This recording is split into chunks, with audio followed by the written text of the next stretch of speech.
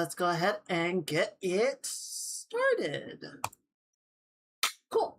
Hi. Hello, everyone. Happy Choomsday. I hope you're all doing well. Hope the week is treating you well. Hope you are feeling good. Feeling good about it. Here's howdy, guys. Mage. Thank you for the resub for 19 months. Very big, very huge, very appreciated. Thank you very much. It's very kind of you. Hello, Standing. I hope your Tuesday is going well as well. Hello, lurkers and televod watchers. It's good to see you all of you. Today is a day. Today is a day. It's not going bad, but I wouldn't call it a great day. Let's see, what happened? What happened since last time we chatted?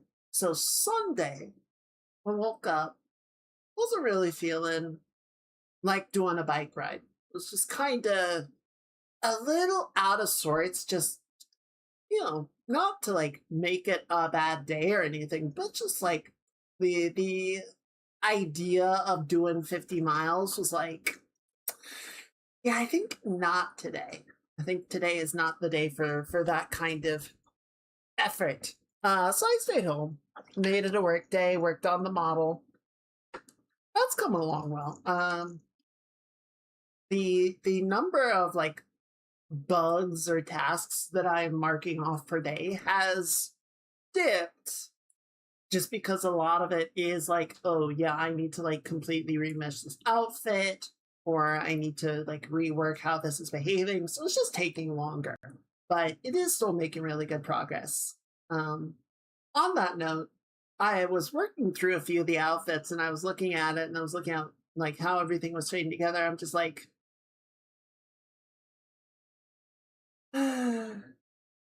my ass is too fat. So I had to go in and make some adjustments to get everything to fit together better. It does look better now, but I was just like, yeah, there's too much dump in this truck. It's not working. It's not making sense. It doesn't feel right. So that was a little bit of revision that I had to do partway through, but it's getting there. So yeah, that was Sunday. And then I did end up doing the ride yesterday, which, despite everything, went really well. I, kept the 50-ish mile range and somehow managed to save 20 minutes. I shouldn't even say shave. It was like hack, like 20 minutes off of my previous time. So it went really well. And some of the sections felt easier than they have before. I was able to go farther without starting to feel particularly fatigued or tired out. So that was really good. Fortunately, the last like 5 or so miles, just like everything decided at the same time that it was done. So that last like 5 miles was just like, just get home, just get home. We're okay, just get home. But it went well. The despite everything, and what has not been very fun about today is there are some really big wildfires out to the east. And, we're not close enough that we are seeing the worst of the effects, but we are getting a lot of smoke that is blowing from inland. It's not a good look out there. I remember this was a while back. I think this was pre-lockdown. Yeah, it was pre-lockdown. But I remember there was one year where the wildfires were so bad. You remember what Vegas looked like in Blade Runner 2049, where it's just like a perpetual orange haze over everything? It looked like that. It actually was just like the entire world is shades of orange right now. So this is not that bad, but it's not great. It's not great out there. And it's a warm day. not a brutally hot day. The thing that I'm not enjoying so much right now is because of the smoke. I don't want to open the window to hook up the air conditioner. So I just got a bunch of fans going right now. So I'm sorry if it's noisy, but I'm doing the best I can with what is available. Trying to sort of keep everything leveled out.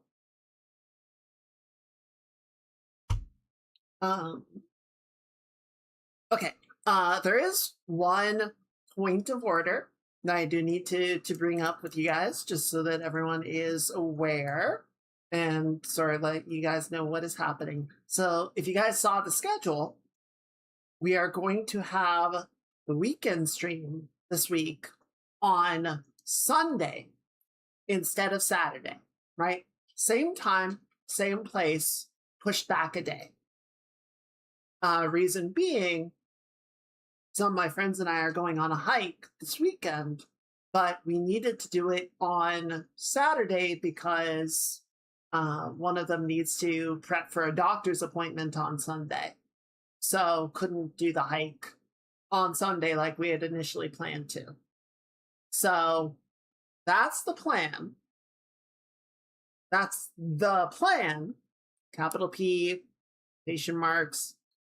The big question is the fires and the smoke. Like, we're not going towards the areas that are on fire. No need to worry about that. But obviously the smoke would make hiking not the best idea. So we're very much like playing it by ear, seeing how dense the smoke is by the weekend, and if it seems like it would be ill-advised to continue to do the hike, right? So what I kind of like to bring up with all of you and get your opinion on, I personally really don't like it when, plans change last minute. It's like, oh, this thing is actually here now. So now that I have said we are doing the stream on Sunday, if it ends up that the hike gets canceled for weather and health concerns, should we move the stream back to our normal Saturday or keep it as Sunday, as we have said currently, right? Would it be which of those would kind of be preferable to you guys? So yeah, I'll let you know kind of what happens as we get closer to the weekend. I would just want to know from all of you. I'll probably post something on the Discord just to say, just to sort of get the same thing. Like, if the possibility does arise, would you rather go ahead and do the stream on Saturday, even though we have said Sunday on the schedule? I could update the schedule if we end up bumping it back, but it would be a little last minute probably to do that.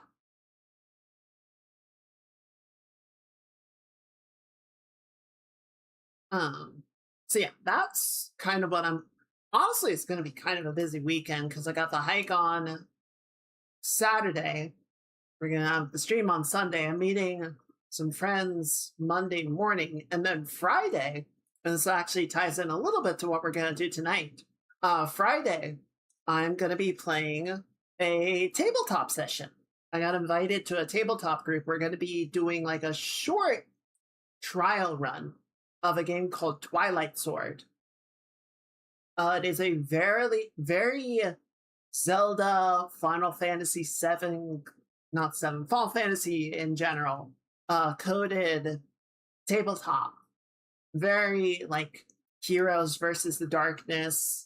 But it seems to have some really cool systems. I really like some of the stuff that they're putting forward with it and how it feels like it might play.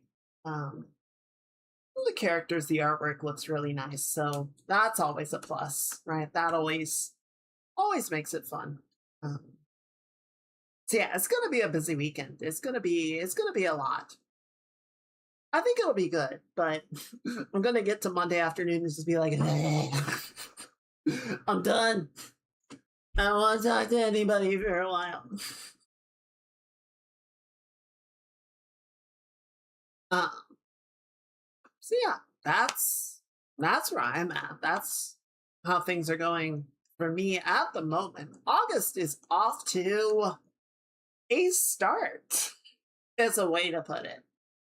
I do kind of wish I had done the bike ride on Sunday after all, because I did go out for a little walk and it was so nice out. It was blue and beautiful, and there was like some very nice clouds. And like this was a good day, and then Monday was not so good. It wasn't terrible, but it's just like, oh, this is gonna be a rough week. And so far, it's a rough week.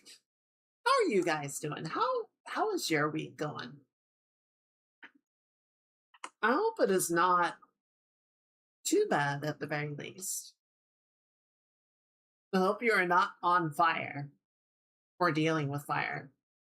I'm sorry, Mage. Tuesday is a terrible day to be tired, but I hope you're getting some rest. I hope you're feeling better.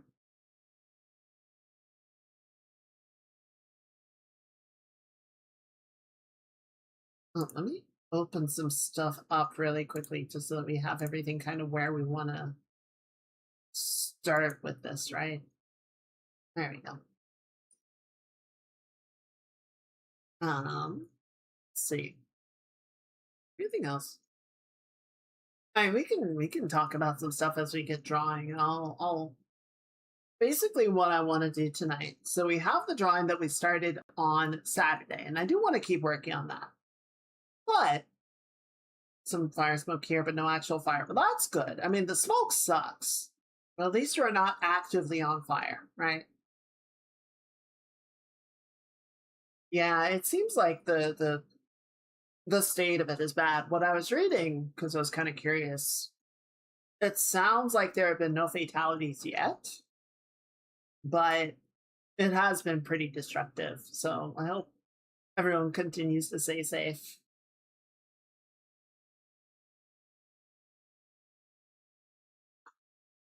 It's a terrible thing. Um, what I want to do tonight. So we've got, my Twilight Sword group. I was sort of going through, since this is sort of a pre-made and we're running through, essentially trying it out. I don't think anyone in the group has actually played the game before. Um, as with all these things, there are a bunch of pre-made characters that you can pick from. But the game is very, I say this in a good way, it's very straightforward, right? Games like Pathfinder, the character creator is insanely complex, right? Because that's what the people that play Pathfinder want. They want the ability to micromanage and min max and choose every little thing about their character down to the rate that their facial hair grows in. um, Whereas Twilight Sword is much simpler, I would say. It is much more like, yeah, here's just sort of your race, your class, and then, each class. There's no like hard leveling system that, oh, you've hit level 3. It's like once you have hit a certain number of milestones, you just get to advance and choose another feat for your class. And there's like 6 or 7 classes or feats that you can choose. And eventually you can spec into a second class if you want to. It's much less about like your class's progression and much more about a combination of your class and the stuff that you find. And they have a sort of like crafting cooking system, a la Breath in the Wild. So how much you like prepare and have potions and stuff ready to go before a fight, will determine your chances of success. So I was like, I want to try making a character here because I one of my favorite parts of tabletop games is the character creation. Um, so I have my first pick, but based on what other people are choosing, it seems like um, I'm probably, I was willing to sort of flex into a support position. So I'm probably going to wind up doing that.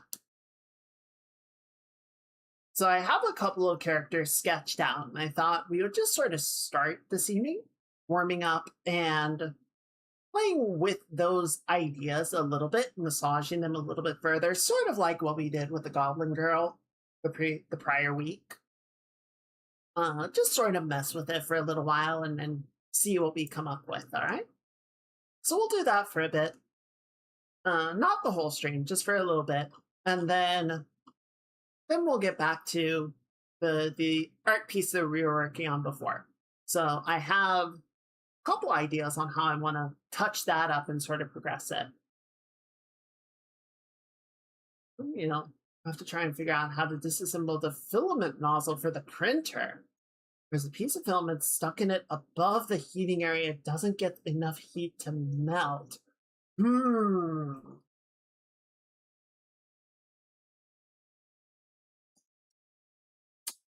That's a conundrum.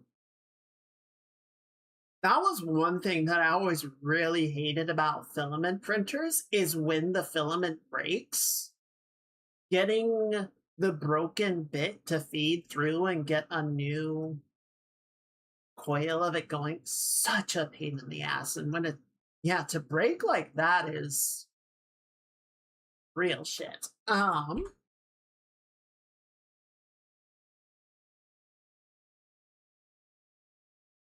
So yeah, it's too interesting. So it's too high up. Can't melt it. You can't get filament in behind it to force it through. You just have to, yeah. I guess the only other thing I would imagine is possibly if you could get like a piece of wire in to sort of force it harder than what you would be able to do with the plastic filament.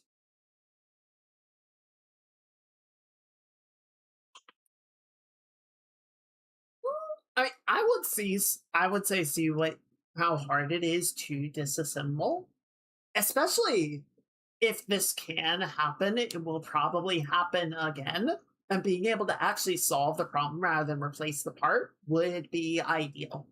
I get what you're saying. Like those things, issues like that fucking suck. Absolutely.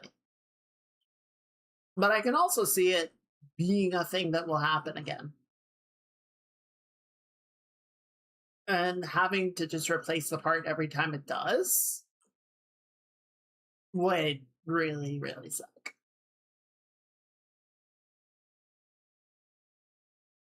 All right. We can keep talking about this. Man, for a little bit, I was like, maybe I'll actually get around to 3D printing some stuff this summer. It has not happened. I mean, summer's not over, so it's still possible, but it's not likely. It's not likely at this point. Good. There you are. All right, let's jump in here. Didn't properly retract all the filament before stowing it.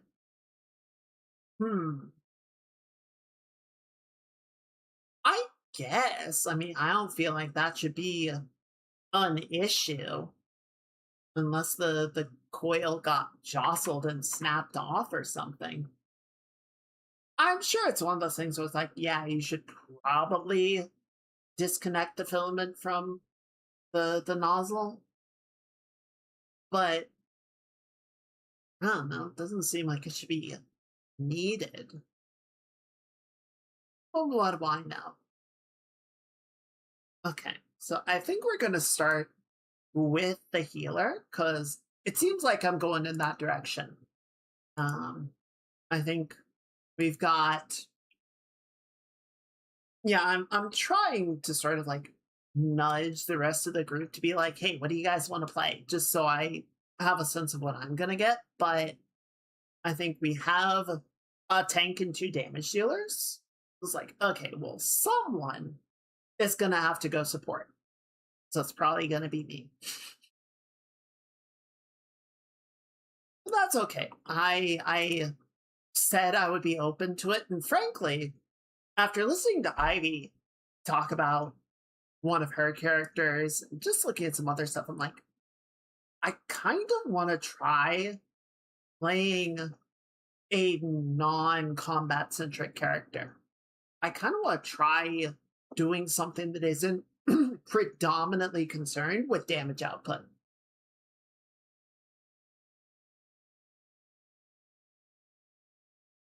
Back in time, we were told we might be moving in under a month, so I was pressed down to move faster and careful.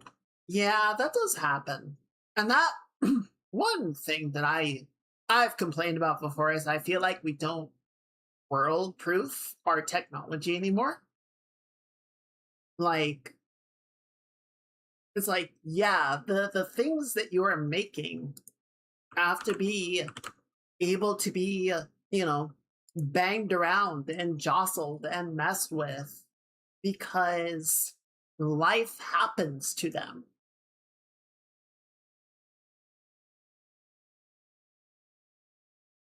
And nowadays it feels like, oh, I was lightly tapped. I will die now.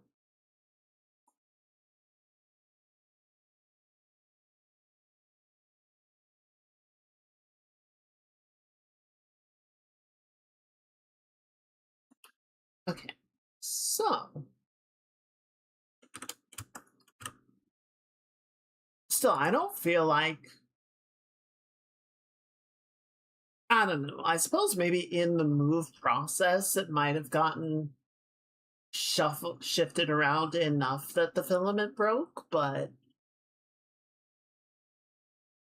that sucks.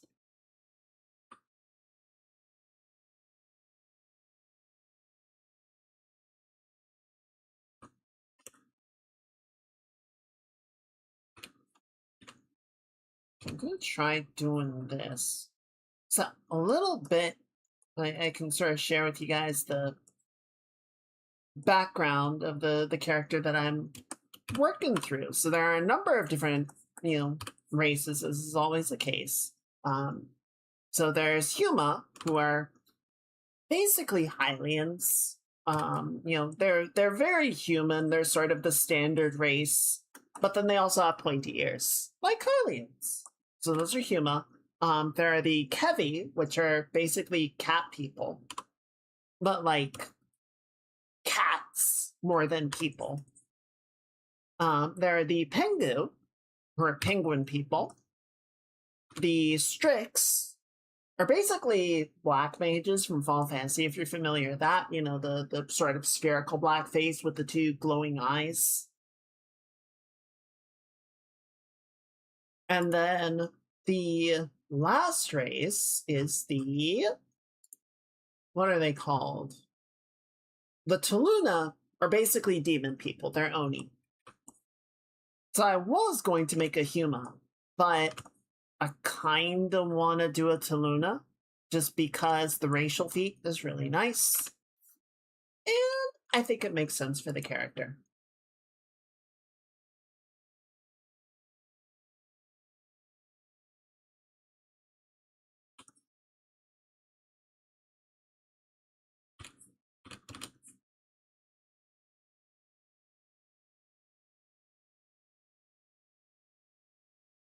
Um,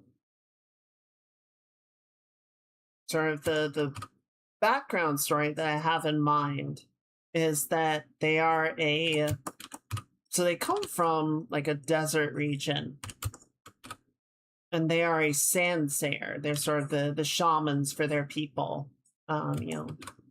Read the will of the desert, the passing of the seasons and the weather, and sort of advise on how best to deal with the things that befall their village.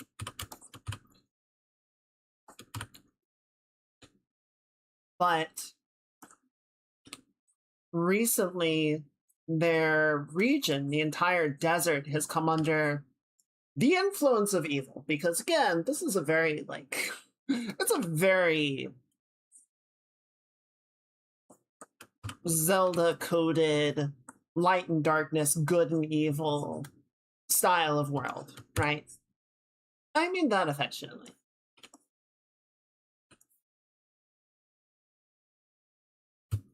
And this has resulted in the entire desert, the entire region, basically getting drowned in a continuous rain. It is just flooding, endless storms for months without end. Which, as you can imagine, for a people that are used to arid desert living, is just like, oh fuck, we're all gonna die. We do not know how to deal with this. We are ill-equipped, ill-prepared. What do we do with this? Hello, readers. Welcome in, everyone. Did the notification not go off? Anyway, hello, Sonic. Welcome in, everybody. Let me do one of these for you. There you go. How are you doing? How's your stream? What are you up to? For those of you who are not aware, normal, regulars, hi! I'm an idiot. My name is Chisei Kaiga. I go by Kaiga. I am a Jupiter Brain Cell VTuber. I make art and I chill with the chooms and play games and generally have a good time and try to be funny and generally not funny that often. But it's good to see you all. Hope you had a good stream. Playing Garden of the Sea. I have not heard of that. How is it? I do not like this pose. I'm gonna try again.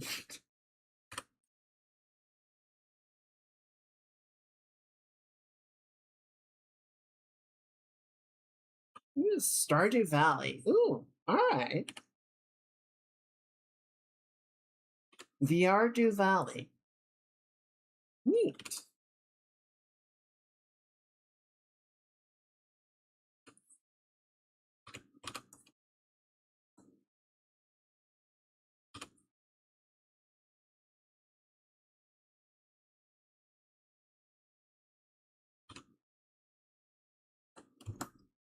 Two versions game. Okay.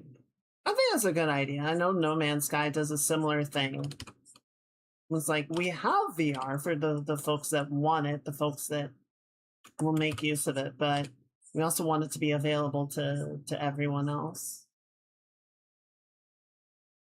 There's a lot of work to make both versions. Well, I hope you had a good time with it. Hope it was fun.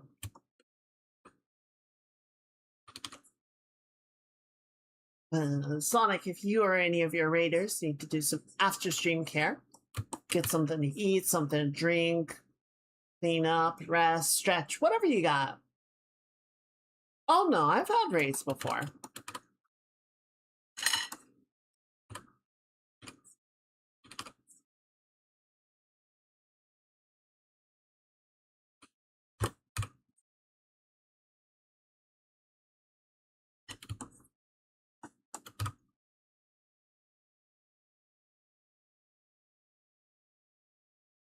Ooh, doing here. Smells weird. Anyway, yes, if you guys need to do any after stream care, please be sure to. But if you are all very welcome to hang out. We're just working on some character designs. I've got a tabletop group later this week, so I want to sketch out potentially one or the two characters I might be playing as. I've got a few ideas in place, but just want to sort of flesh them out and explore a little bit more specifically.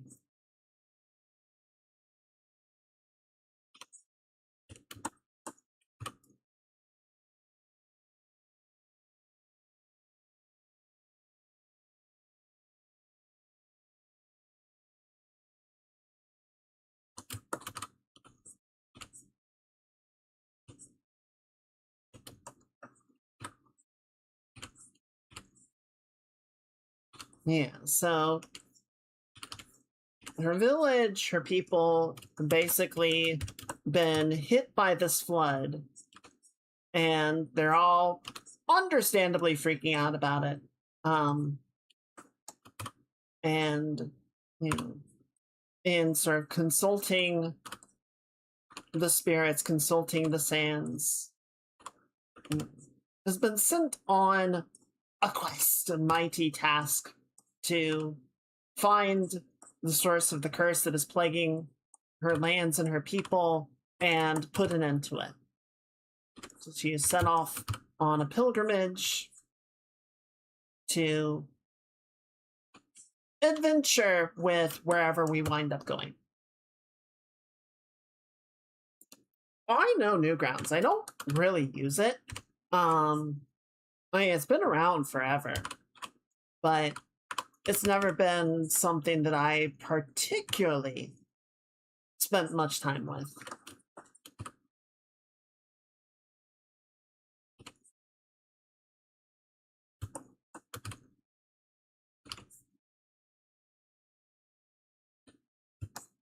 I don't really have a reason why. It just, I don't know. It was just never really a thing for me.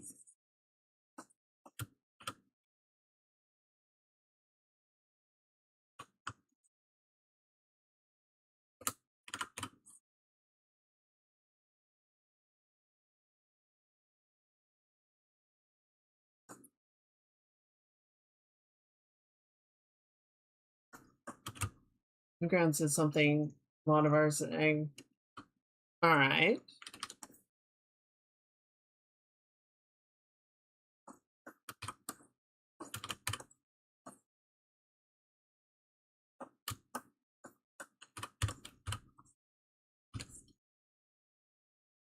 Oh, I can only guess, and it is going to be disappointing.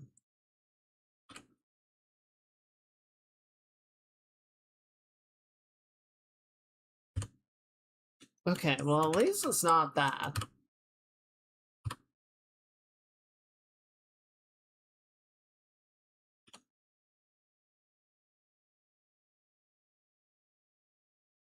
Verification comes to cost. We already ran a loss. So we already run a loss. Okay.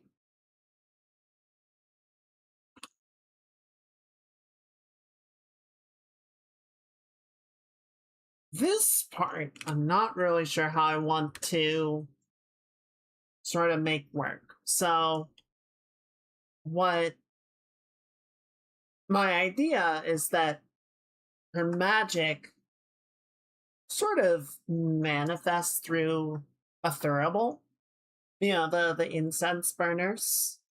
So, she has her staff, but then she sort of like waves it around like a baton, which causes the dust and smoke from the thurible to come wafting out, and then that manifests into the various magics.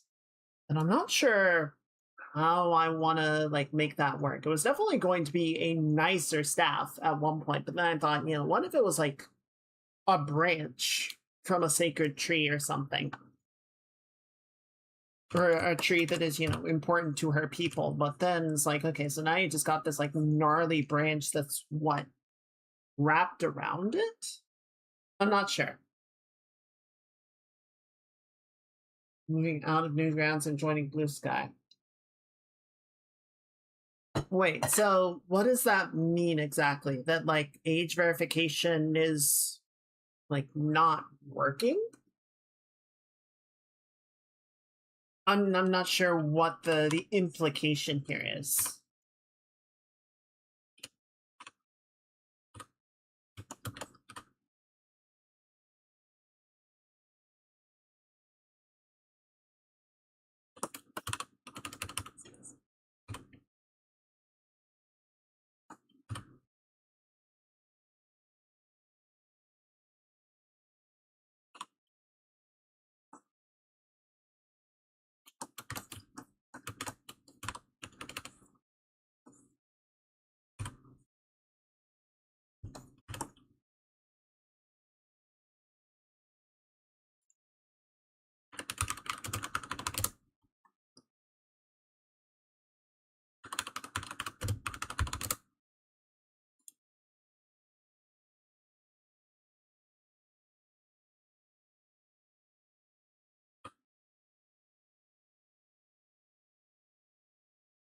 Yeah, I think it'll work to have most of the staff be straight and then just parts of it are more like gnarly branchy.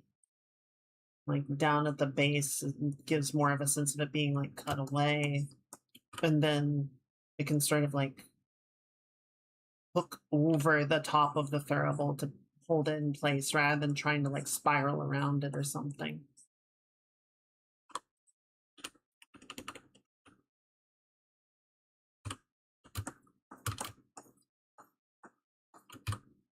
I'm not a huge fan of the pose, but it's kind of getting the idea across.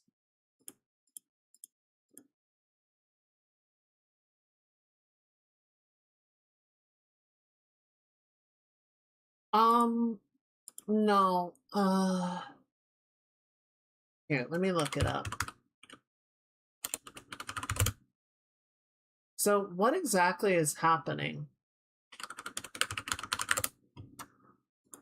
Artist news and announcements? No.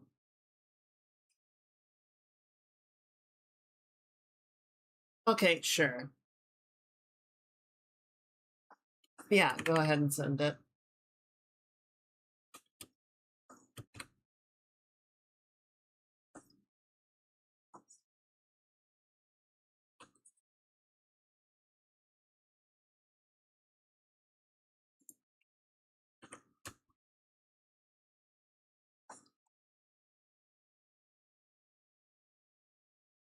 Okay, I'm gonna give the pose one more try just because I'm still not really sold on this one. Like, I want to get the sense of the baton twirl, but I feel like this ain't quite it.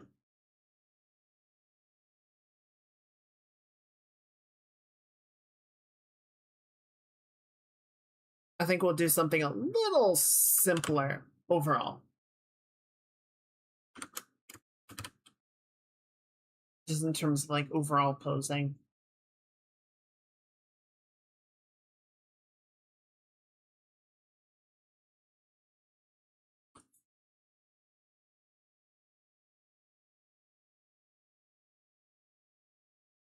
Post in order to view, not safe for content Newgrounds, you need to be a supporter. Oh, okay. So is the implication that because of some of the things that they're implementing, they're just like, you need to be a supporter to get access to the content?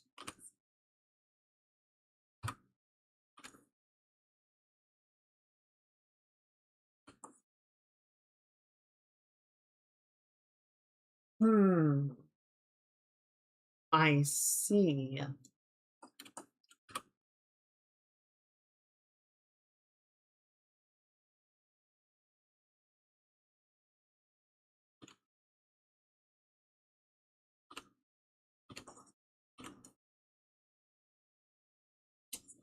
That's unfortunate.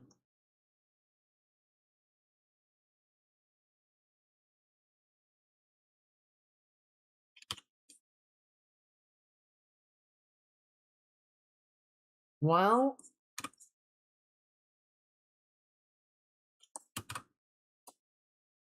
huh.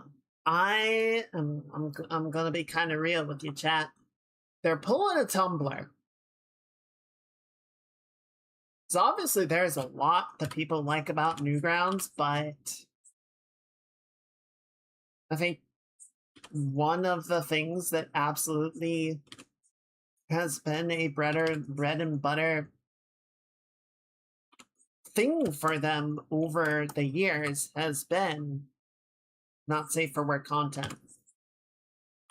And not even in like a pervy way, just, it's content that people enjoy. And it can be kind of hard to find somewhere that you can just enjoy it freely.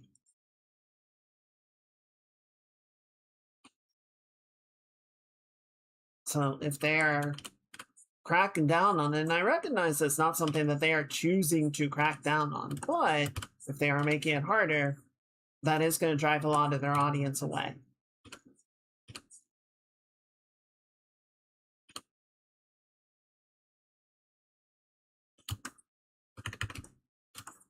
So that's unfortunate.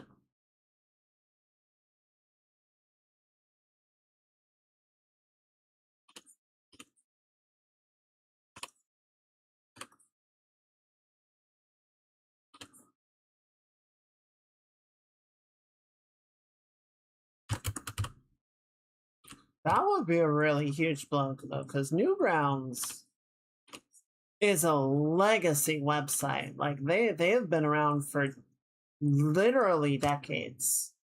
A lot of God, what the fuck is this arm? A lot of very popular animators now got their start on Newgrounds or were inspired by animations that they were seeing on Newgrounds. Like, the internet would be a different place without that website.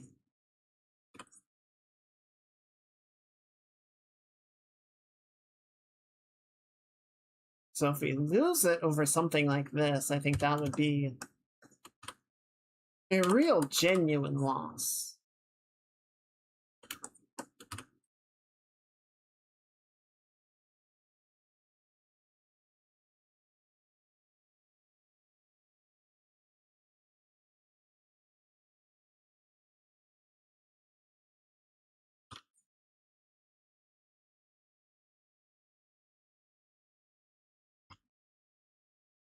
Let's see if I can find anything about it.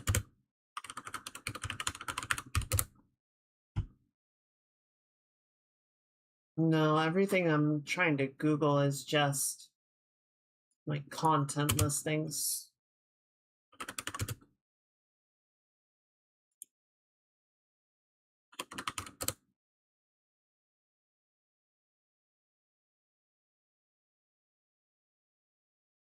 All right.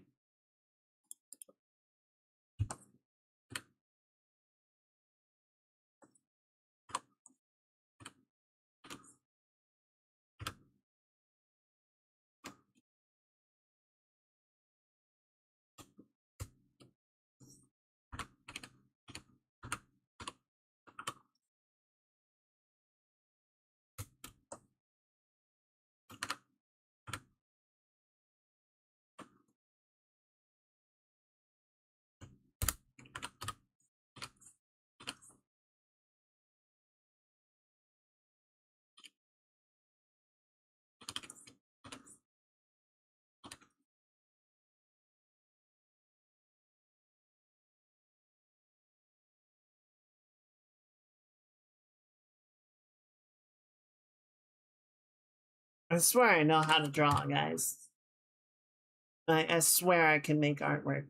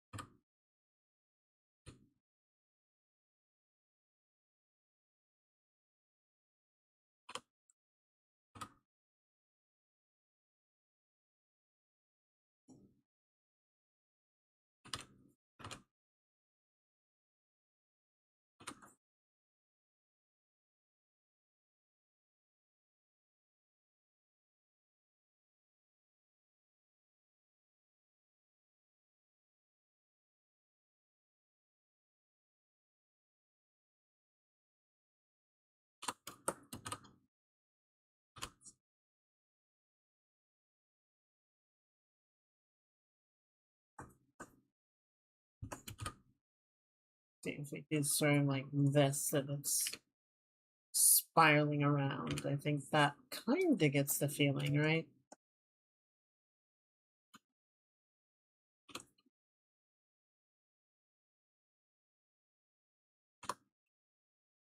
There we go.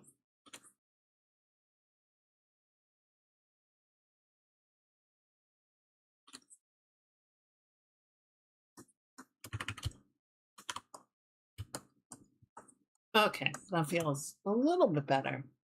It's not quite a part of the challenge I find with doing like key art for a character like this is I want to try and put, personality into it. But you also need a clear read of the character design. So, turning the character around, having them from a side profile or a rear profile, makes the read of the character not as good. So you kind of want to keep it to like a front or 3/4, and then that creates limitations on what you can do with the pose to some degree.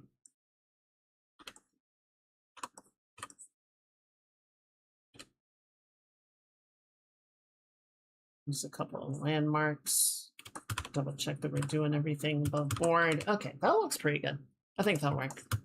So yeah, I was gonna have this be sort of a default, a human, but I do think it actually makes sense given everything. It doesn't really change anything from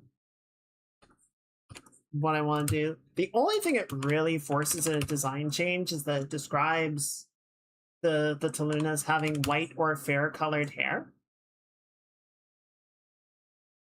And I was going to have black hair, but that's fine. That's not a big deal. Honestly, I'm not even sure they're significantly taller than anyone else either. Well, it does say they're taller. They're taller and they are muscular, but I don't know. This can be a short one. It's fine.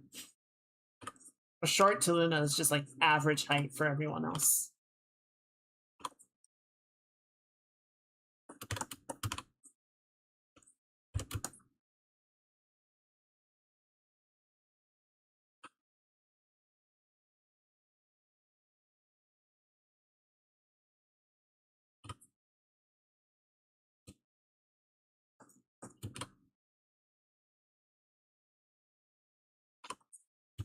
Okay, so good enough on the pose side of things. I think it's a little bit, it's still expressive, but it just reads a little bit better, I think. So yeah, what I want to do, I had some ideas blocked out already that I just kind of want to refine, right? So we can add in the horns for the Taluna, sort of poking out here, but it's got sort of this headdress that wraps around like this.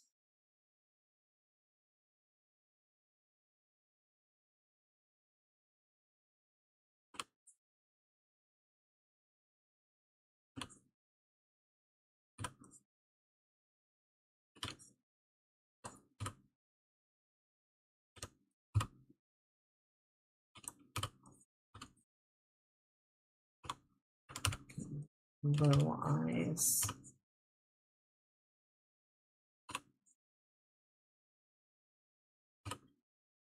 Thinking kind of a sharp chin.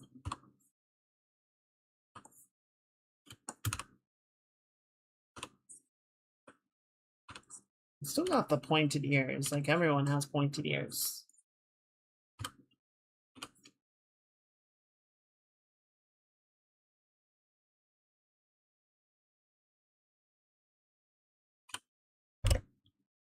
Not maybe sort of like a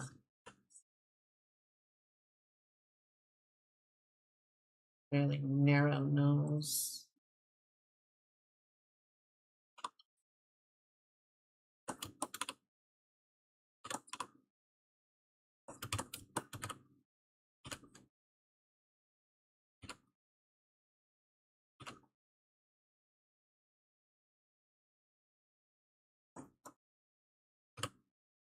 To have sort of these, what's the, the really like short sort of bean-shaped eyebrows you see in anime a lot, something like that. The raccoon eyebrows.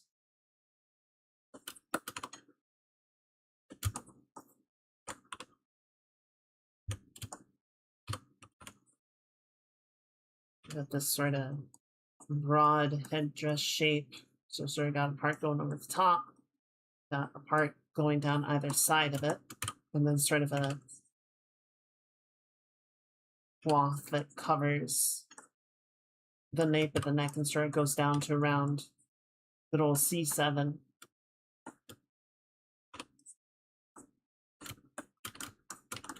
So that'll cover, you know, most of it, but then you can still see like a few wayward locks of hair that just refuse to be tamed, poking out here and there. Like underneath, she's got a wolf cut, I'm thinking. You just almost don't get to see it, ever. Use a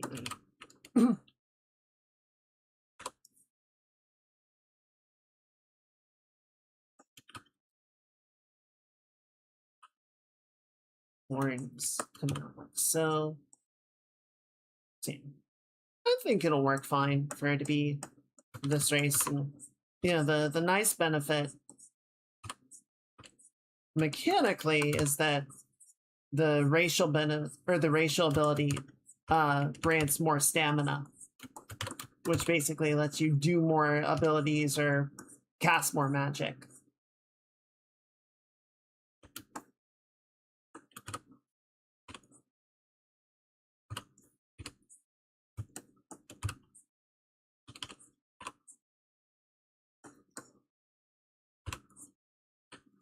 Knock that back a little bit.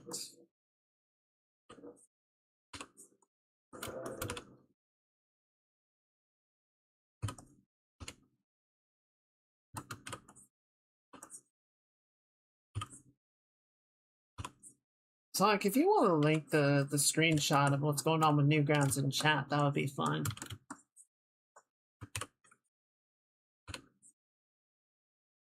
Curious if there's anything else sort of in the nuance of what they said. It'd be kind of weird if it's like only a Texas thing. I know Texas is doing some more like ID bullshit laws. But it'd be interesting if they're only like enforcing it for IPs from Texas or something. I don't know. Okay, so then the one thing that I'm not sure about, kind of curious to resolve. So I want there to be a bit of an anachronism, maybe. Tends to do things their own way. It's true. They do love to be contrarian, is a way to put it.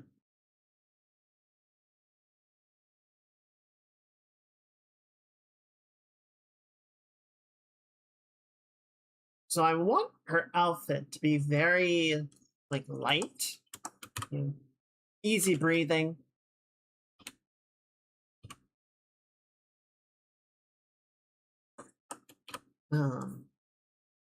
At one point, I think I had an idea, sort of like this broader belt-shaped element like this, and then sort of has these pants that go down this way.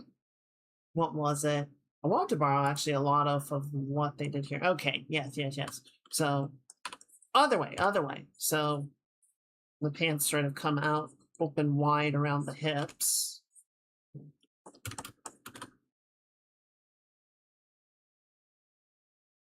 And then sort of bunch a little below the knee.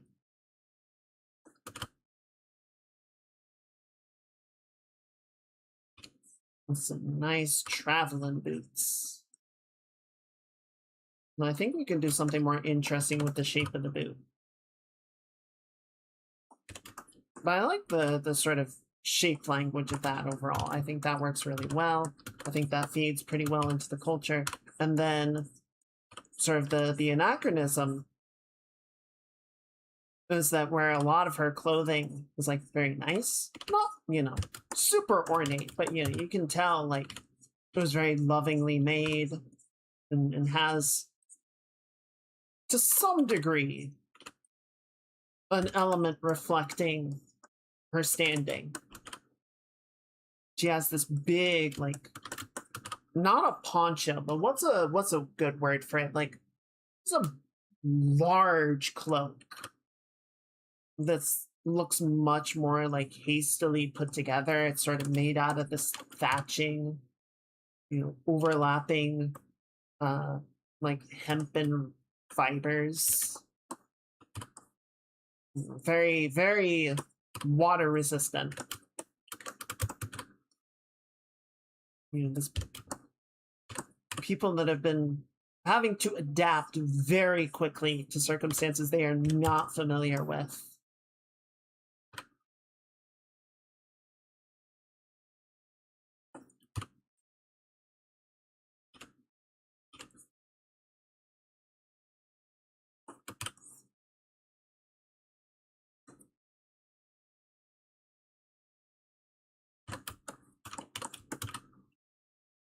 Thankfully the outfit or the cloak does sort of suit her travels well, but you can tell how much it is not something that like comes naturally to her or her people.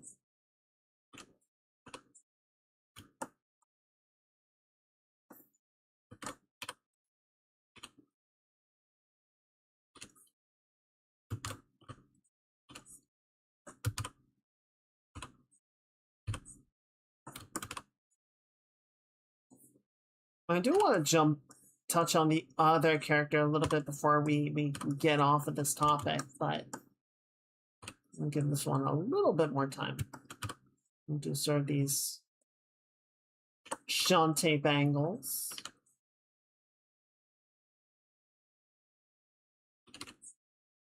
Part of my feeling with this is like, okay, Twilight Sword is unapologetic in the way that it like shows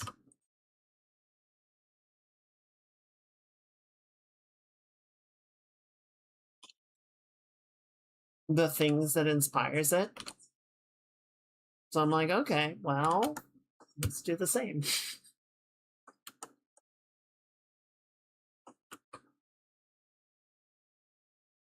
So yeah, maybe we can have like, how does Shantae's top work? I think it's just, yeah, it's just the wrap that goes around and it's got the little metal clasp in the middle, but there's nothing that goes over the shoulder.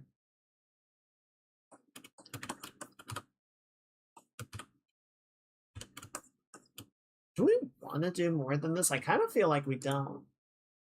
I kind of feel like it just works as it is.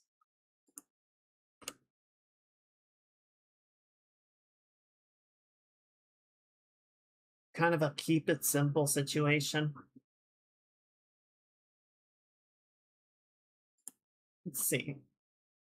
Just start browsing around real quick, see if anything else catches my attention.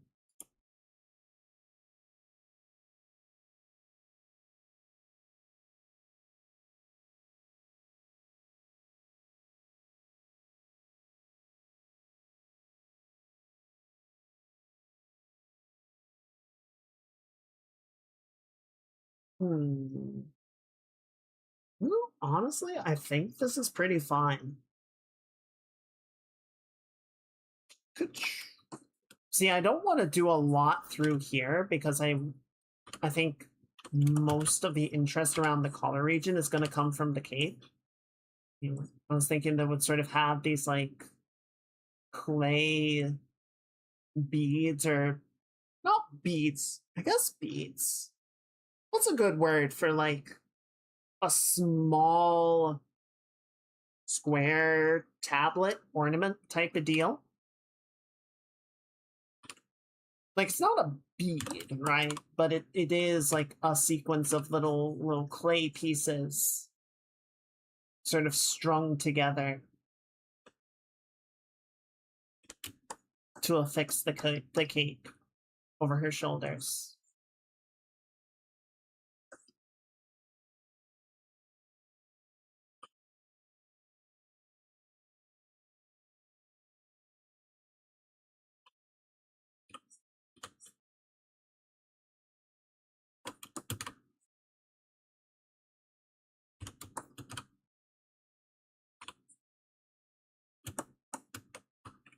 So you could do sort of like this.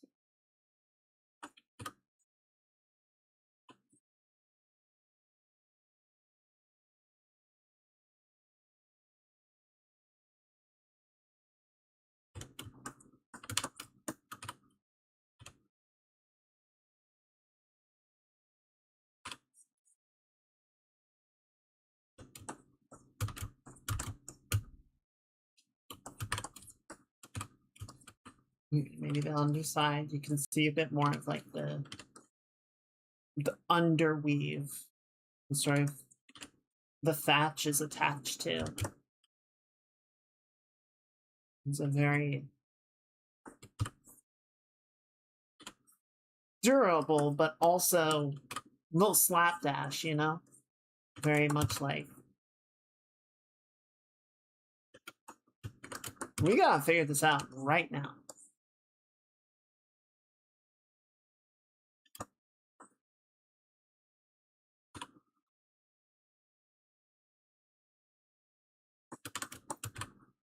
Let's bring this in a little bit tighter.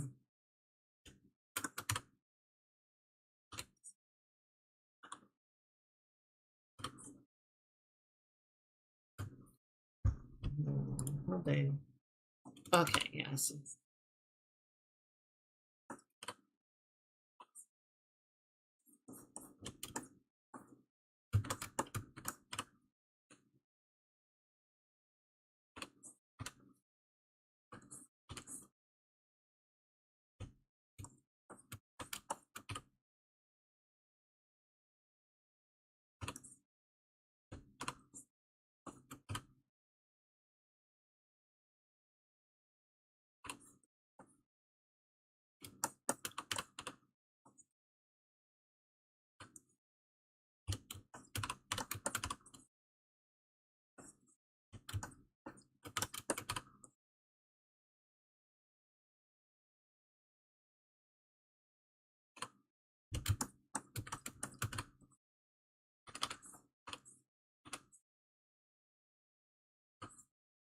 There we go.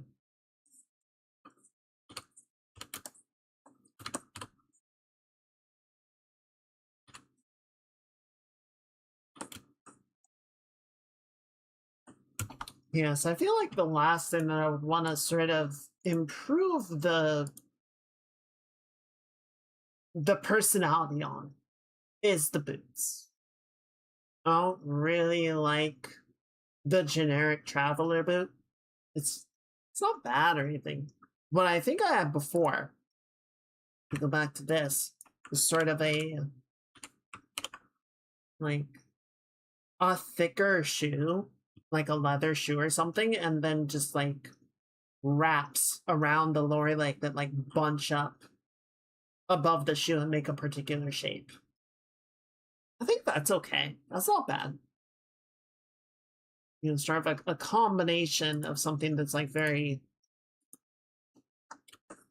it's rugged where it needs to be, and then it's a bit more like loose and easy where it can afford to be. So we can try doing that again.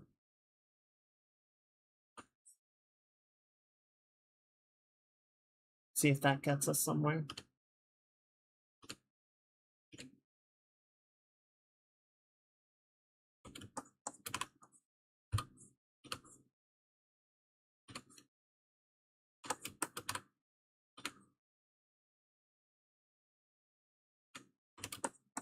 So you can have sort of the sides of the boot be open just so we can kind of see where,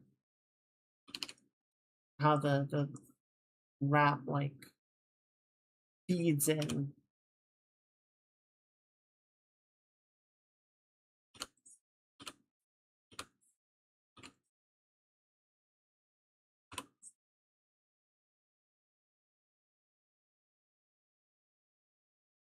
Do a quick silhouette check. Make sure we're not doing something crazy stupid, right?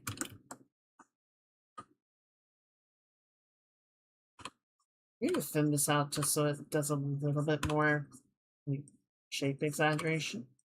That's not bad.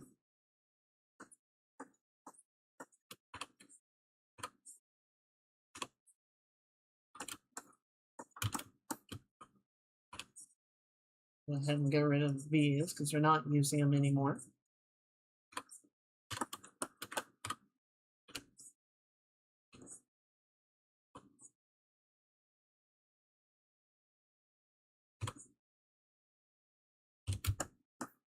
I was watching a video earlier talking about terraforming Mars. Sort of there was a paper that was released that was looking at the feasibility of actually converting the entirety of the surface of Mars to a human inhabitable environment. Spoiler, you can't.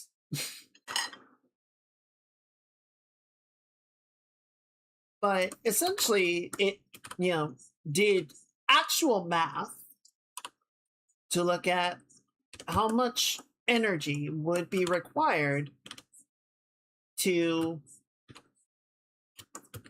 either bring all of the necessary material to Mars to increase the pressure of the atmosphere to an Earth-like state, and or sublimate the material that is already there to coax the environment into a habitable form. And I believe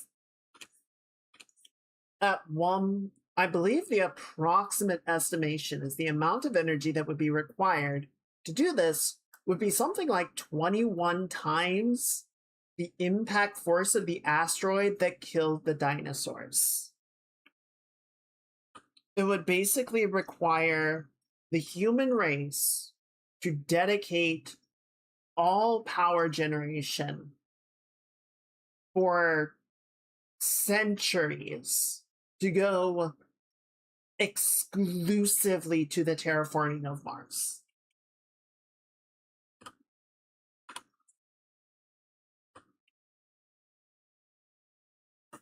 So you're not gonna.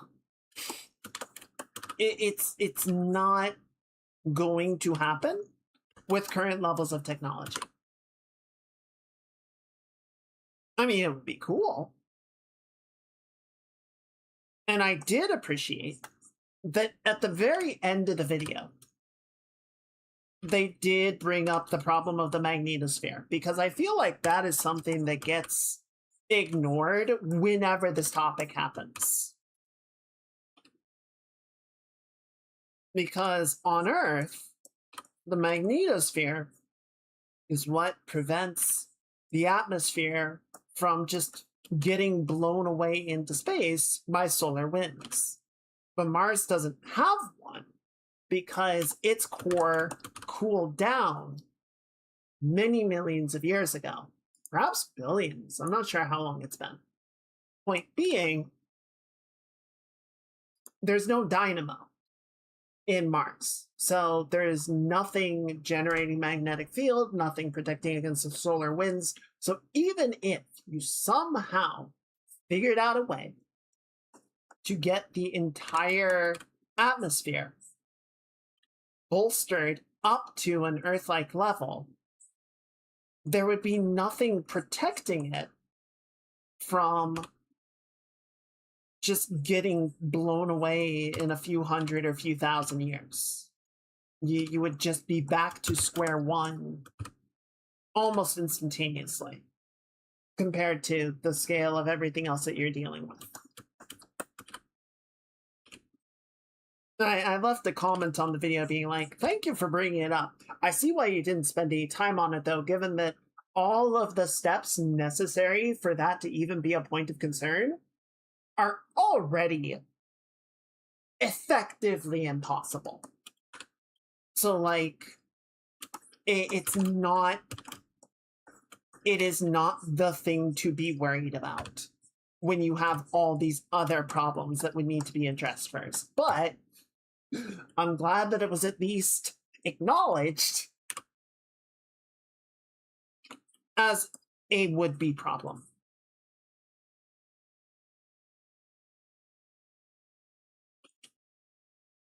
I don't know.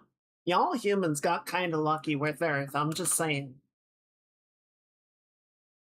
You got a planet with water and a magnetosphere, and it doesn't rip itself apart in an apocalyptic volcanic explosion every few million years. It's pretty based. It's a pretty good planet. I mean, there was the Permian extinction, so you did have something the one time, but you know, it was only the one time. It wasn't like cyclical.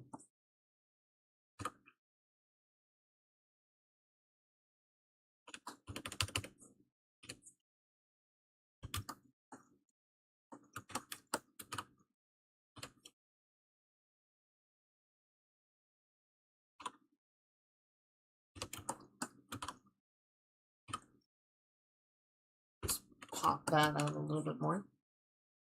Okay, I'm liking this. I think she's coming along really nicely.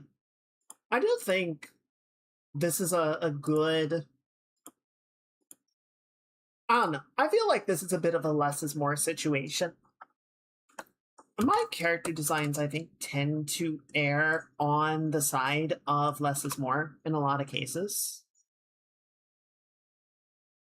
I don't think it comes from an animation standpoint. I think it just comes from, I don't know, probably some of it is where a lot of my influences are based out of. But I think when you overcomplicate a design with a bunch of, tiny, intricate details, it's very easy to lose the cohesion of the whole.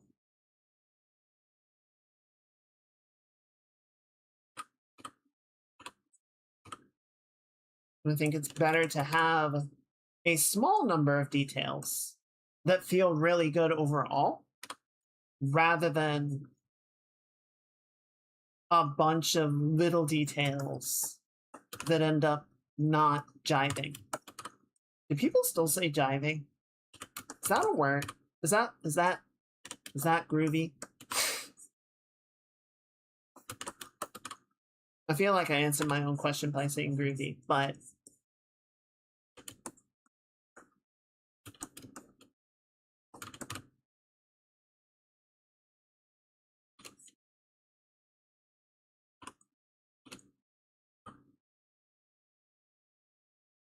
I want to have somewhat similar to my Goblin Girl, which never came up with a name for her, by the way.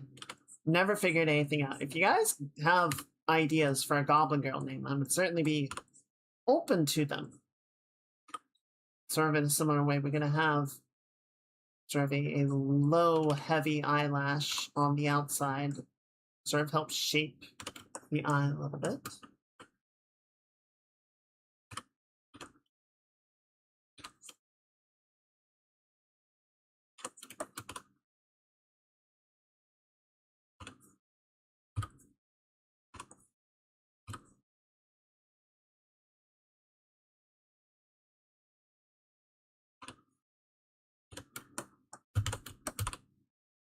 I was thinking about this a little bit earlier.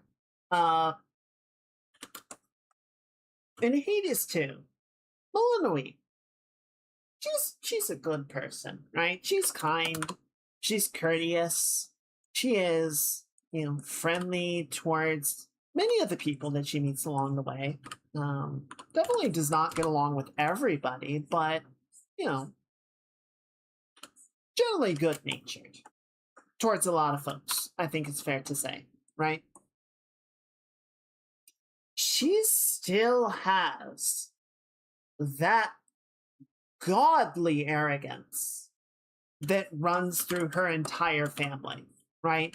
It affected Hades, it affected Zagreus, it affects the other Olympians, it affects Kronos, like all of them just have this absolute self-assuredness that their cause and their standing, their point of view is inherently the correct one.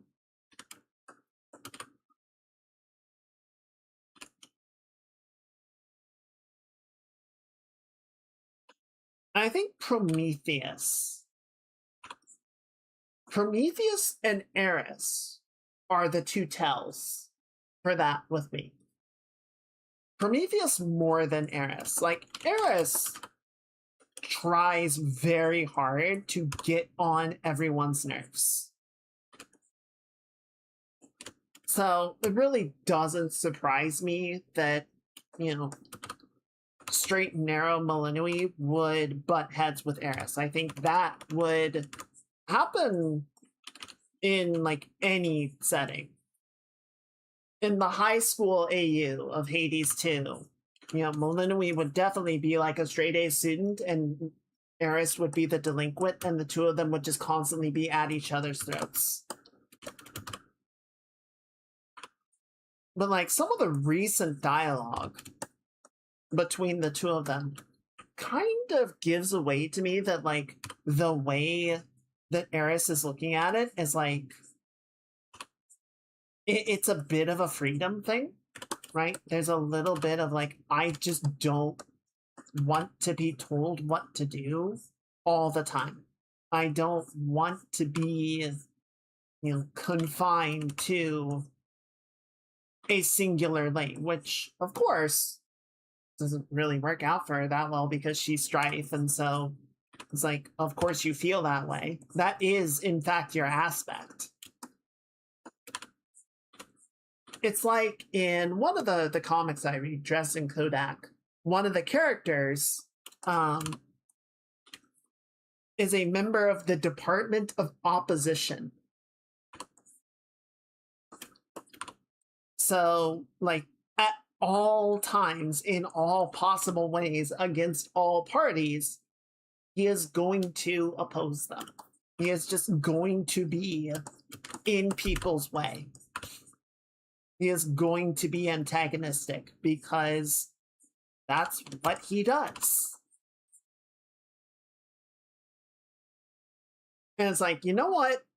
At least you're honest about that. I can appreciate that. I can appreciate the integrity. But Prometheus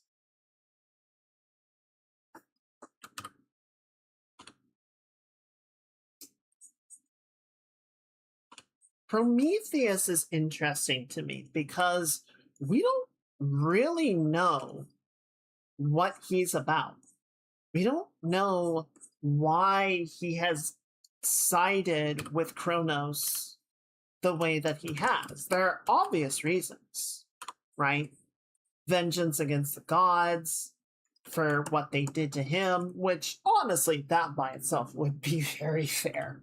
They kind of condemned him to torture for eternity.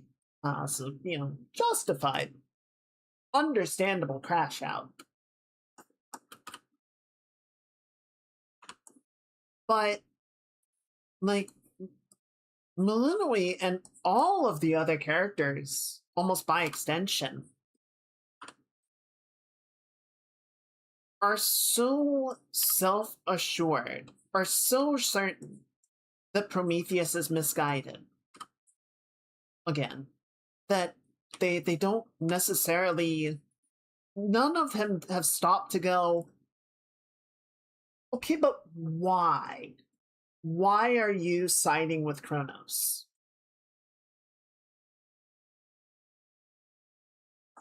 But I think at one point Malinui says that to him, but it is not coming from a place of genuine curiosity. Like, I am curious where you stand on this matter and how you got there. It's very accusatory, right? Because to her, Kronos is absolutely evil and absolutely has to be stopped. And anyone who is with Kronos is by extension inherently evil and needs to be put down or gotten out of the way. Like with Eris, I think at one point Malinui kind of says that Eris has thrown her lot in with Kronos because she shows up and tries to stop Malinui. It's like, it's not trying to stop you because Kronos told her to or anything. It's just the way that Eris can best do her thing, right? Like this is just Eris being Eris, and you are misreading it as some sort of, you know, her being against you, or her picking a side in this conflict. Like, she hasn't. If anything, she's almost like Dora. She's just like, I don't really know or care about anything that you're talking about here. I'm just out here doing my business. And y'all can fight over whatever's going on however much you want to, but I'm just going to keep going.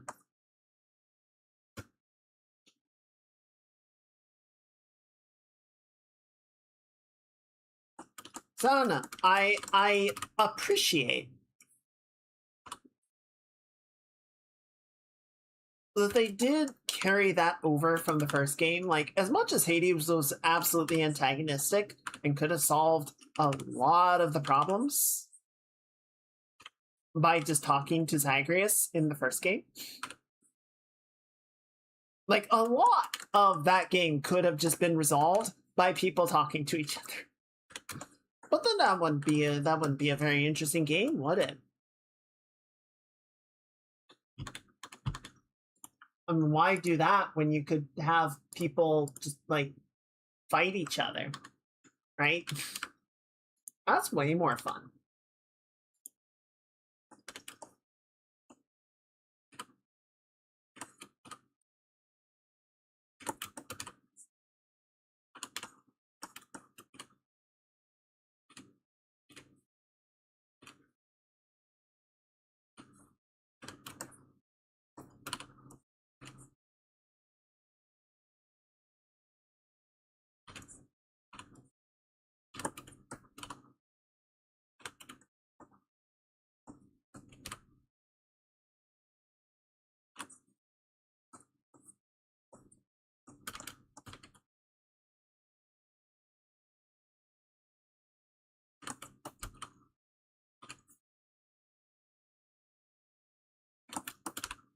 But yeah, even though like Zagreus was, I'd say, in the right in the first game, he was just as head buddy as his dad. I'm just like, well, I'm just gonna like fight my way out of here until somebody listens to me or does what I want.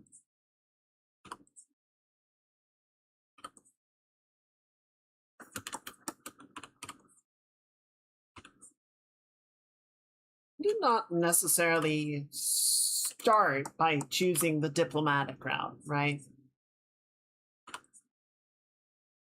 But that's also not in Zagreus' nature. The dude is an agent of chaos. He is an agent of calamitous forces. That is his godly aspect, and damn it, he gonna do that. He gonna blow shit up until things get done. And, in the first game, where things started really improving for Zagreus and between him and Hades was when Hades kind of acquiesces, like, okay, well, you're gonna keep doing this. You're going to keep butting heads against the bureaucracy that I have established here, because I guess that's just how you are. So rather than try and tamp down on that energy, let's use it. Let's put it towards something productive. Let's put it into something that can actually help us rather than just try and oppress it.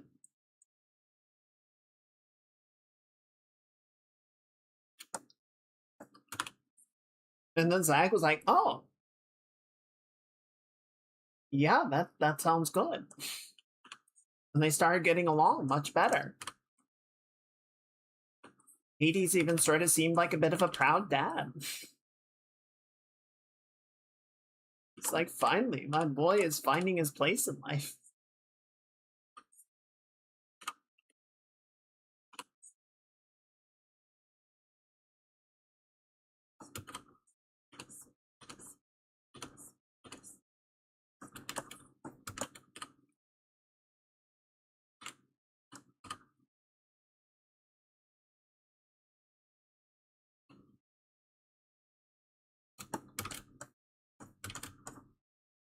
Okay. I like where this is at. I think this is sitting really well. I think we've got a good look for the character now. Just going to clean that out a little bit so that the shape priority makes a bit more sense. Let's bring this down just so it doesn't quite tangent through the turban as badly. Yeah. I think she's fun. I think it's a good character. And then I'm just going to kind of do the same zigzaggy thing right there. It will be kind of funny if I end up playing the other one. Just because it turns out someone like changes their mind at the last minute. It's like, oh, okay. I'm an archer instead. Fine, that's fine. Oh wait, this is going the wrong way. This needs to go like that.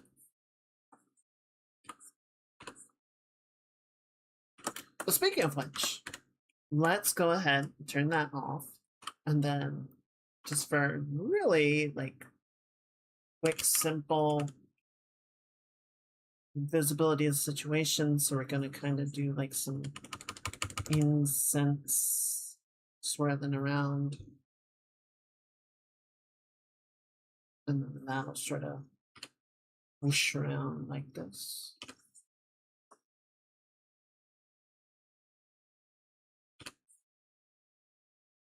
So yeah, I might clean these up a little bit more, but I like it.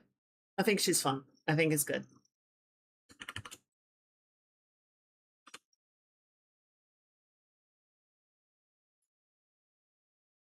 Alright, so before we get to the other thing, let's take a little bit of a look at the other character.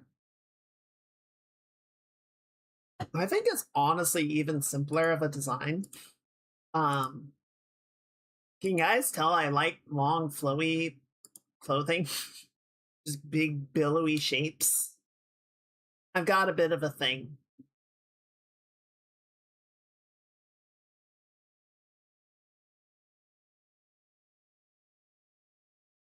What? No. It's true. It's true, though.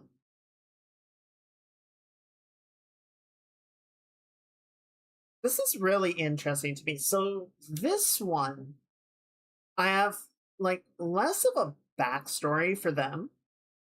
Like it's not as well defined. I'm actually pretty happy with this drawing, so it's mostly just cleaning it up a little bit. I do again. I want to do something with the boots because I just feel like they're so boring. I feel like good shoe and boot design is always really hard for me. I don't know why that is. Honestly, looking at a lot of inspirations or a lot of illustrations, I'm like, yeah, a lot of people seem to struggle with coming up with something interesting to do in the shoe department. They either just kind of brush past it or don't concern themselves much at all. Ooh, I do like this actually. Okay, yeah, let's do. Could you show me the actual image? Why is it so tiny? Thank you. Much better. Okay. Where'd you go? Where'd you go? There it is. Okay. So, this character doesn't have as much of a backstory. So, they are a Strix, which again, if you guys are familiar with black mages in Fall Fantasy, the sort of void black face with the glowing eyes from underneath the hat or hood, basically it's an entire race of that. They're sort of naturally magically adept. So their racial feat is they automatically learn 2 arcane spells, regardless of their class. You just have magic naturally accessible to you. So to some degree, they are automatically really good casters, particularly aspect of or the way of magic, which is sort of the black mage class, if you will, the sorcerer class. This one in particular, they are not super good at magic. You know, there's nothing that says, oh, you know, every every Strix is a mage, or every Taluna is a fighter or a barbarian. You know, there's nothing like that. But certainly, it's kind of like, well, it would make sense, right? But my thinking with this one, with this character, is even though they sort of have mechanically they have spells accessible to them, they have these chakram, and the runes, the sort of magical seal that allows them to cast their spells, they have built into the chakram. Because while they have a certain amount of latent capability, natural capability to cast magic, they don't quite they can't bring it together, right? They just can't automatically naturally cast. So the chakram sort of work as a conduit for them. It works as the focusing seal that they can sort of put their natural energy, their natural mana through, and then that sort of snaps into the shape of the spell.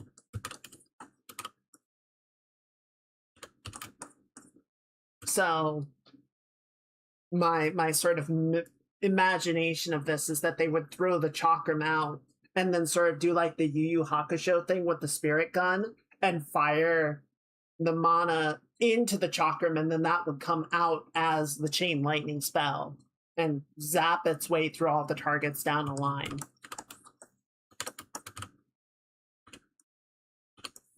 And that's all flavor text. That doesn't really like affect the game mechanically or anything. I just think it would look really cool. But more sort of like career oriented, they are a delver. See, remember I was talking about the thing about not calling your characters adventurers? They are essentially an archaeologist. They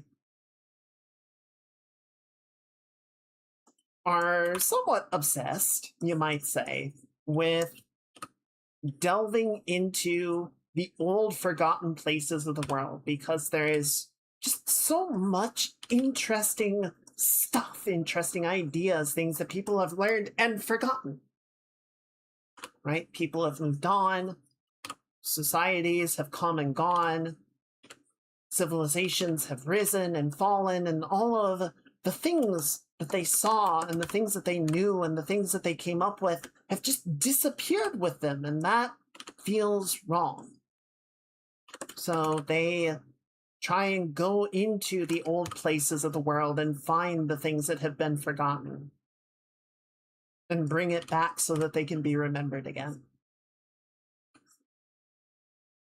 There might be a little bit of a personal motivation of figuring out why they are so like incapable as a magic wielder, you know, sort of trying to understand something about themselves. There might be a little bit of personal baggage in their explorations, but most of it is the desire to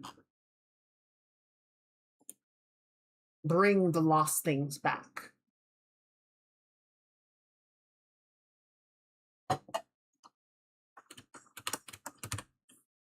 So yeah, by comparison, or like, I think what I want to do with this one is just have this sort of like very shape language heavy baggy pants, you know, really sort of winds out at the trochanter to create this sort of diamond shape, you know, very sort of narrow hipped or narrow ankled, thin legged.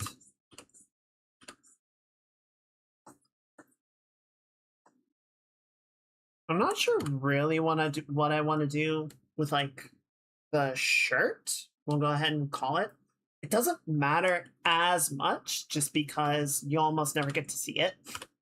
like, I want to explain it to some degree just so we can say, oh, yeah, in the event that you get to see underneath the poncho, underneath the cape, it looks like this. But you would almost never get to see it. And a lot of it is a non-binary character because you get to see so little of their physical appearance that you're just like, I don't know. And they never bother to clarify because it's not important.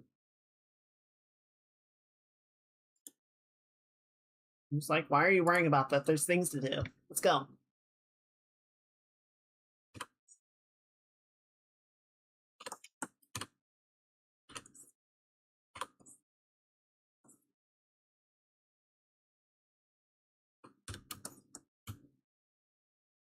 I think we can do maybe something like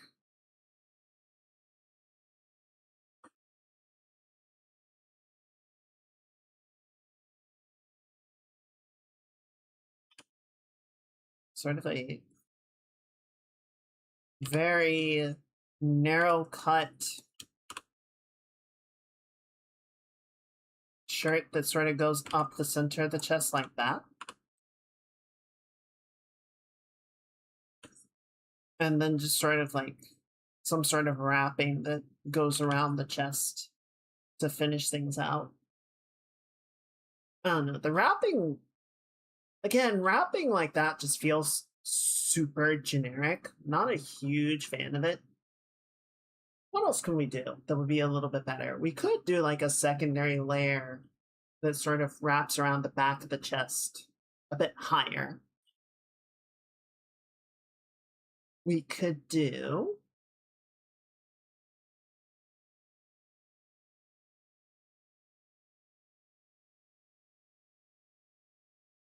hmm. What does Hermes have in Hades too?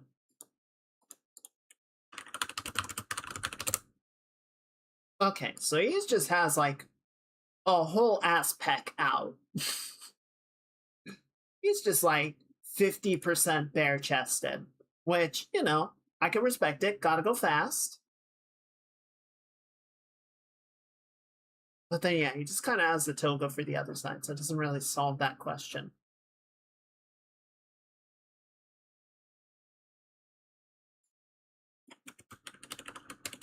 Apollo has the breastplate. We don't really see anything underneath that. Who else is there? I mean, Aphrodite's not wearing anything at all, so that sure shit doesn't help. Yeah, Artemis just has sort of a wrap around the chest.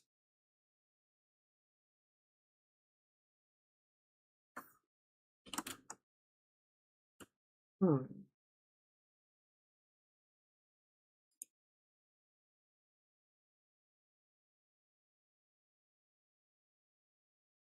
I mean, could just do that, right? Could just do like a tube top to sort of close things out. It'll be okay. It just, I don't know, it feels very. What I always try and avoid when I'm doing designs like this is I want to avoid anything that's too just sort of there, right? It's just sort of a shape. Doesn't really have anything like descriptive, personal about it. It doesn't have anything, you know, that sort of gives insight to the character, or their history, or their culture. It's just sort of clothing, you know. I never like that. I never like lowest common denominator design language like that. If I can find something that's a little pushes it a little more than that, I would prefer to do that.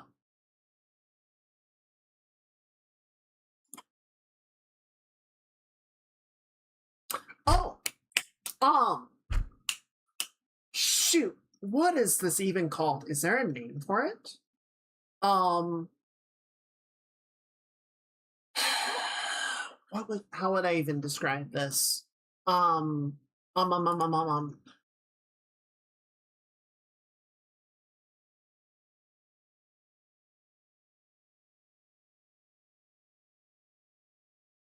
Oh, shoot. You know those, like,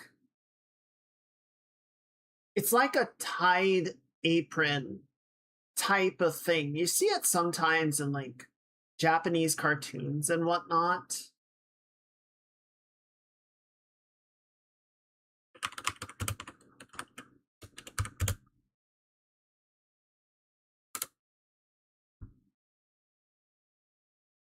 I feel like it gets put on small children, which makes it very hard to do image searches because I don't want to look for that. But fuck, what is it called? Chat, do you know what I'm talking about?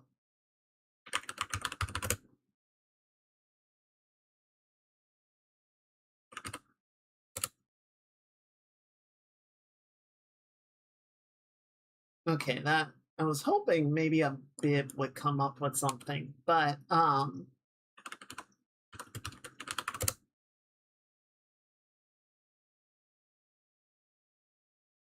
it's like it almost looks like a bib or some kind of apron that like ties in the back.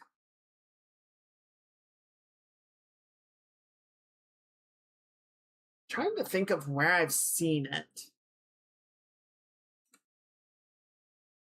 Oh, I can't think of it. This is really annoying.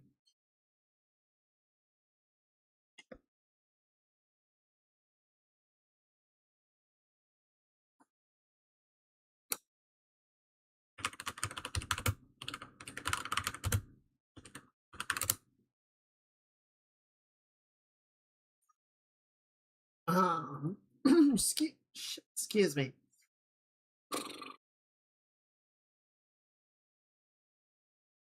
Dang it. I don't know how I'm even gonna find this. I don't know if I can.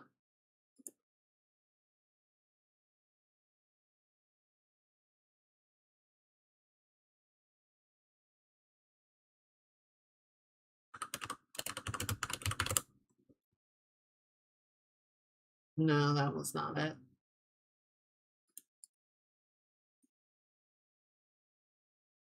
Okay. Well, I think I'm just gonna do the best that I can with it then. Um, Essentially, what I'm thinking of, I'm going entirely off of memory here, so I'm probably gonna get some details wrong, but it's gonna sort of go up over the top of the bust, right? We'll sort of wrap up like that, and then we'll sort of come down pretty sharply, like so. Wrap around the back where it'll tie off, and then it'll sort of have, excuse me, Jesus, it'll sort of have like an apron that comes down like this.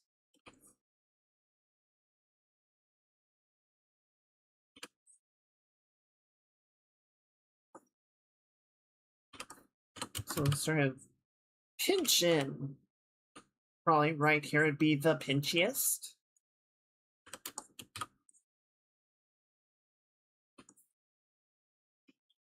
But it'd be something like that, I think,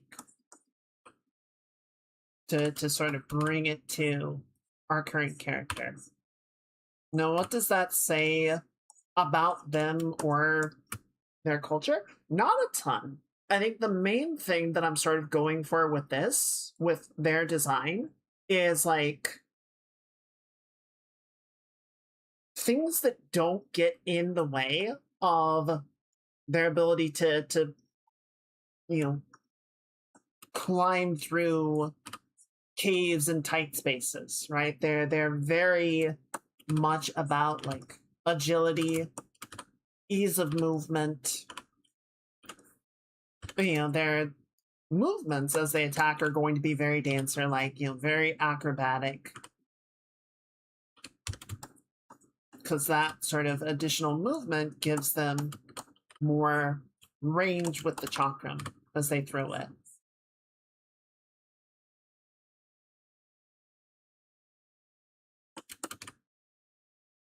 kind of a shame. Like, I think this character would be a lot of fun. And I have, so with this one, I have a much better sense of their personality and like mechanically what I would probably do with them. And with the other one, I feel like I have a much more interesting backstory. So I like both of them, but I like them for different reasons.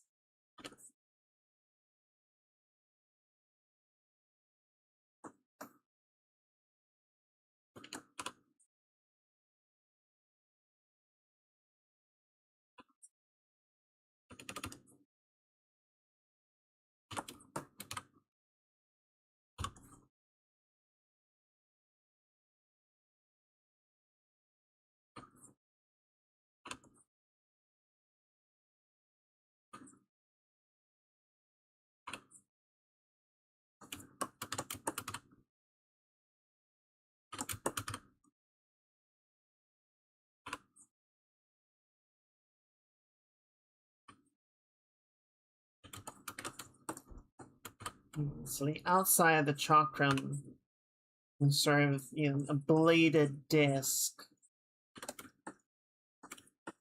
On this side, it's sort of crescent shaped, right? So there's room for the handhold, which admittedly seems like it'd be very dangerous to throw and then try and catch when there's only like a small section that is not a sharp blade.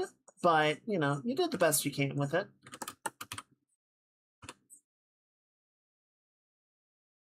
You practice with dull versions for a while, right? Before you move on to the live weapon.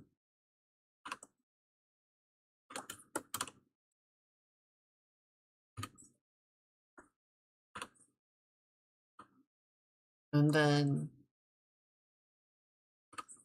I'm just going to try to go through here.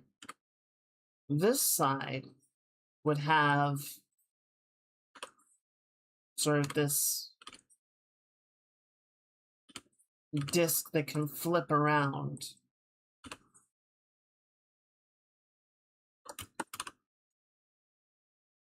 And if any of you guys have seen Witch Hat, sort of the principle, one of the principles in that is that, you know, magic is written out in a circle and the spell doesn't activate until the circle is completed. So you can do all these clever little things of like writing out the spell and then just not finishing the outer circle until you want to cast it. Or you can do like half of the circle on one part and half on the other. And then once you bring the two halves together, the spell activates, stuff like that. So this would sort of be their little cheat that they can have, you know, the rune written out on the chakram, or they can have, you know, most of it written out on the chakram, and then they have like different gems that align when the disc slides into place or it flips into place. So depending on which side of it is in position, a different spell can activate.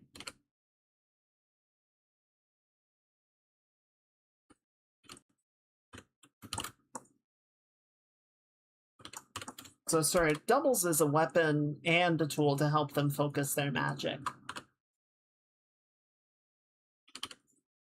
And technically, I think by game rules, this should qualify as an arcane weapon because of that magic allowance. But this is all a flavor thing, so it like wouldn't allow my character any capabilities that they wouldn't have.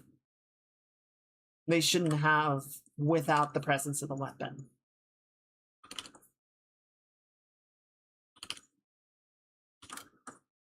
So yeah, it would look something like that. We'll just sort of rough this one in just to match the same concept.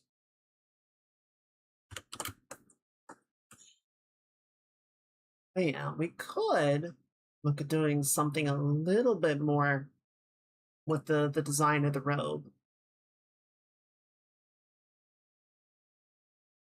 just to give them a little bit to play with.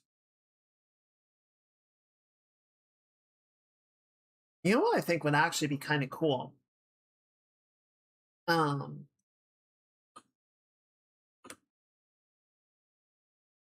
I was looking at sort of having like the tail be the widest point originally, but I feel like, you know, the sort of rod rotational movement of the character, you know, the spinning, the flipping, the orbital mechanics, you might say, really sort of want to say make the outsides the extremes, right? So let's try this. What if we had this can the front of the road can still come down to about the same point. That's going to come down to a taper. And then we're going to have sort of a connecting bit on the middle.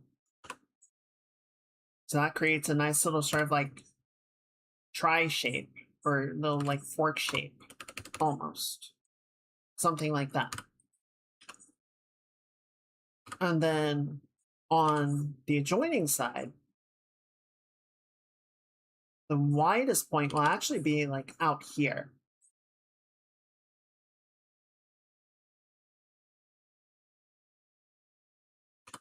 And then that'll sort of come up. I'm just drawing through for logic's sake. But that'll sort of come up like this.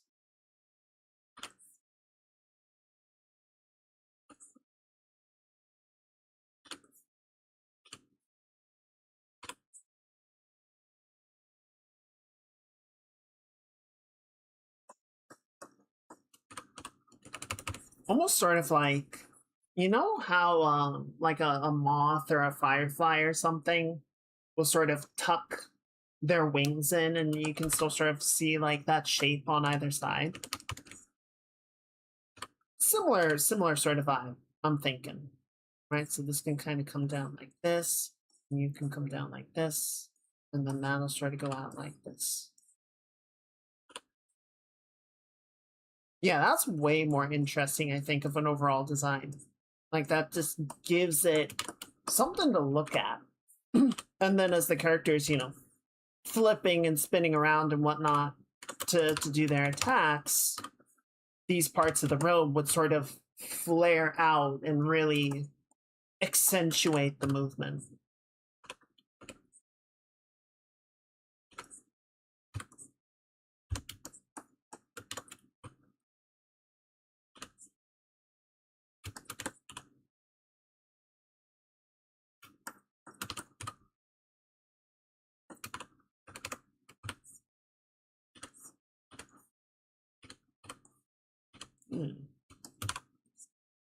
Out of curiosity, chat, are either the two of these characters particularly interesting to you? Is there one that you like more than the other? Do you not like either of them? Thoughts? No thoughts, head empty, also acceptable.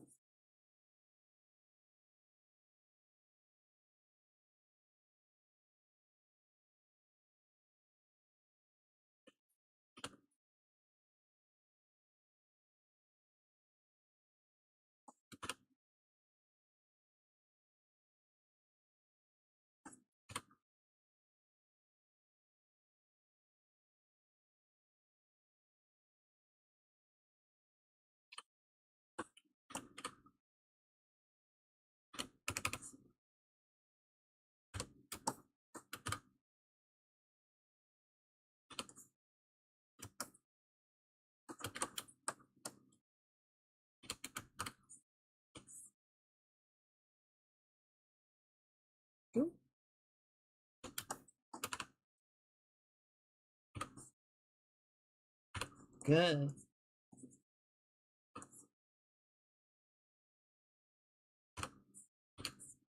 I was talking about earlier about how we're dealing with the smoke right now. And I read out to run a couple of errands, pick up some dinner. And, I was like, for general safety's sake, doing what I can, I put on a mask. I don't imagine it was very helpful. It was probably about the equivalent of trying to spit on a fire to put it out. So, it's like, good job, but better than nothing, right? It was at least something that I could do. And even with that, in the car, like, I could still sense a little bit of throat irritation. I saw people out just like walking around, going about their day to day with nothing on. I'm just like, okay, but you have to be feeling something there. Like there has to be some amount of irritation going on, right?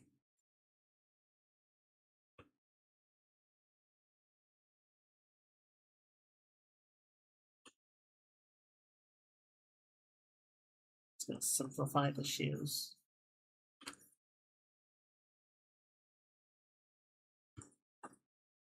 Oh wait, this is part of this boot. I'm confusing myself.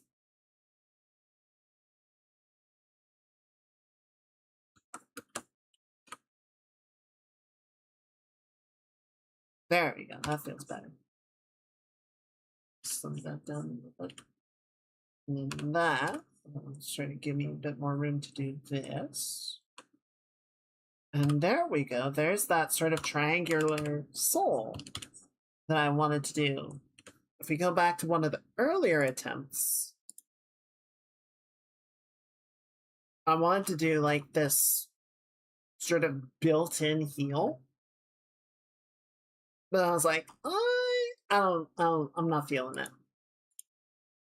But I think slightly less intense version of it like this feels good. People just wait until things start to hurt before they take it seriously. That is typically how we resolve things, or when we actually start responding to things. True. We are not great at preventative measures.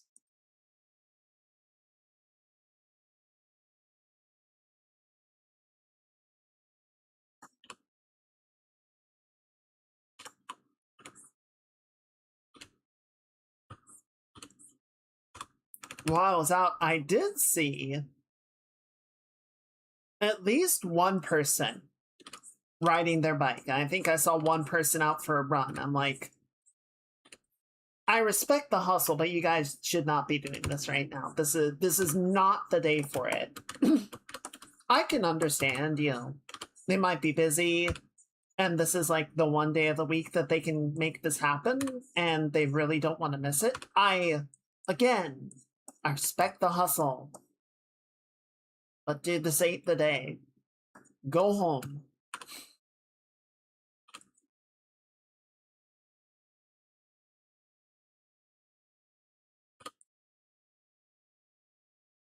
Alright, there we go. Man, I think I'll probably just leave this pretty blank as just like a somewhat ambiguous slip-in shoe or slip-in boot. I'm not gonna try and like rationalize the lacing or anything.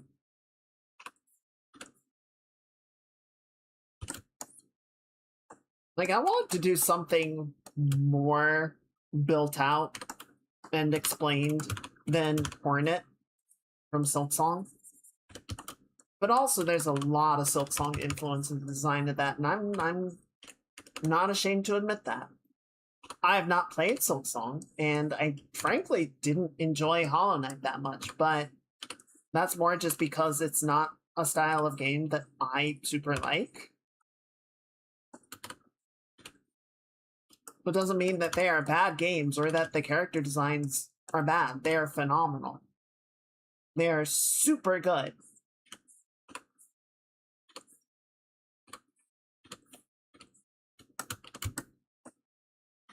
And I'm not ashamed to take some cues from good work that people have done.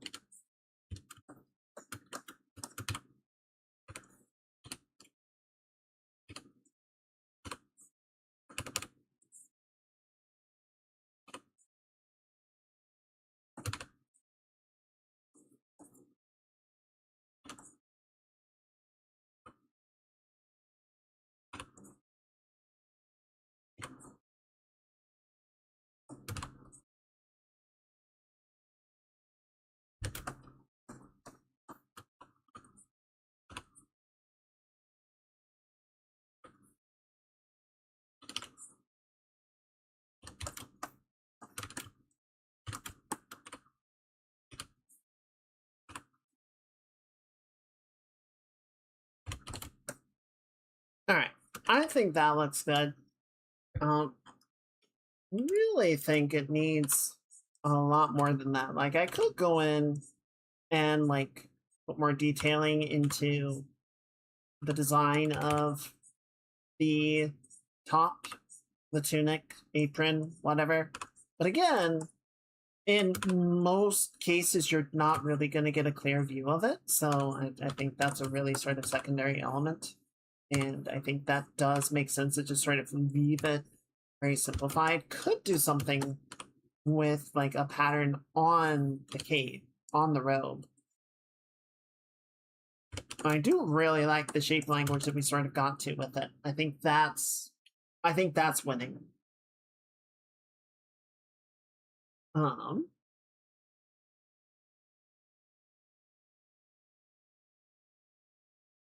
Honestly, I feel like if I did do something with it, it would probably just be like a nice trim. I don't know that there's any particular sort of pattern or anything that would like look good. I don't think they would, adorn it with like coins or any sort of decorations because it kind of just get messed up in all of the diving, all the delving. And if they jingle jangle, that kind of runs the risk of drawing the attention of things that they don't want attention of, you know?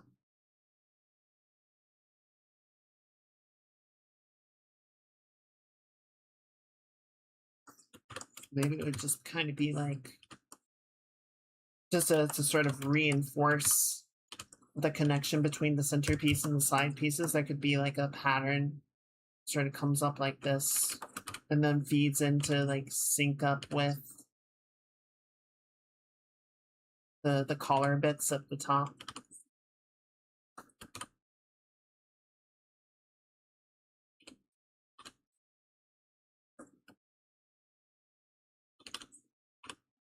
Just to sort of simplify our hierarchy here or improve our line hierarchy. That's better too.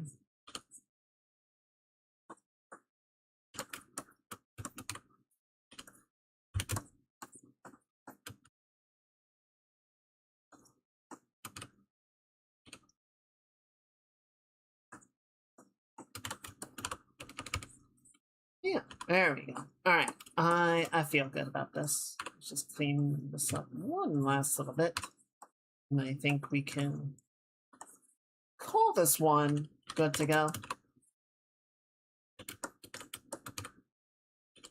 Yeah, like I said, unfortunately, I think this character is probably not going to get played, but maybe there'll be opportunities in the future.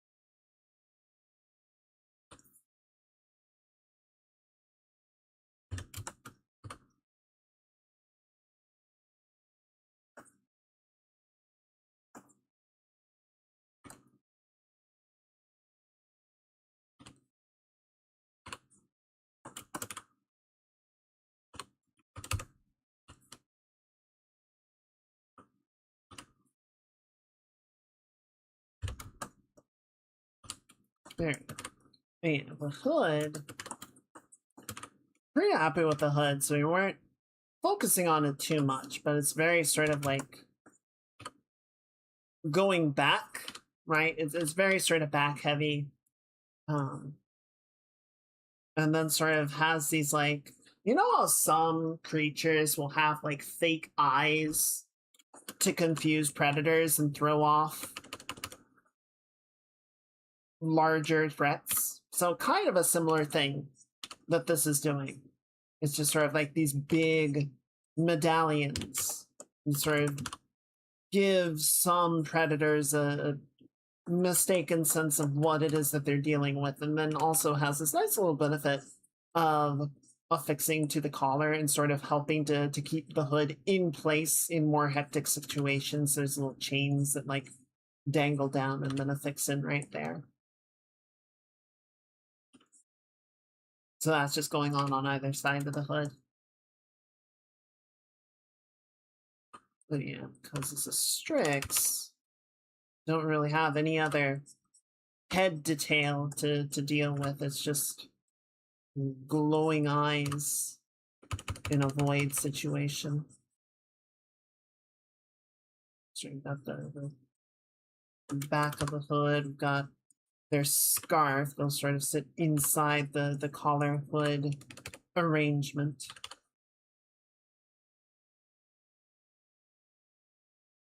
That'll be the deepest shadow. The rest of it, just for the sake of polarity, should be like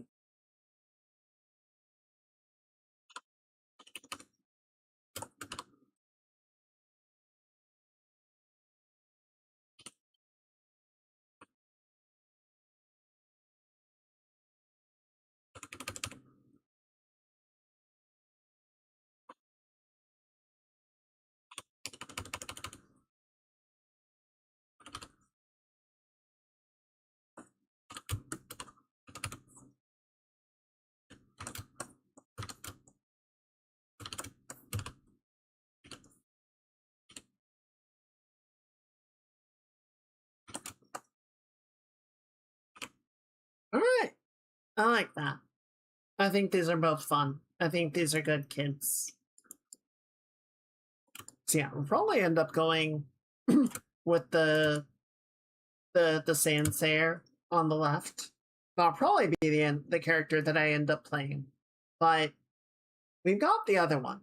And if I do end up with the opportunity to play that, then I shall. But yeah, not gonna know about that until Friday. Might find out from the rest of the group sort of what their plan is sooner than that, but it seems the way that things are going, probably gonna wind up with this one. But yeah, hopefully it was an interesting little side story, side quest. Doing some more character design stuff. Honestly, I kind of miss doing character designs. I feel like I did a lot more of it um back before I started streaming. Because I was figuring out game stuff, and a lot of the like sort of personal character work that I do now is very sort of stream centric. So it's not as much as like coming up for characters for the hell of it. All right. Why don't we take just like a 1 minute break? I'm just gonna get up and stretch a little bit, and when I get back, we will get back to working on this one. I've got a couple ideas on what I want to do that I think will help shape it a little bit more.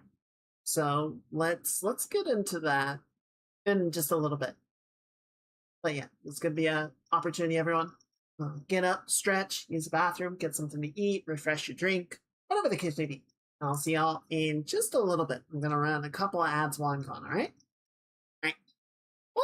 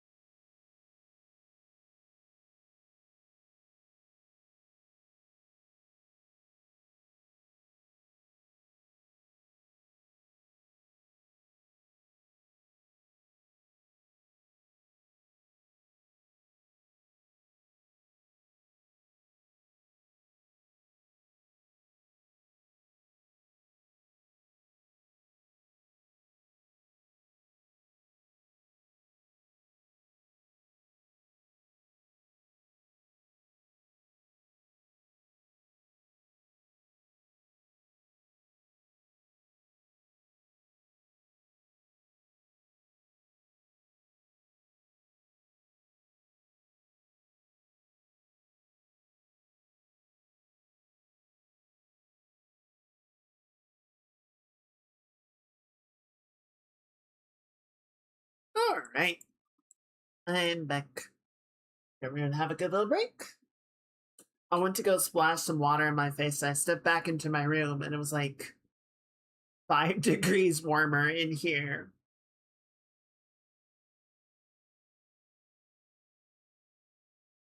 I'm like, oh, that is noticeable.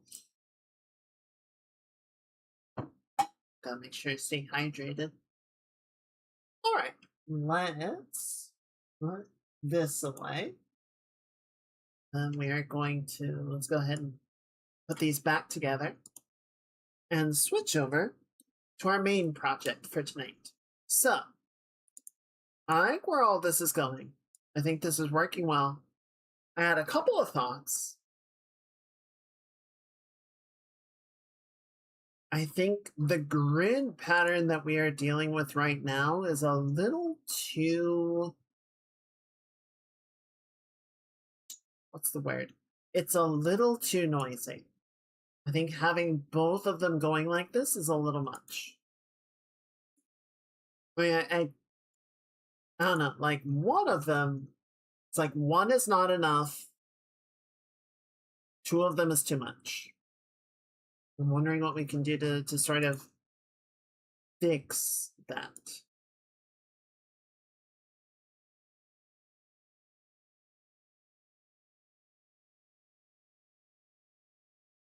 Like if we could just get the patterns to align a little bit more. Maybe that's part of it. The other thing is I'm going to get rid of this because as much as I like the idea, the way that it is blocking in right now is not working. So let's do this. We're going to get rid of both of these for now. I want to take this. We're going to increase the saturation and darken it. It's more like that. Good. And then I need my materials back so I can find designs.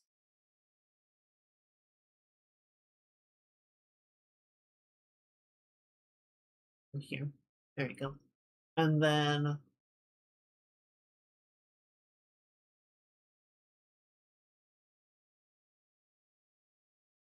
let's try, what do I want to try? Let's try this. Maybe this will work. So if we have one that's more noisy and one that's more simple.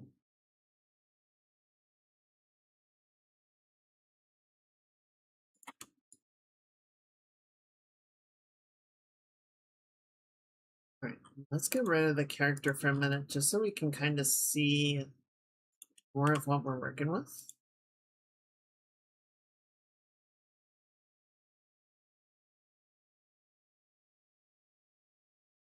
Okay, yeah, that's starting to work. So if I scale you down, it looks like that. Okay. Maybe.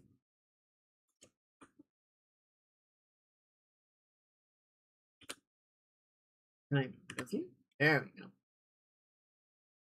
Sort of look to see if there's like a point where this lines up nicely.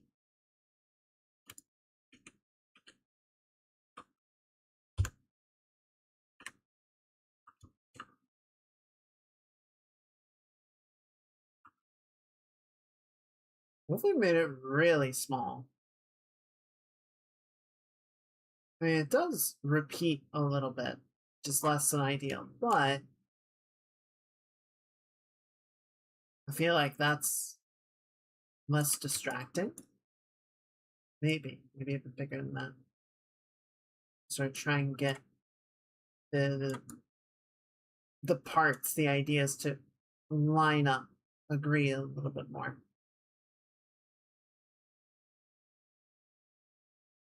Okay, that's not bad. I feel like that's less chaotic than what we were dealing with before. Try and get this to sync.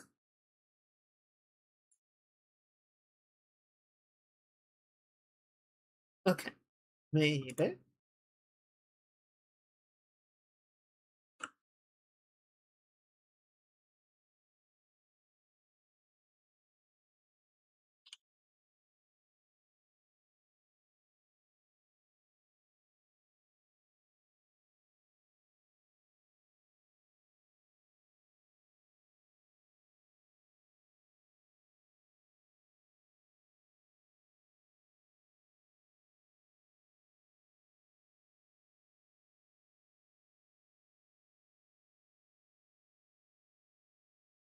Okay, I think not this one. Which I know is kind of weird because they're all so chaotic. It's like, why does one work and another one doesn't? And the answer is,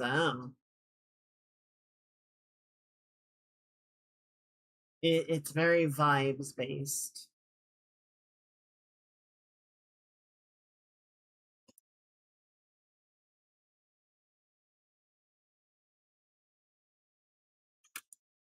I'll know it when I see it. Excuse me.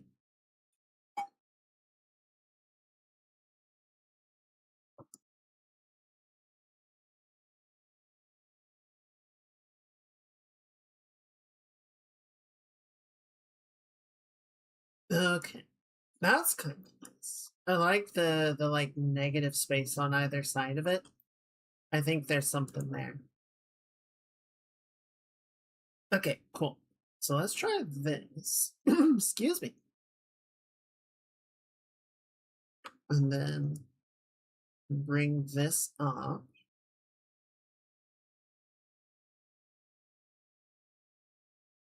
And then we can rasterize it.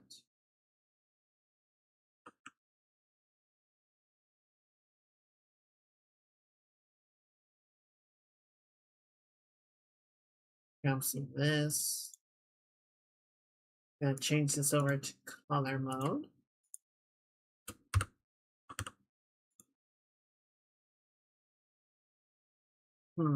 So the one thing that might be problematic is we don't really have a way for the hands to blend in now. But I think we can still work with that. Let me pull up a couple of references I had last time just to see.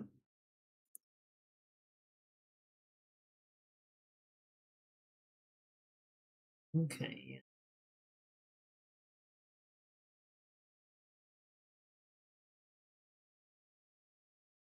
What?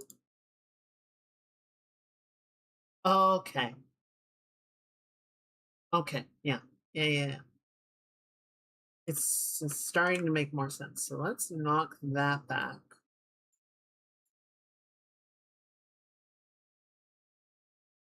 And then let's bring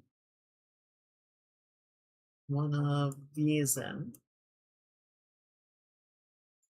I've already used this once, but I'm gonna do kind of the same thing.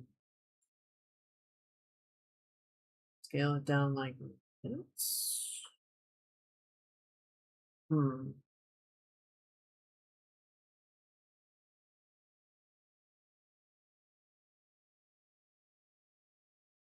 Wondering if this works.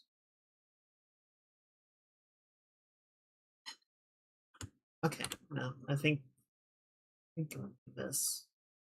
Sorry, I'm playing around with ideas. I'm trying to find a piece that's gonna do what I want it to do. I think we're getting to it. This looks really noisy, but give me a minute. So if we color this one now, and then we do this, and we burn our eyes.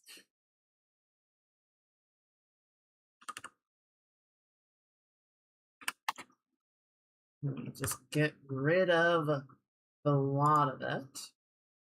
We can go boom.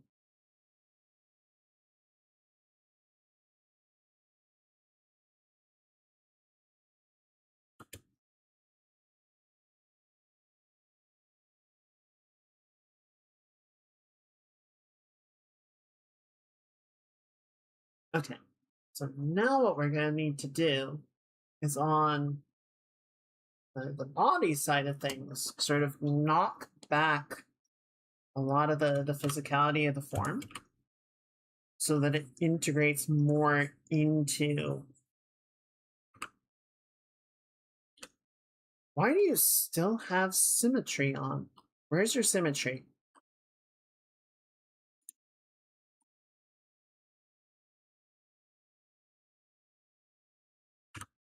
Just turn all that off.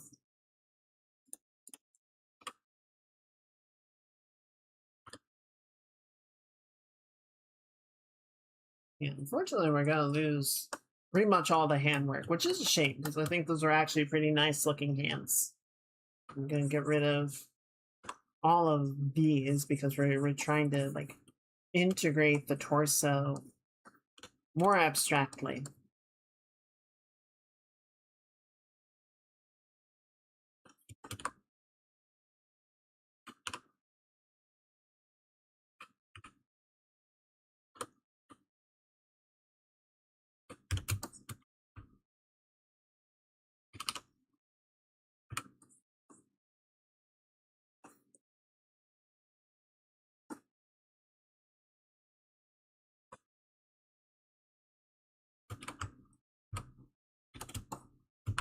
See, I might still need to do a little bit of like painting to get everything to line up just so, but I think just sort of letting the circuitry do its job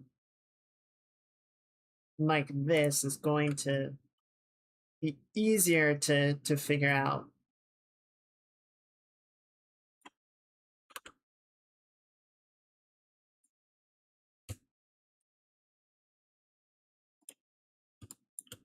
Let's get rid of this one. Just so that those can like blend into each other more.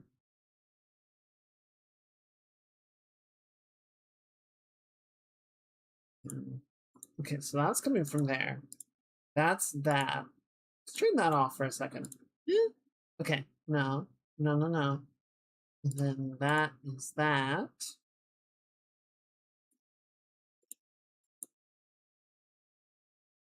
This is why you gotta name your layers, chat. Because otherwise you're like turning shit on and off to be like, what was I doing here?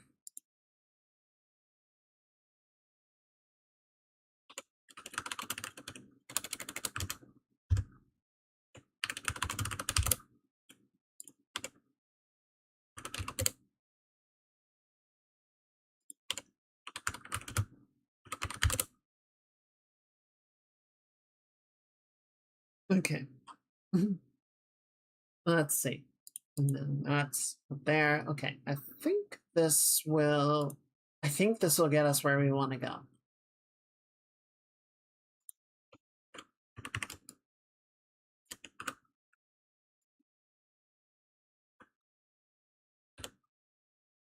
So yeah, probably still need to do some work to like integrate everything together, but I think it's gonna be okay. It's gonna be okay, chat. We'll figure it out.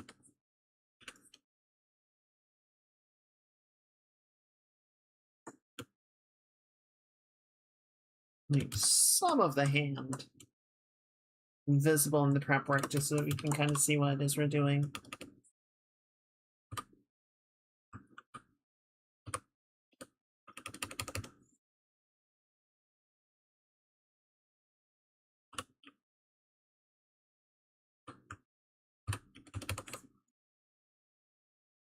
I know this is a bit of a strange one, but I wanted to try it and see if we could figure the idea out.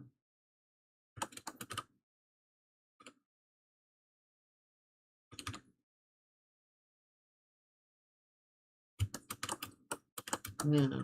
I don't really like being sort of restricted with an idea of like, oh, well, you don't know how to do that, so you can't do it. Like, okay, but I have the idea, so let's at least try and realize it in some way, right? Don't just say, well, it's weird or it's impossible or it is beyond you.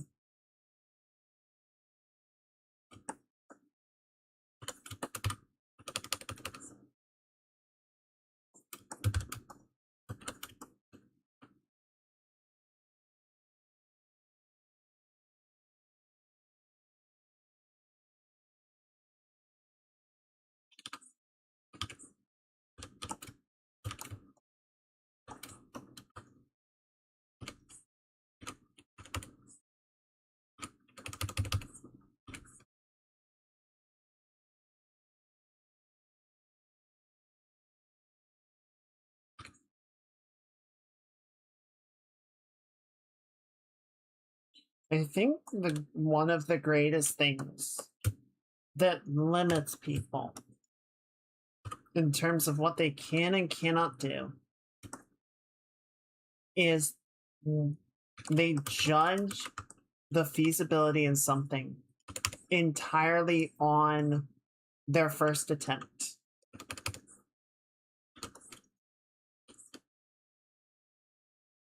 Like they try and draw, they try and make music, they try and exercise, whatever the case may be. They do it one time, and that judgment of how it goes is like the entire evaluation of whether or not you are able to do it at all. And it's like, no, that's your starting level, right? That's your level 1 capability. That is the point that you grow from.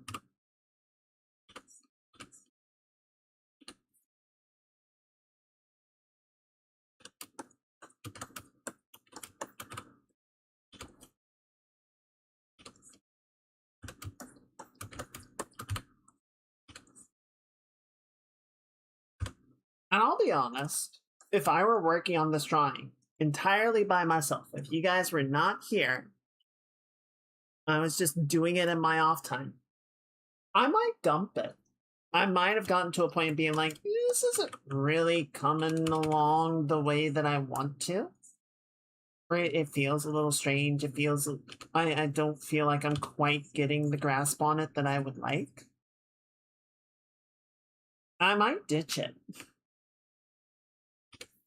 Because I've got other shit to work on. But, and admittedly, I have started projects with you, with you fellas, and not seen them to completion. I feel bad about those. I feel like I'm misleading you guys to think, oh yeah, we're gonna do this thing, and then we don't, and you're like, what the fuck? What about that other thing? It's like, I don't know. My brain wandered off.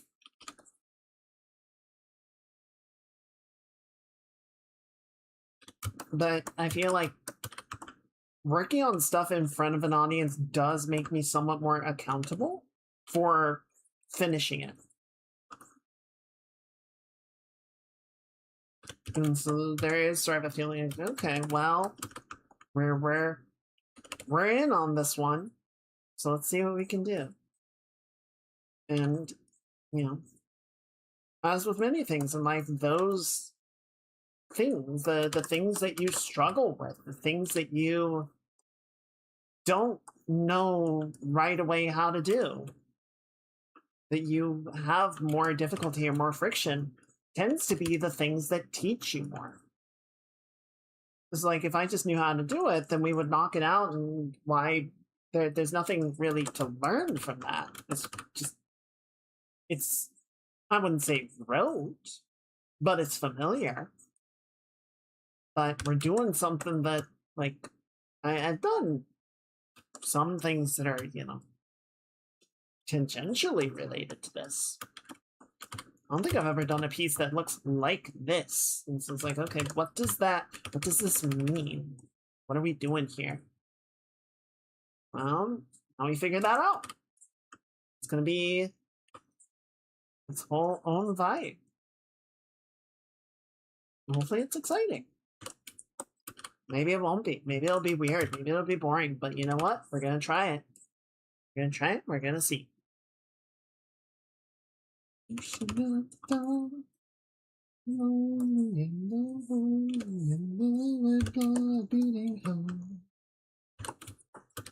Black water, for the fun, the thought of the river, and climbed upon the shore.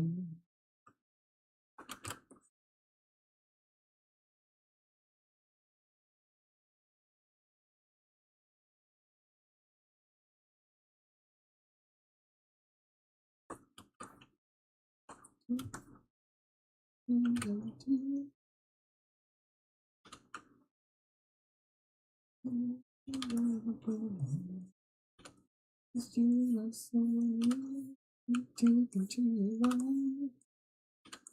to say I love you, but instead I say goodbye.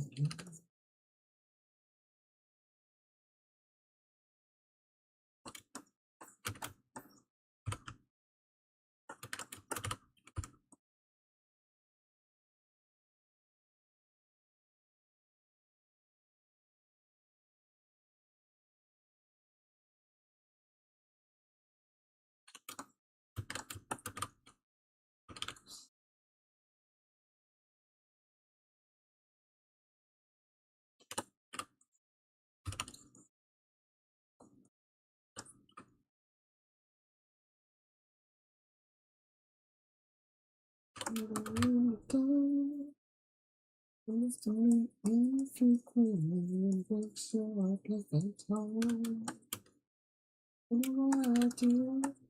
you never leave the Shire, you never get to see the mountains. It's true.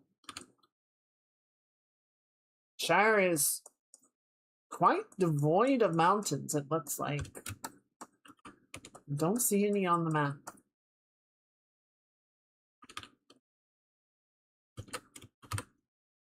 I need to allow myself to have more adventures. Not just in terms of like the stuff that I'm working on.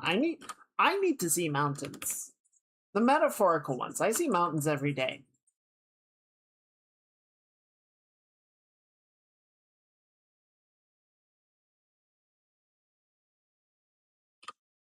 I love my mountains. I love living here. This is a fun area. So beautiful.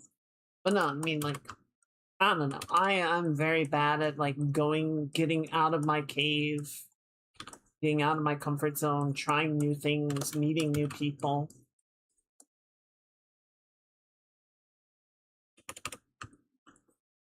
I think the other thing, like a lot of times, I think people try and do too much.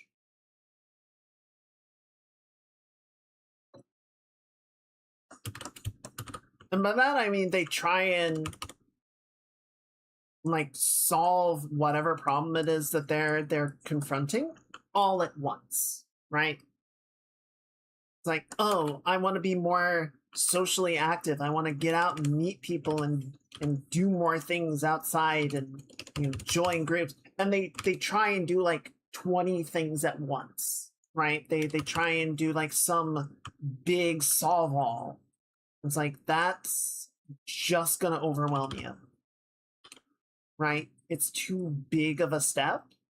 It's too uncomfortable, and you're gonna recoil from it.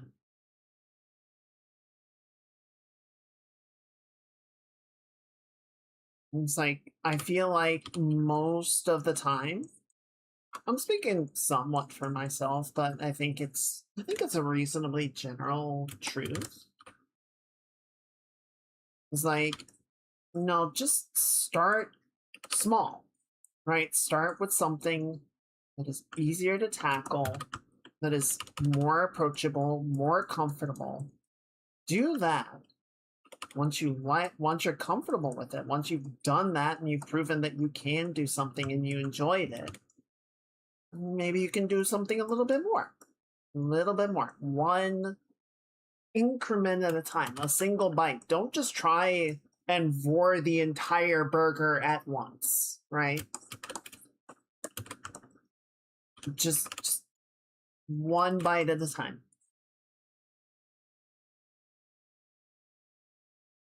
There was a comic I saw on Blue Sky the other day from an artist that I follow. Was saying sort of a similar thing that, when she was younger, she felt like she could eat the entire world. Nowadays, feels like the world is eating her alive, and her partner is like, why don't you just try doing it one bite at a time? And she's like, but there's so much to get through. It'll take forever. It's like, yeah, but you'll enjoy it more.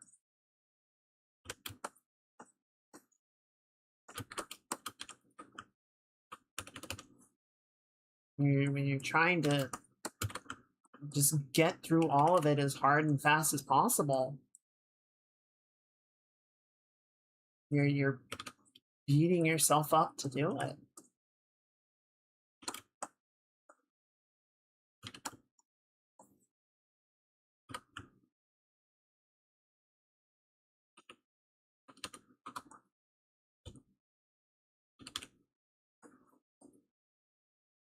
I learned a fun little, speaking of the Shire, I learned some fun Lord of the Rings trilogy, or trivia, trilogy trivia. The other day, I was watching a video talking about Davies, the actor that played Gimli in the trilogy. It's actually, I had personally not heard of him, but is a storied actor with many credits to his name, a lot of experience in the industry. And when they initially were, casting, you looked at the project and was like, well, this is gonna fucking suck. You've got an underexperienced director making a new studio in New Zealand to film an unfilmable project. This is going to be a failure, but I don't know. I could get a nice vacation to New Zealand out of it. So he auditioned to play Denethor. Figured he would show up. He'd film for a little bit. Denethor is not in the movie for super long. And then once it was all over, get a nice little vacation out of it and go home. But, Jackson and the rest of the team looked at his audition and were like, you should be Gimli. You would fucking kill it. But then, Gimli would be a very long tour of duty. That would be multiple years. And so Davey was like, no, I'm not doing it. That's insane. I'm not committing to a project like that. But his agents apparently looked at what was happening and was like, if you do not take this role, we will walk. His agent would no longer work with him. And so they basically strong-armed him into taking the role.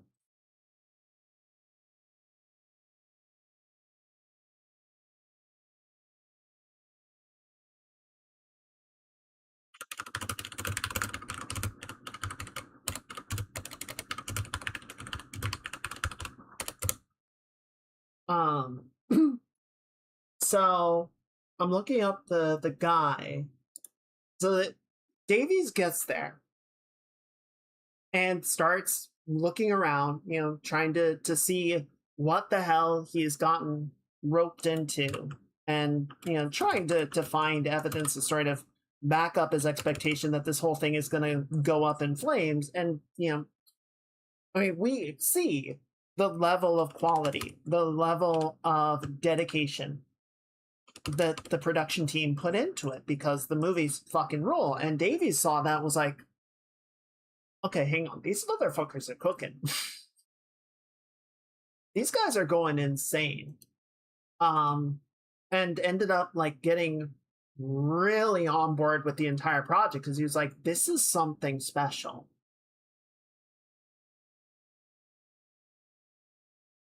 So that was, which is good, because apparently the makeup for Gimli was a full face silicone mask, that just, the adhesive for it was awful. And there were entire days where his face was so swollen that he just could not film.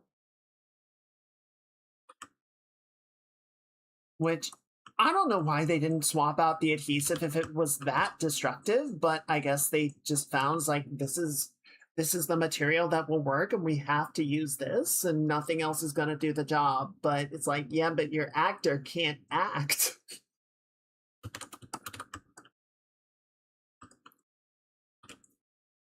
So the solution to this that they instead went with was to get another actor.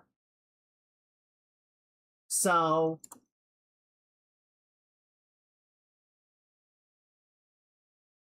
The video that I was watching talks about how John Rhys Davies is like 6'1". He's a tall dude. And as you guys are probably well aware, dwarves are notoriously not tall.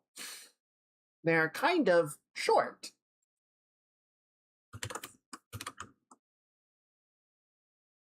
But it ended up working well because Davies was 6'1", and all of the actors playing the hobbits were 5' mid.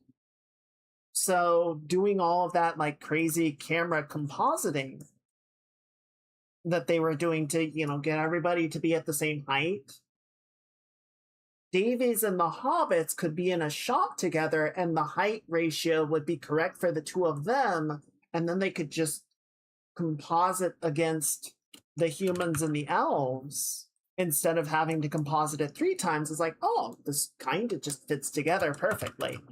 Or solving all these other problems, having Gimli in shot with Aragorn and Legolas, having another actor that could, do shots when Davies was down with his silicone mask bloating his face like a balloon. They got, and I'm going to double check to get the name of the guy because he gets horrifically undercredited. Brett Beattie was a New Zealand actor with 0 experience as an actor, but they brought him in. And basically all of the distant shots, all of the scenes that don't have like a speaking line from Gimli are Beattie. All of the scenes of them running, the scenes of them fighting are Beattie in full costume. He stands at 4'10", so he hits that height ratio for the other characters pretty well. And the dude, like, apparently just worked himself to death playing this role. Like, he blew out his knees. He was dealing with a lot of the similar prosthetic discomfort that that Davies was. Apparently, there was one point where he took a blow to the head that started bleeding, but they, couldn't like get to it under the mask, so the mask just continued to fill with blood until it burst. And it's like, oh my god.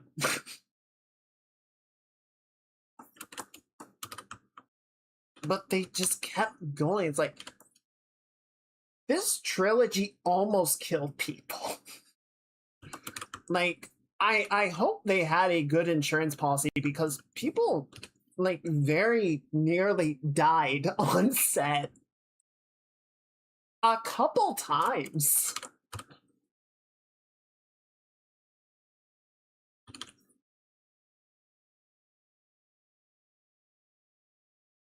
But yeah, apparently it was very touching. So it's a, I actually didn't know this. Apparently, among at least the fans of the movie, it's a pretty well-known bit of trivia that the actors of the Fellowship all got matching tattoos to commemorate their time on the project, and probably from the sounds of things as a little bit of a group trauma therapy.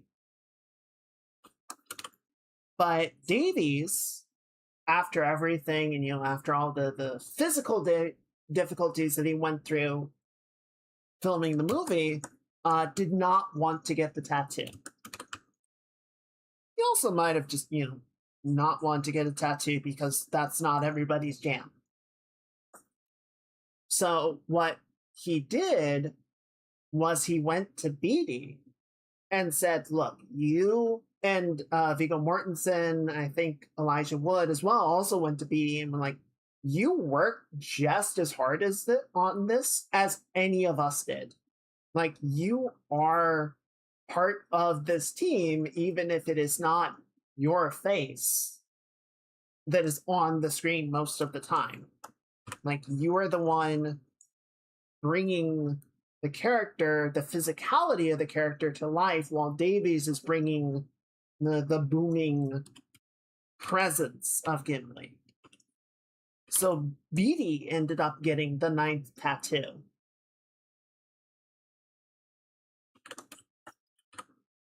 I thought that was very touching. That even though, like, he never got the recognition that he deserved, the rest of the team still knew.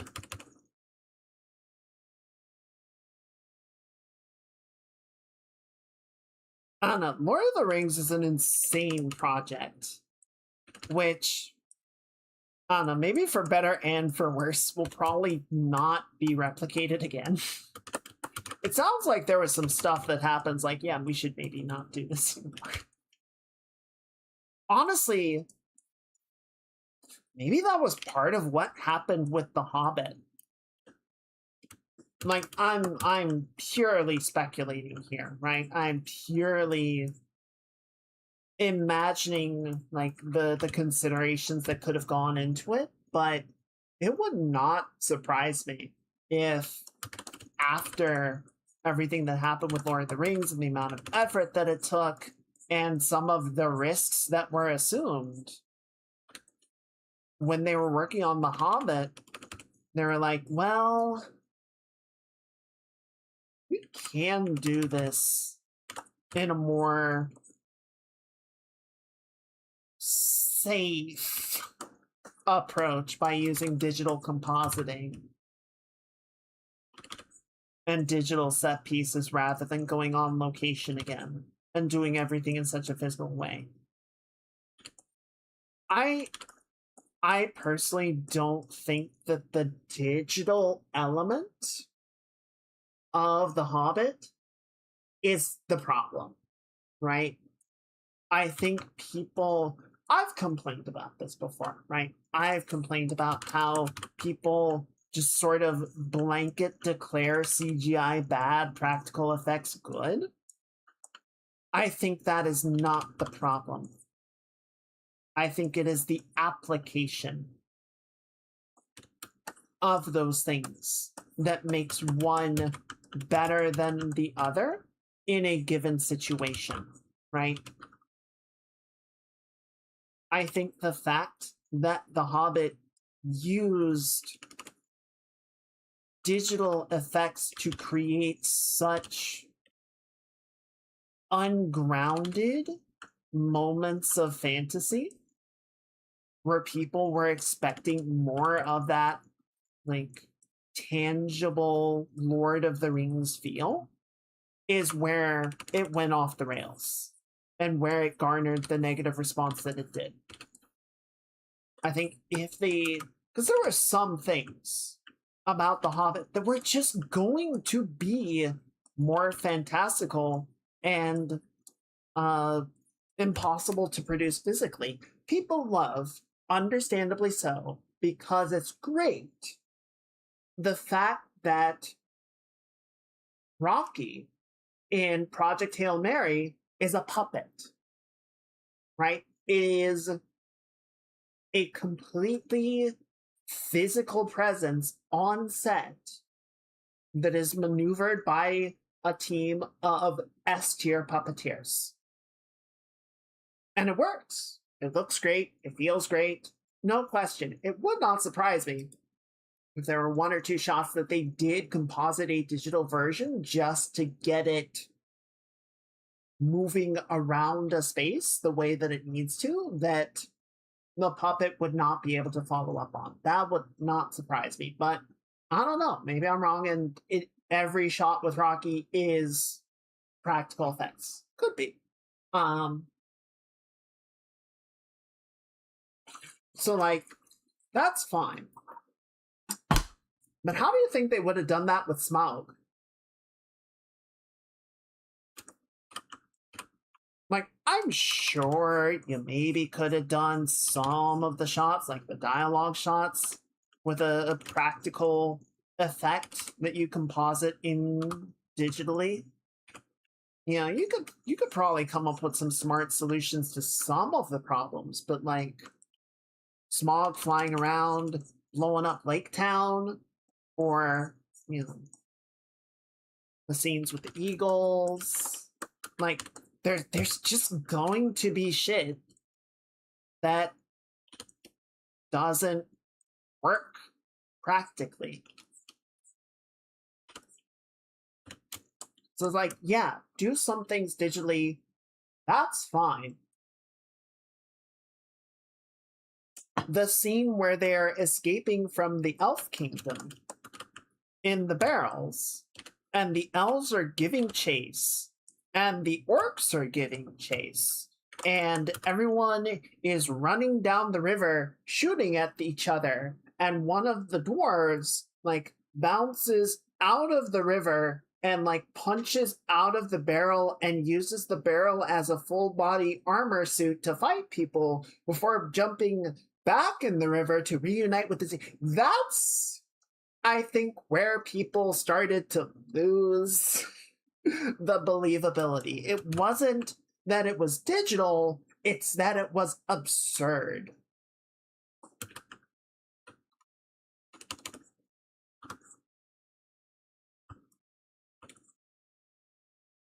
Like, I recall laughing at that scene, but it wasn't a haha, this is awesome laugh. It was a haha, what is happening laugh. Like, oh god, we're doing this sort of laugh. And then of course we get to the final movie where Legolas freaking like defies gravity and jumps up falling boulders, and you're just like, okay guys, hold up.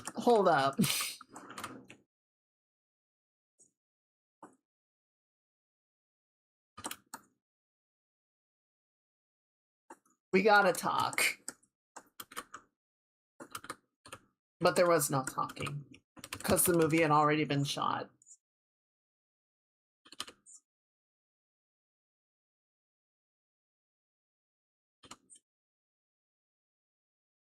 Original Hobbit was a children's tale. I wondered they tried to keep some of the feel, but couldn't settle on a consistent plan.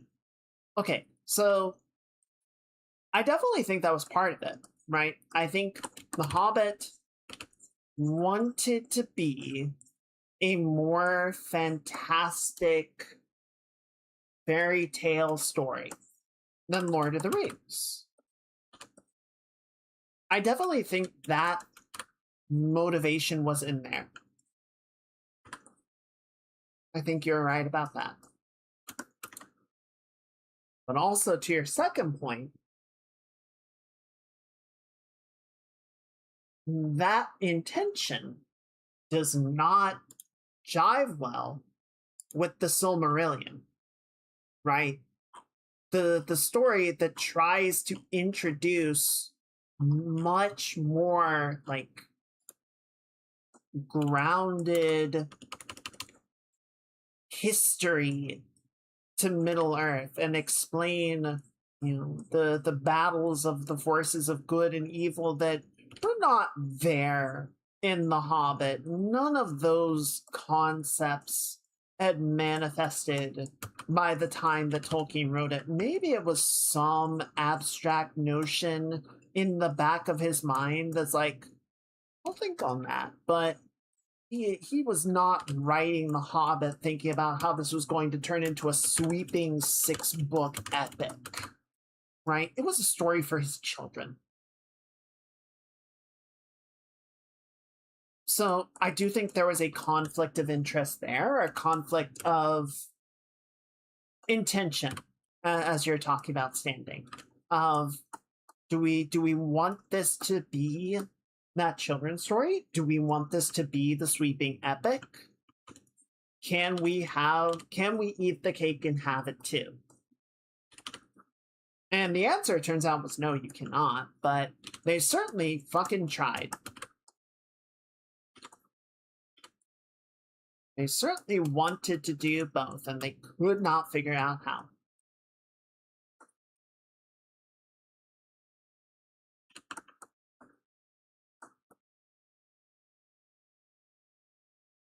I'm trying to get the abs in here, and it's not working for me. There we go.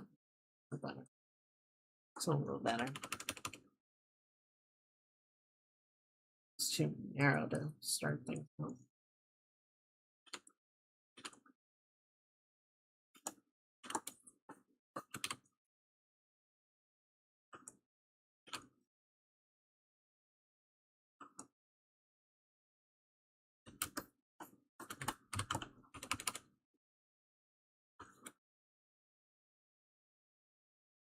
So I definitely think that they struggled with a back and forth of which tool or like which direction they wanted the story to go in thematically.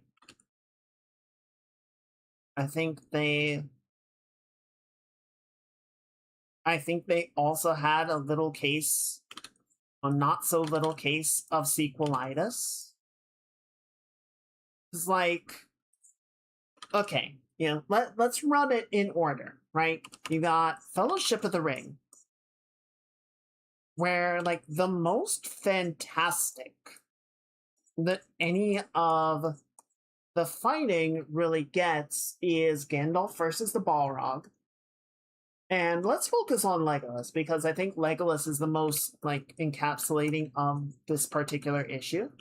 But like in the first movie, Legolas's big cool shot is like hitting an orc between the eyes from across a chasm, right? It does the big trailing shot, and then the arrow goes like through the bridge of the orc's nose and out the back of his head, and the orc falls into the chasm. And you're like, damn, that was a really good shot. And then in the second movie, we have the shield surfing scene during the Battle of Helm's Deep, where Legolas goes to help goes to help Gimli. And, grabs an Udric's shield and surfs it down the staircase, shooting at orcs on his way to help his dwarf friend. And you're like, damn, that was awesome. And then we get to the Battle of Minas Tirith, where Legolas solos an entire Oliphant worth of soldiers, right? Scales the Oliphant, killing dudes as he goes, gets to the top, domes the Oliphant, and surfs off of its nose as it collapses. And I remember watching that in the theater, and people like cheered when that scene ended.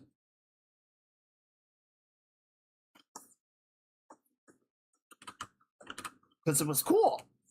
It was a really good scene. It was really well shot and was very satisfying. And maybe this was a studio note. Maybe it was a misunderstanding from Jackson and the team of what the audience would want to see.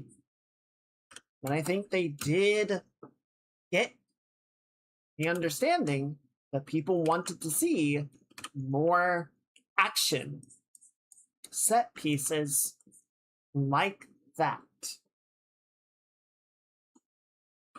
because people seem to respond to it so well in the first trilogy.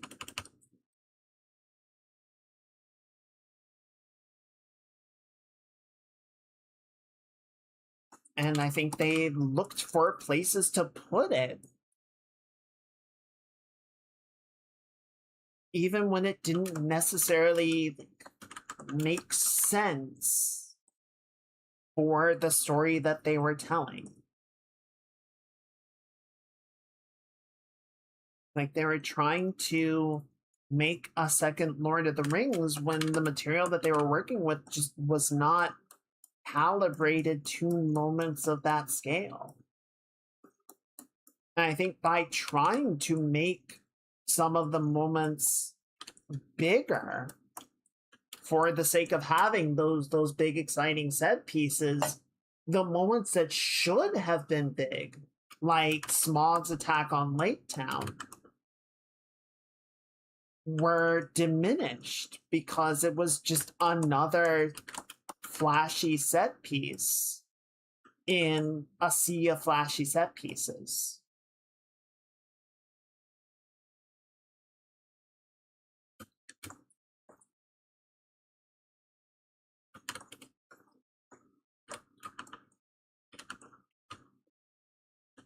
a while back we were talking about the concept of mock, right? That you need to have these negative spaces for the story and the characters and the audience all to breathe and to sort of take stock and take appreciation before you move on to the next thing. And sort of beyond that concept, I think you also need to sort of have like a hierarchy of this is the big thing, this is small, these are medium-sized things. In the Two Towers, the attack of the Warg scouts on the convoy caravan, the Rohirrim, not the Rohirrim, but the people of Rohan, they're heading for Helm's Deep. They send the Warg riders to go harass and kill them, and Aragorn, the Fellowship, and the soldiers all sort of rally to fight, and Aragorn, and the whole scene. You guys have seen it. You know what I'm talking about. Like, that was a narratively important scene in the movie, right? A lot happened there, but it was not a big scene. It was not played up super big in terms of like the scale of what was happening, or the sort of the intensity of it. But I think that was important. That was good, because that allowed for the Battle of Helm's Deep to continue to be the biggest, baddest bitch in the movie. If they had tried to play that as also a big, A-lister scene, then like it wouldn't have worked, right? It wouldn't have felt right. And it would have diminished the gravitas of the scenes that followed it. Because it's like, well, we already had the big one.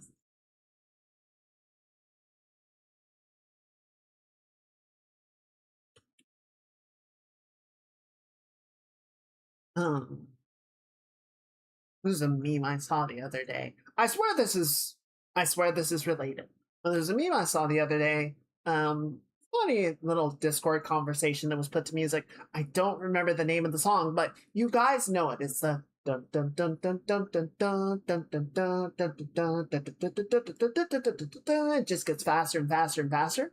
Like, that song is brilliant because it starts out very plodding, Dane, almost sort of comically so, of like, what are we doing here? What is this song? And then like it starts to pick up the tempo a little bit. A couple of the other instruments start to come in. And you're like, wait, what's happening? And then it like just builds into this crescendo of everything exploding, and all of the musicians are just like giving it 130%, and you're just like having a nervous breakdown.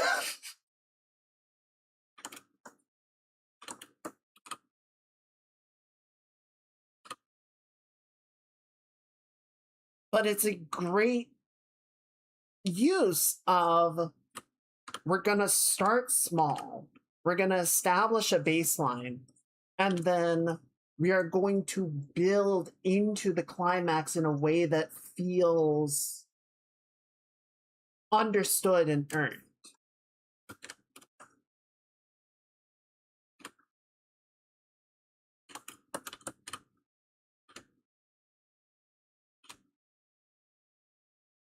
Like, imagine if you had that song, but just like a third of the way through it, it just jumped to the crescendo. And then it went back. Like, it went full bore, and then it calmed down again. And then it kept building towards the end. It's like, wait, what was that?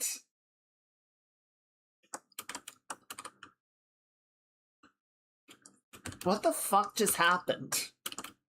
It would be weird, right? It wouldn't make any sense.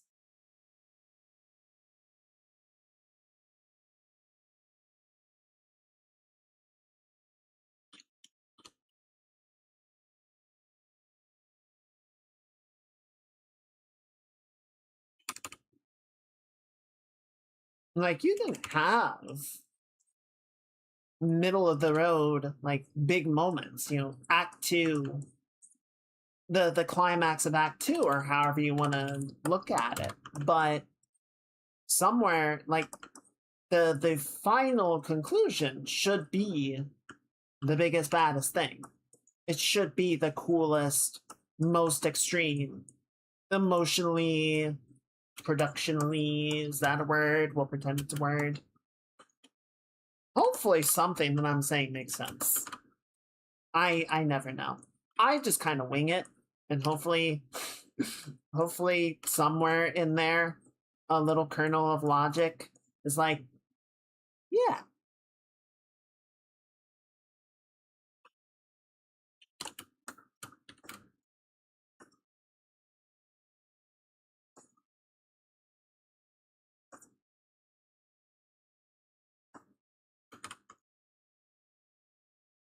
Okay. I think we're getting okay. I think for the lower body, this is working, but I need to take a page from the arms and sort of have more of this middle ground be this purple tone, this sort of bluish, cooler tone, right? So where it's integrating with the circuitry can still be hot, but then it needs to sort of cool off in the middle. I think we'll keep the rib cage warm just because the gem is going to sort of reignite it, and that's where the two are sort of going to reintegrate. But the sort of middle step needs to be cooler.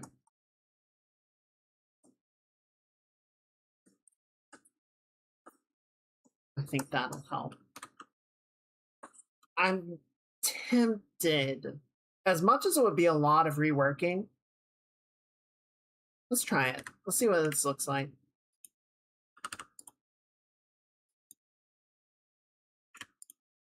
And here, even instead of doing something destructive, we can just use a clipping mask.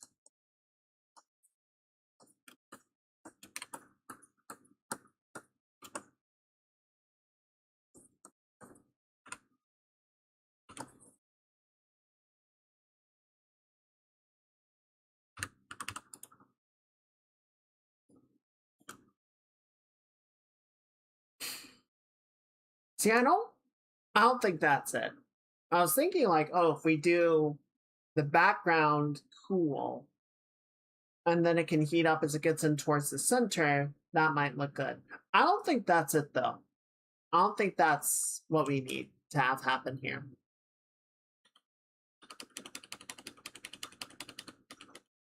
I think the pink is working, albeit with a little bit of color balancing going on. I think having the blue sort of be like this almost interior subsurface glow of like where the solid body is materializing, but it's still like really hot and sort of coursing with energy. I think it serves that purpose well.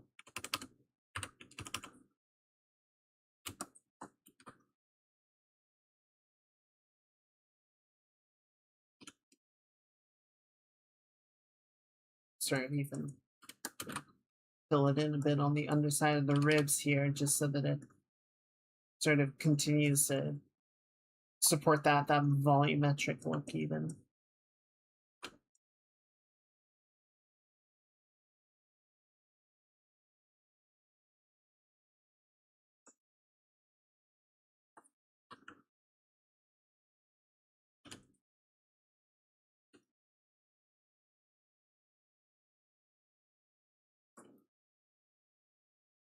Okay, so what I wanted to do, or like what I was sort of thinking about for the lower body, and we're gonna kind of revisit this again.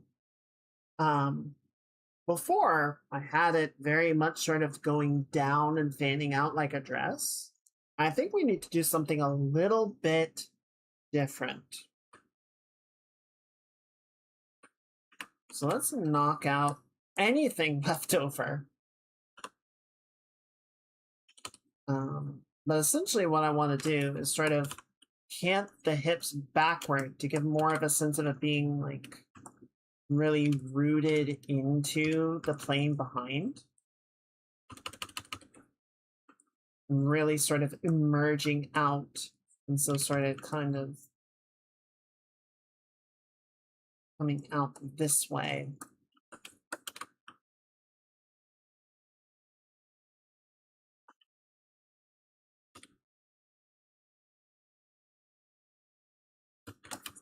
Rather than being in front of it.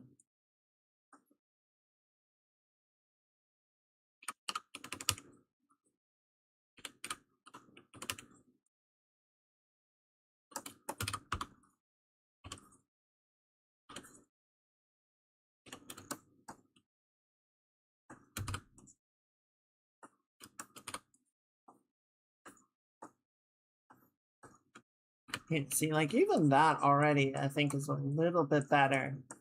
Not trying to like integrate it individually into each of the circuits, but just sort of having this like more of a fade in effect. And I think it's really important that it's not like brighter at the point of contact. So if we go to core of the glow, maybe bring it down a little bit more. See, I like having it in line with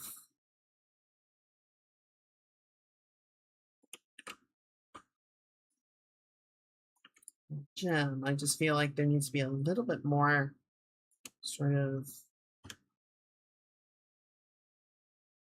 maybe not. Maybe it's fine.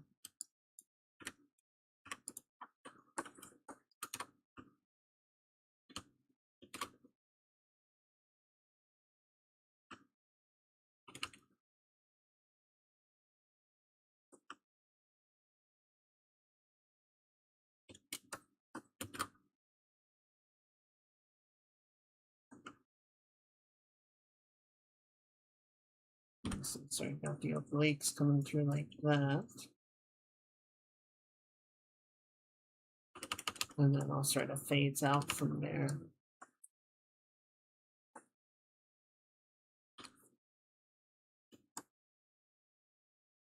Okay. I think we're getting there. I think we're actually starting to figure it out.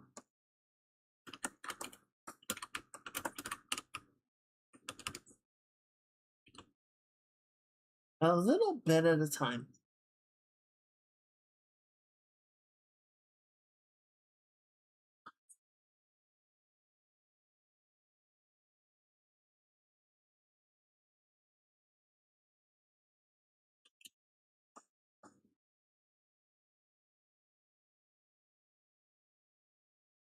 Okay. I haven't worried about the halo yet, just because I feel like that has not been the part that we need to solve, though. I feel like in sort of a similar way, I'm thinking about, like, is there a way that we can sort of deconstruct it or have it feel like it's coming apart? I feel like that could be a cool look to it.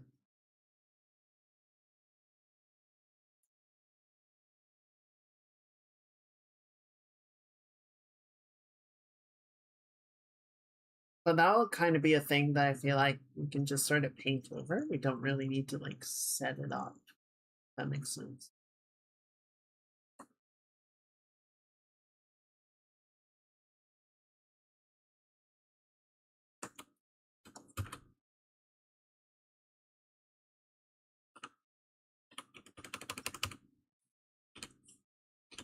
And I think I've brought it up a few times, but there's a YouTube channel. Well, it's a video series by Matt McMuscles called What Happened, which, he sort of goes in and looks at various projects and games and movies and sort of looks at what happened. Not necessarily saying that the project was a failure. Like, he looked at one of the episodes was on Resident Evil 4, which was very successful. It was a huge success. But the development of the game was troubled, to say the least. So we're sort of going through and saying, what happened? Why was this game? Why was the development of this game so difficult? Some of them, obviously, it's much more like, why did this suck? But some of it is just like, why did this game have so much difficulty getting to where it got to?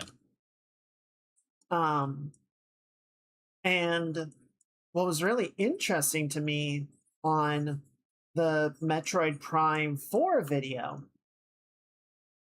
was the sort of takeaway that I got was, at the end of the day, they made the game that they wanted to, right? Like, they had a plan.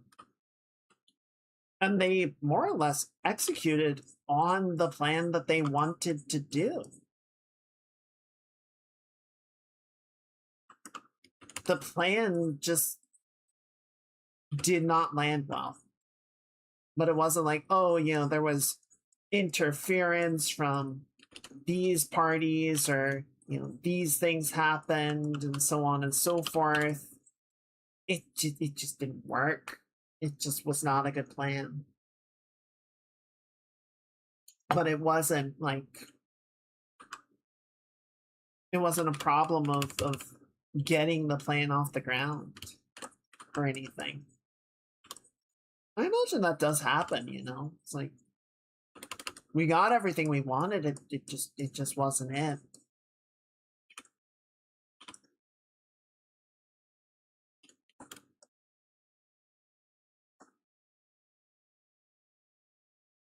It's hard,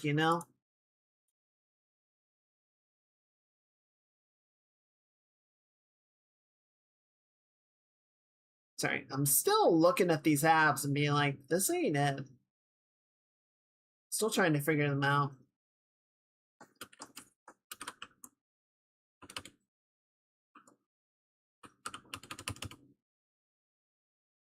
It's getting there, but it's still rough. Still rough around the edges.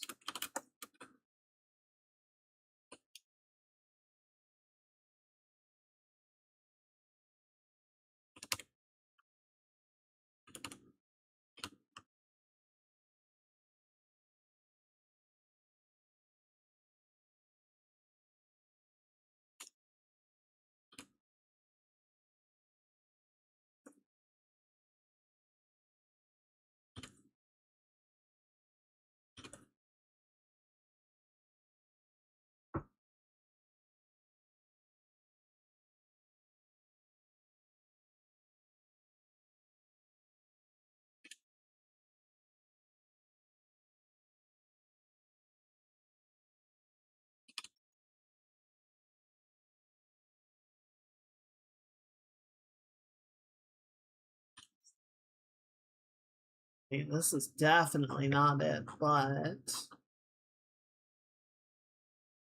me see if I can find a good reference for something, because I'm struggling something terrible here.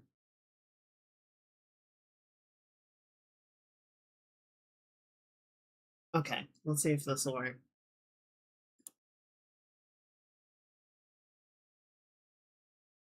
Okay, so what was there? Hey, T-Shell. Happy Choomsday. Hope you're doing well. It's going well. It's going pretty well. We got some design sketching done earlier. I am once again struggling with abs. but nothing really new there, you know? How are you doing? How's your week going so far?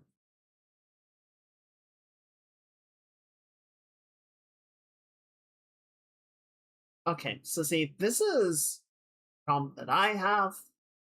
I'm gonna project and say I think it's a problem a lot of people have. Um, I'm just sort of like trying to stencil the abs onto the front of the torso. That's it's not what they are, right? They're not a pattern that you sharpie in and you're like, yeah, that's good. That's how abs work. Like they are structural to the torso.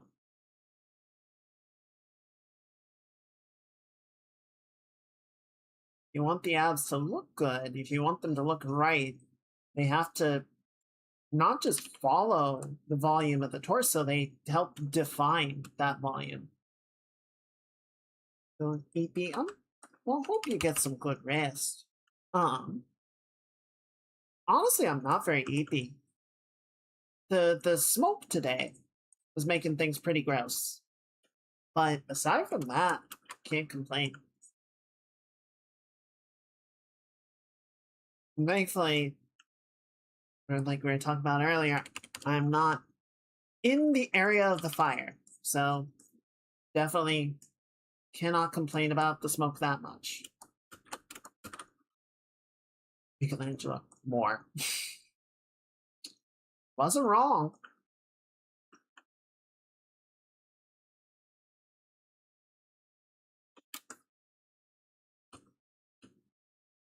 You see, we've got ribs, which are going to come down like that. And then the abs sort of fit in alongside that. They kind of connect to the ribs. And then front, or not the front, but the lower section of it.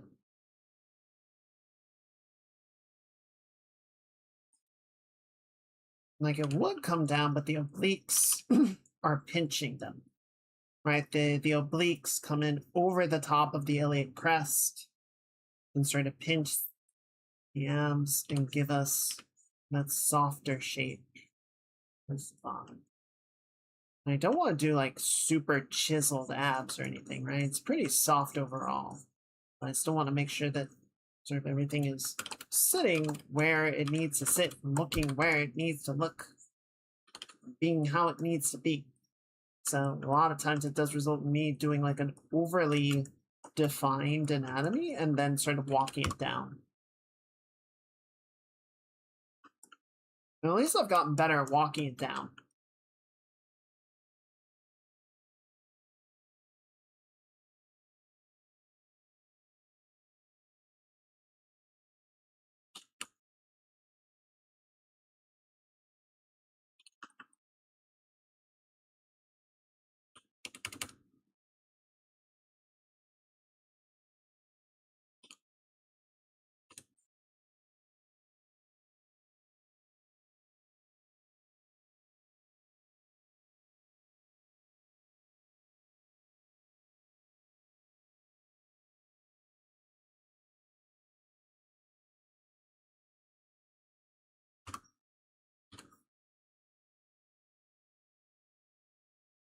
That just kind of comes in. It's a little bit tighter. Let's soften up the boundary here.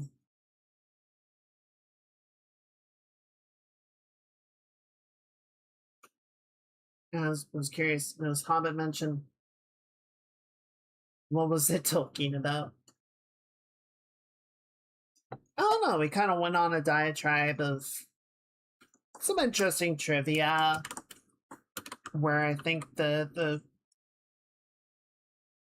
movies kind of lost the thread.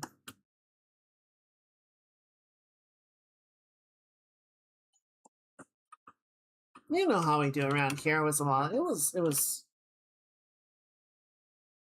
a bit of a ramble.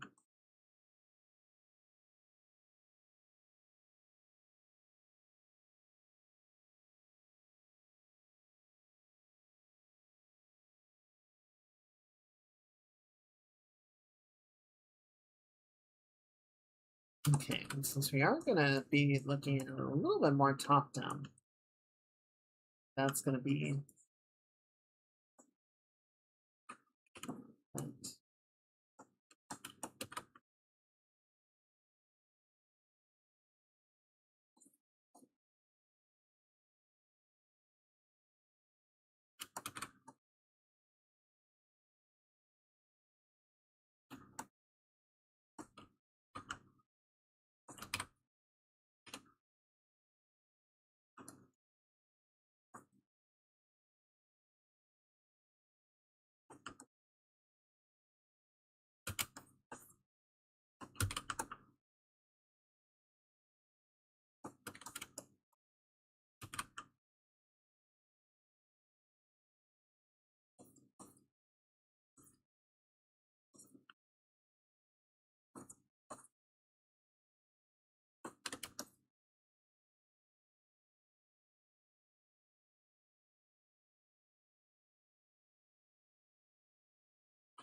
All right, I think that's about right now.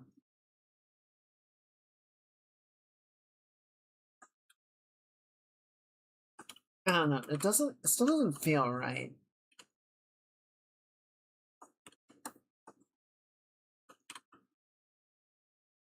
Still doesn't feel right.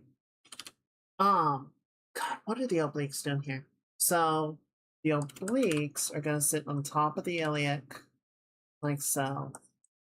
Go like that. And then this muscle group I always forget about. So there's the serratus.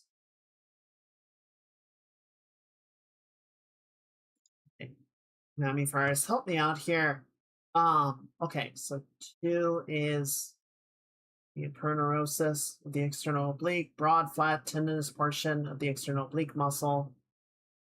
Connects to the external oblique, which comes in over the outside of the rib cage and connects to the serratus along the side. I think that's the part I'm forgetting about. And then 4 is the rectus abdominis, and we have the rib cage, the internal abdominal oblique, and then the ilium. Okay. Inverse abdominis, but that's like a deep muscle group. That's underneath all the others. Okay. So yeah, we've got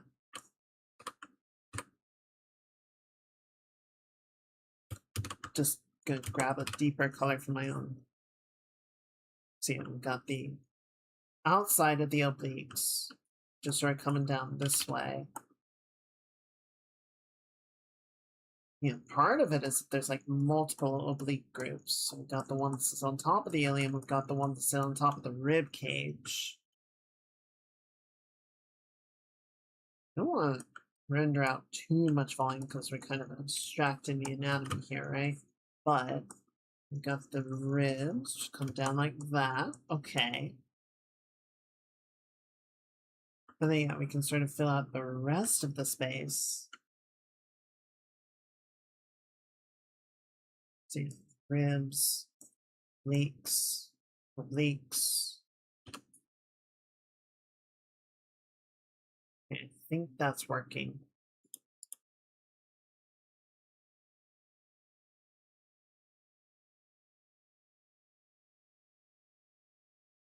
You dumb bitch. All right. Sorry.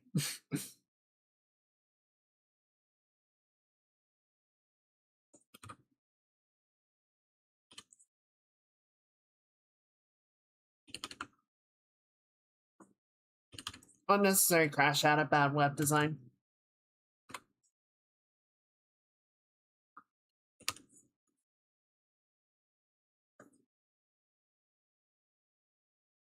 Okay, I think that's it. I think that looks pretty good. I'm just gonna sort of walk this division back a little bit. I think it's too strong. We can sort of keep the side volumes of the abs here a little. Have that expand out a little bit more to fill out the ribs. That out a little bit like that.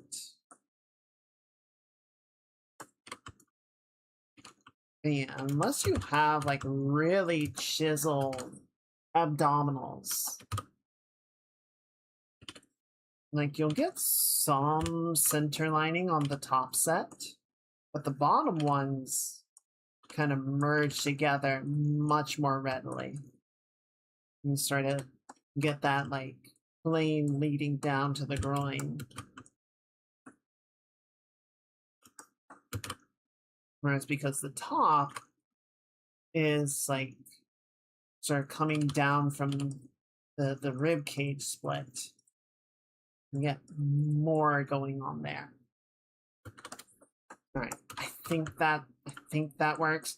We'll probably end up revisiting it as we go, but there's enough else that we just like haven't done anything with that I want to focus on that for a little bit.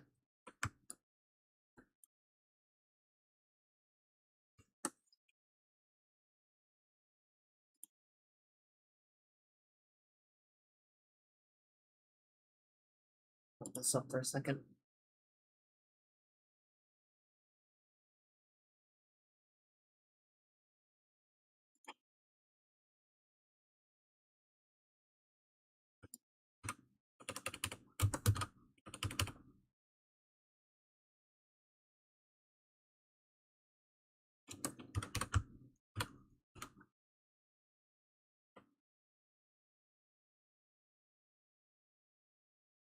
Like this, we have not done anything with at all.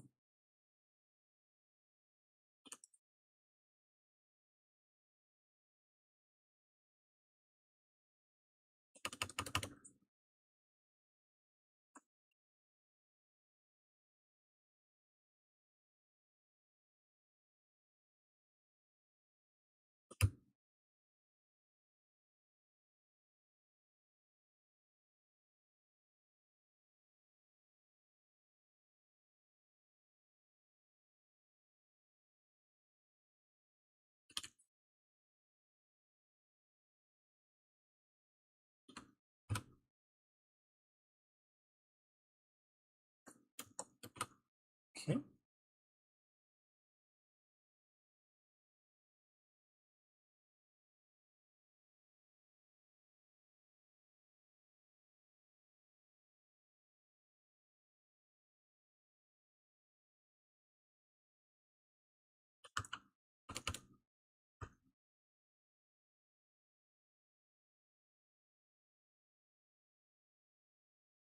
Like, why not bother blocking in the underlying colors if I just ignore them?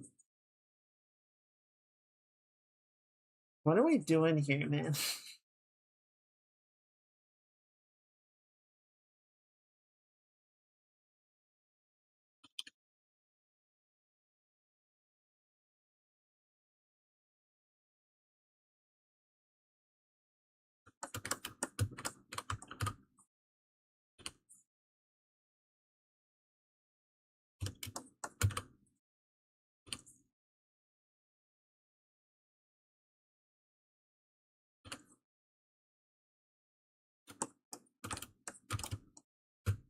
There we go.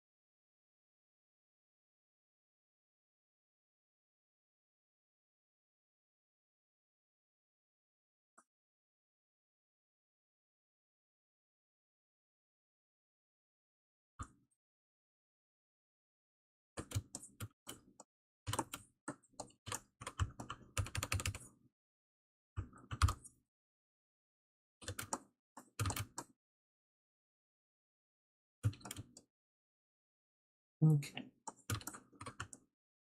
And then this is actually going to do some weird things because there's more breaking on the side. Alrighty, Cecil. Appreciate you popping by. Hope you get some good rest. I hope you have a good midweek.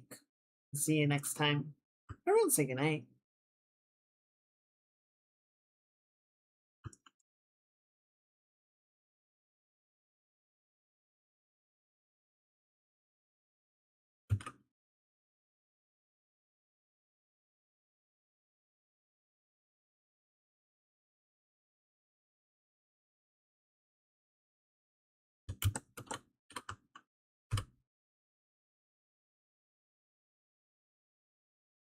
Night.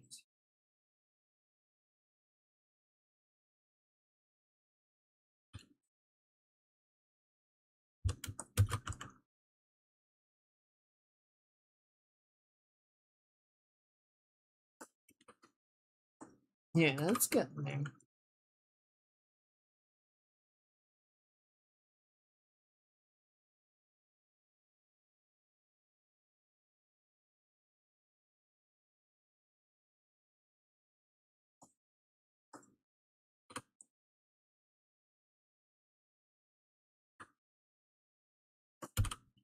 Then you move this over a little bit.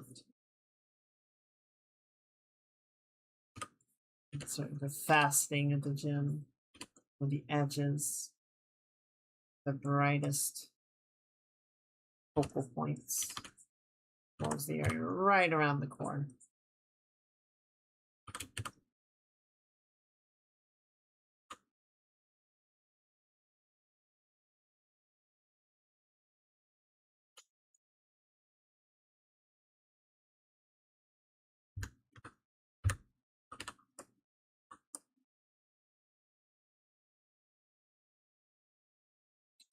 There's our colors. Oh, come on. That's what we want to see. All right, go ahead and blend that in.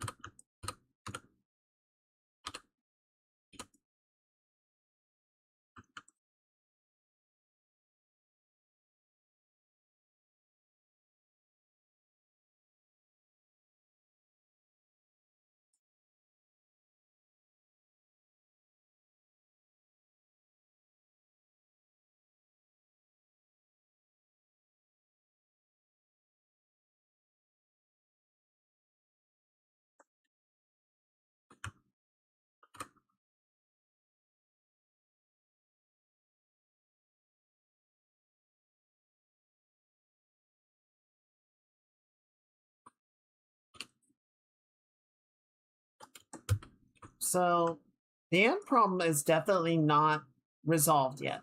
I still see a couple of them here and there. It's down more to the kind of numbers that we were seeing previously, though. Like, there were 1 or 2 days where it seemed like a lot more of them were showing up. And it's gone back down. They're not as frequent. They're not showing up in some of the areas that were more concerning. I did get some more spray today. I bought a couple of traps, outdoor traps. I have not deployed them yet because I want to see if it'll sort of continue to die down on its own, and if it will, I'd rather kind of just naturally let it taper off. If it seems like they're still showing up too frequently, or if the frequency starts to increase, or they start showing up in areas in new parts of the house, then I'll probably put a trap out and then try and nip it in the bud.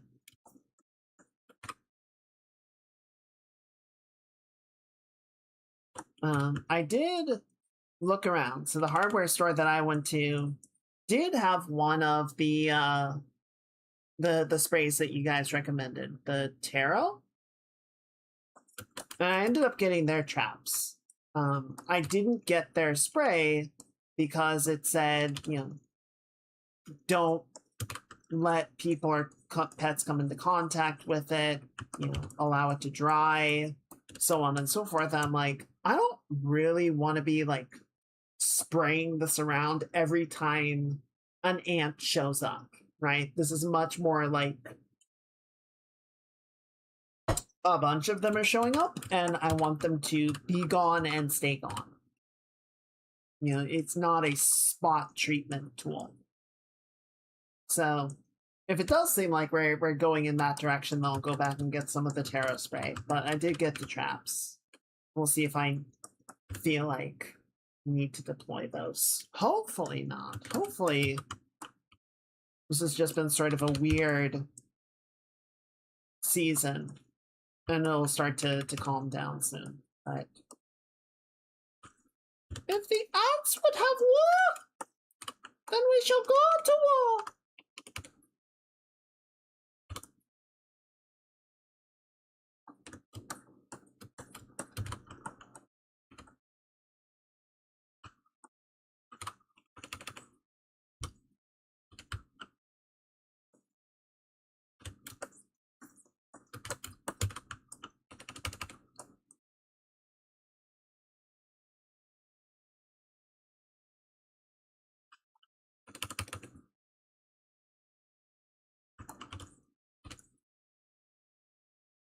Unfortunately, I think someone was saying that ants don't like mint or something.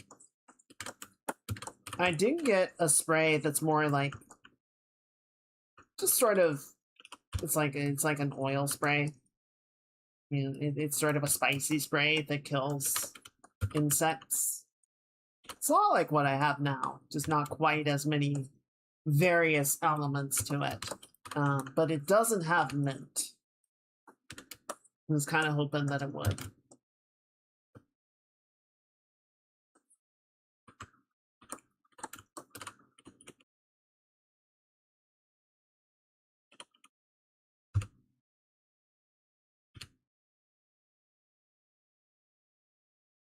It's what ants hate.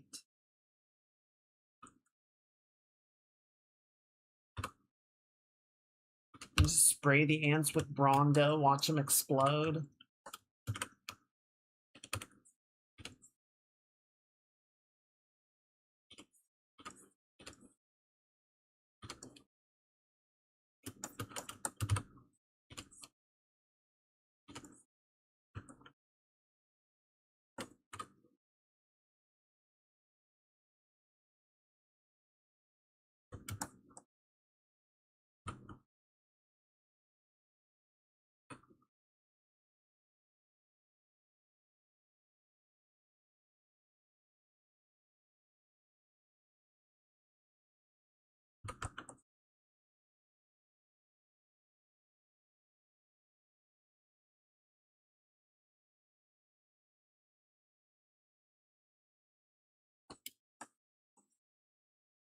Alright, get there.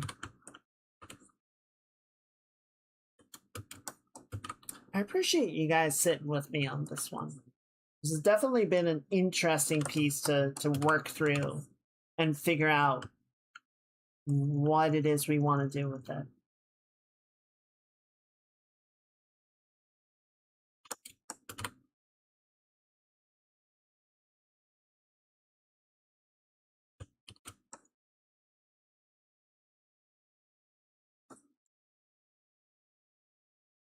I've been so concerned with the body that unlike most of my drawings, still haven't figured out the face, like, at all. I think the big thing I was noticing before is the eyes feel far apart. Like with the eyeshadow, it's about right. But if you take the eyeshadow away, like, oh, no, they don't fit. So let's adjust that.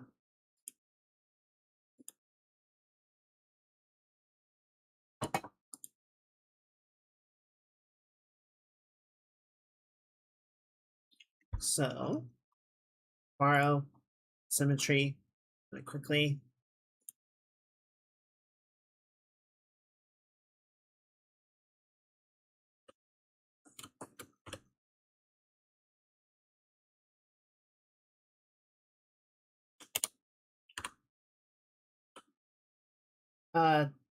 Tech actually found a tool for moving with symmetry in Clip Studio.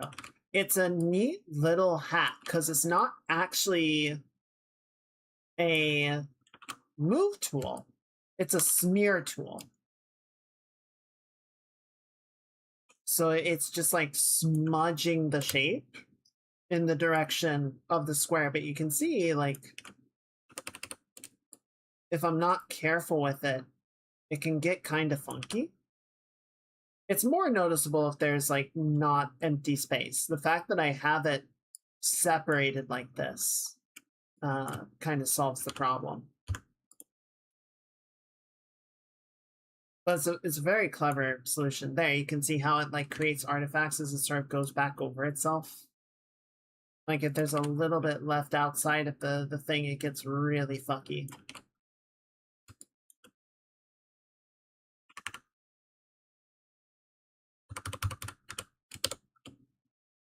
It's a good little hack.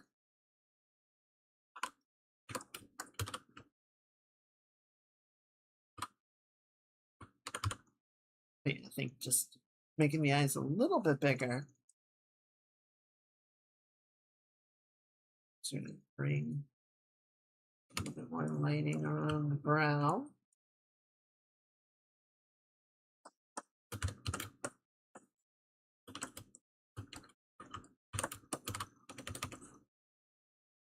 Introduce a little bit of shading underneath some of the hair here, just so that there's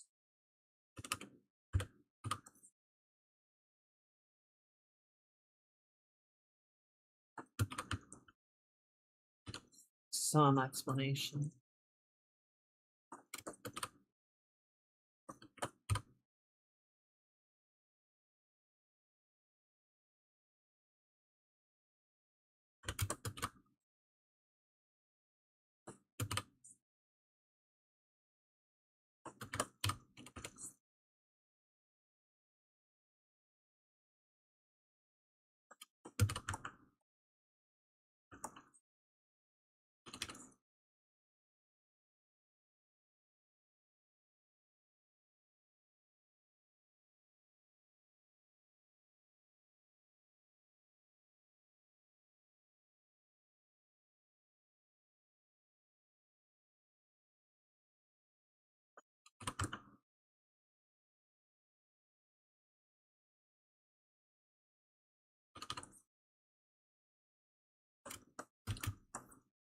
Good.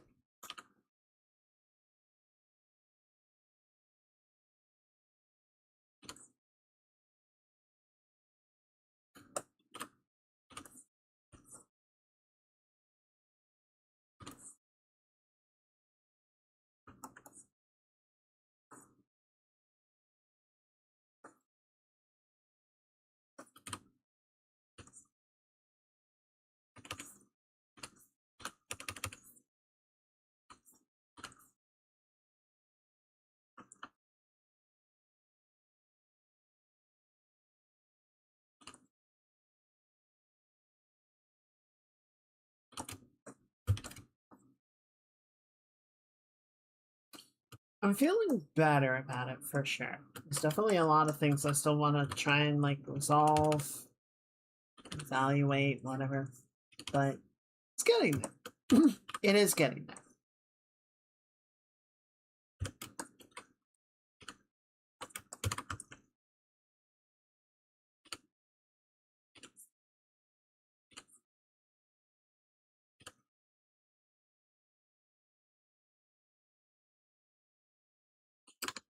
Pause this for a second. I thought of a song I want to listen to.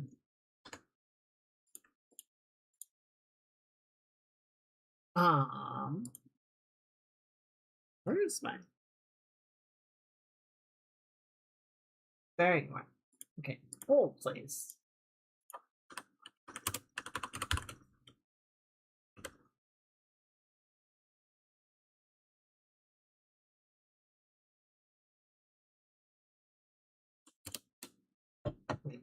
There you are.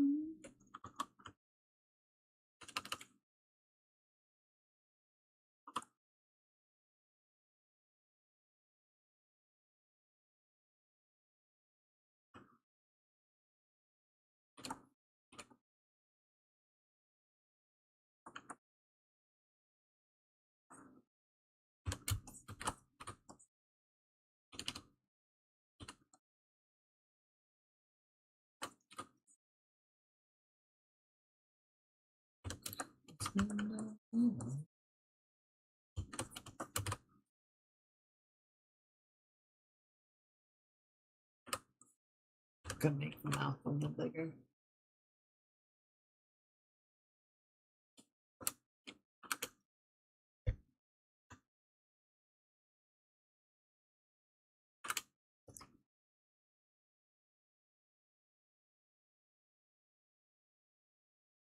Let's curve it a little bit just to sort of match the direction of the face, right?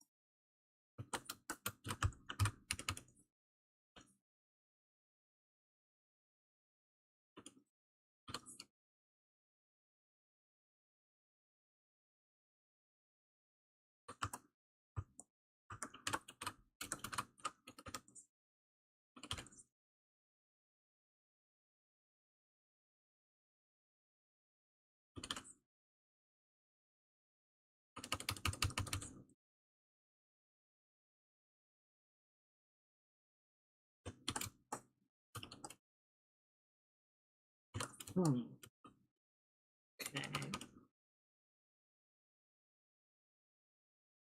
What is something feels weird about this? I'm trying to figure out what exactly that is.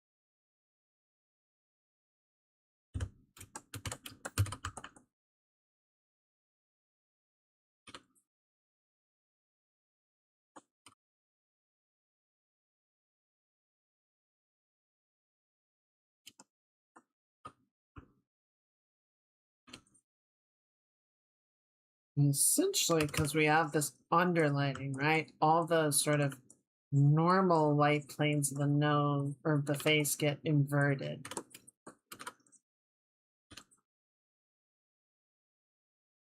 So the areas that are sort of in the middle would stay the same. The areas that normally be shaded get illuminated, and the areas that are illuminated get shaded. So the pit of the brow would be better lit.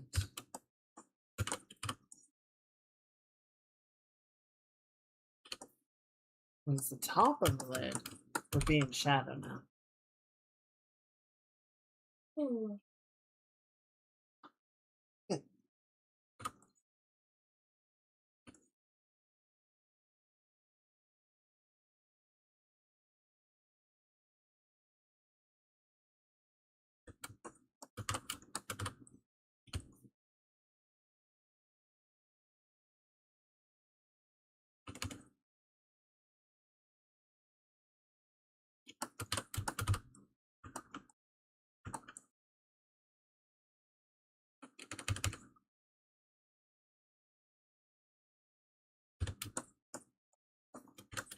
And then sort of the top of the cheekbone would be shaded like that. So it goes around the socket like that.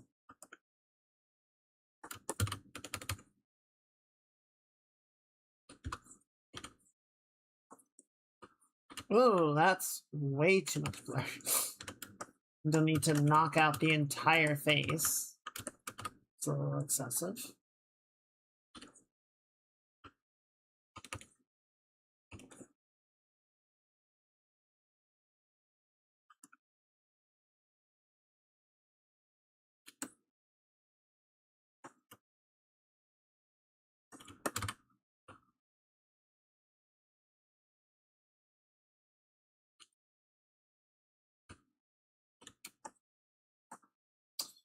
Damn, that is lopsided, but the rotation, not so bad.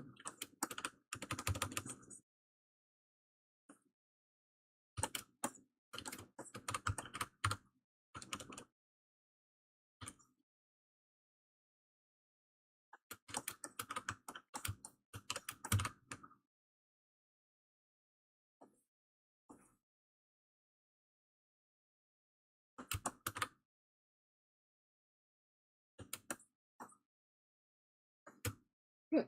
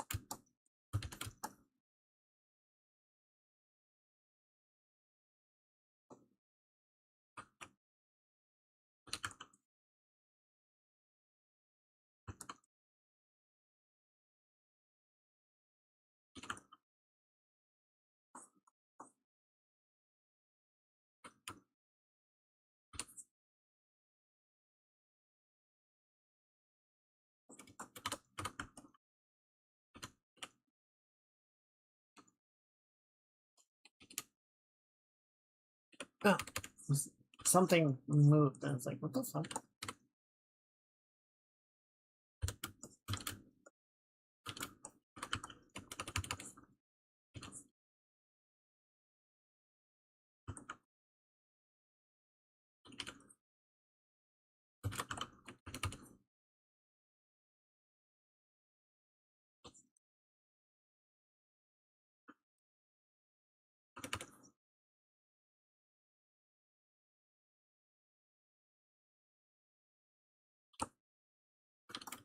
Okay, that's getting closer. The other thing that always just kind of throws me off is the eyebrows, or the lack thereof. So we can go in and do that really quickly.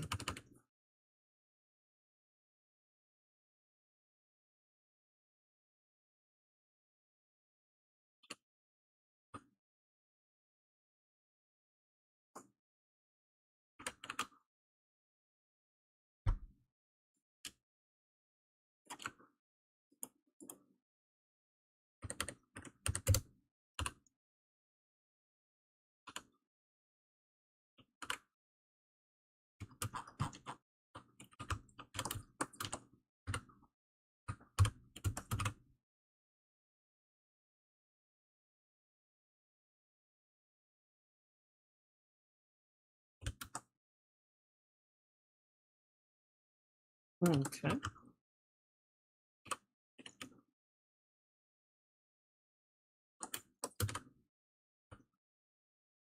Thank you, autosave.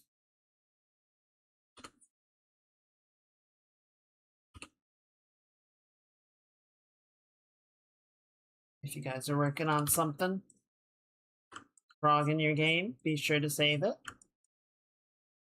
Don't want something catastrophic to happen. Knock it all out.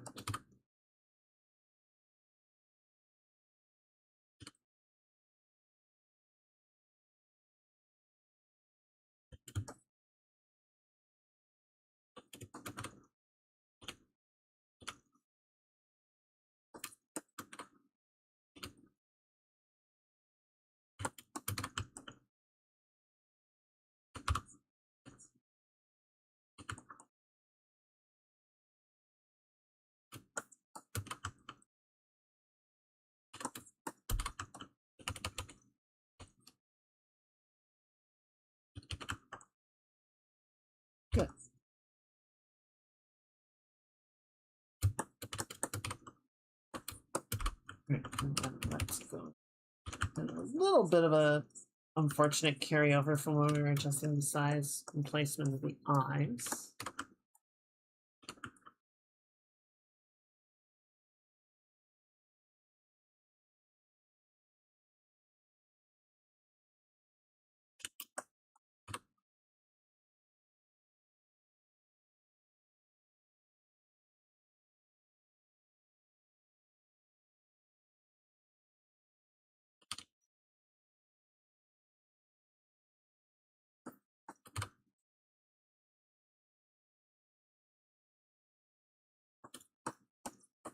Let's grab some of this.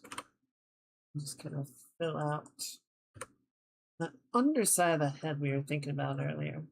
It seems like the hair is coming in a little shallow down here.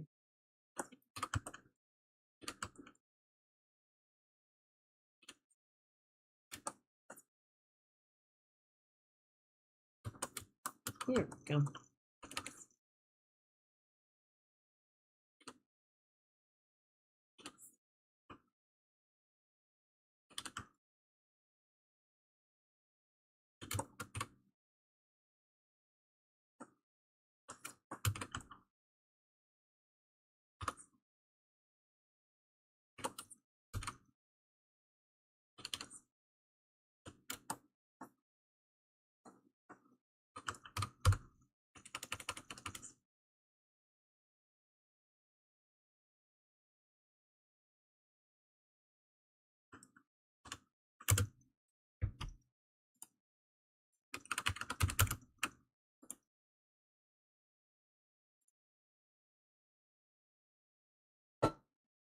Come on.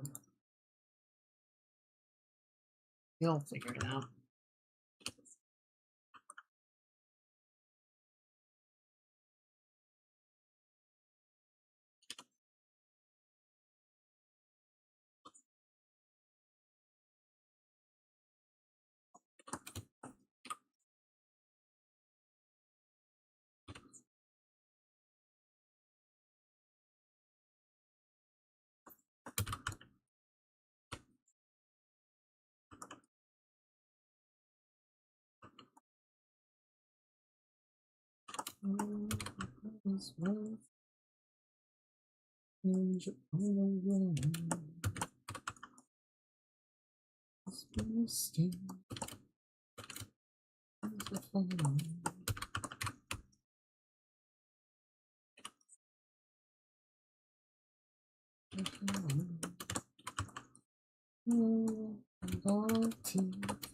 No stranger to the sun. There comes a time when you hate to die, to be born again in another land. Someone else, another hero's face, another crucible. Nothing alone. I don't wanna be the hero of my story anymore.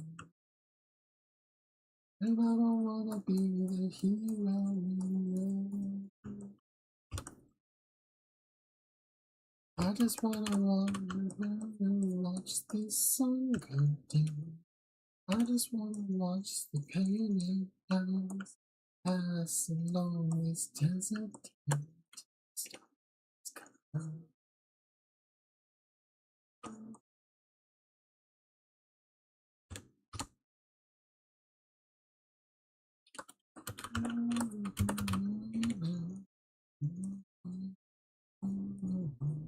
There comes a time when he went to die to be born again. And then someone else who's so long nothing alone.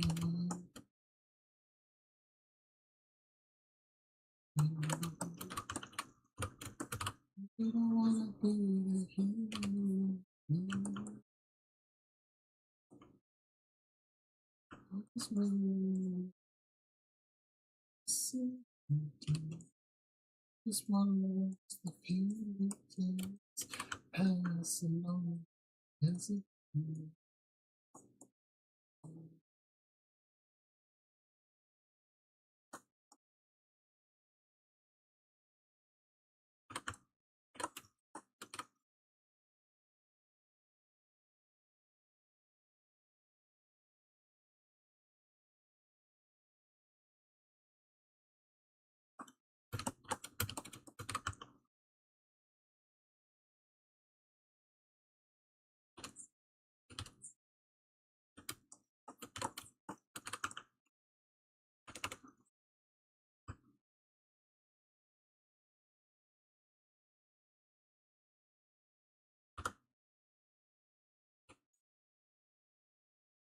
Huh?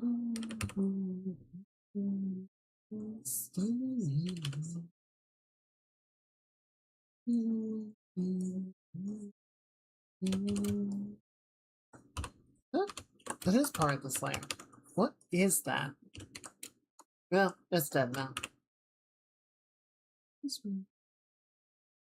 Where?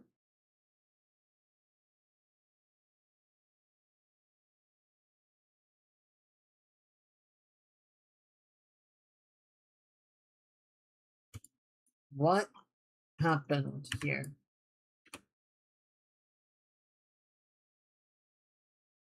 The line work. Did I delete the line work for the halo? Fuck, I might have. I mean, it's not a big deal. It's just annoying. It's like, oh, well, basically I have to rebuild that. Or just rework it in the paint over. Like I said, not a huge problem, just whatever.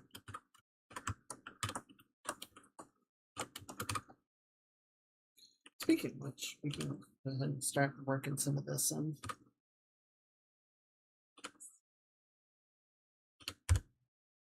Actually, go ahead and bring the symmetry back up here.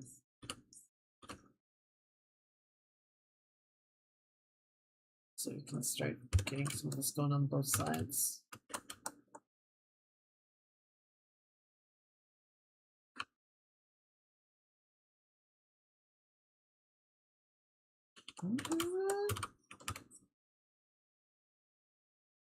Some face. It's not tonight, California dreaming, full of feeling.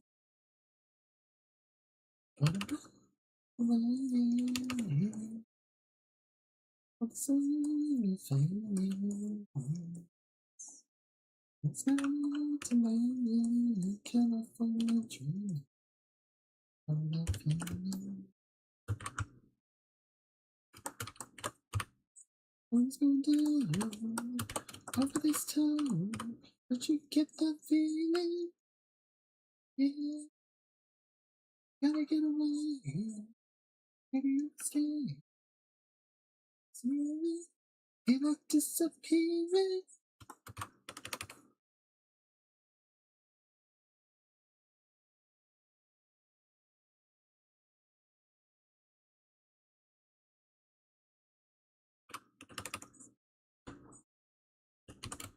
Gotta be careful because we are gonna hit this asymmetry point, right? We don't want to start messing up our existing work carelessly.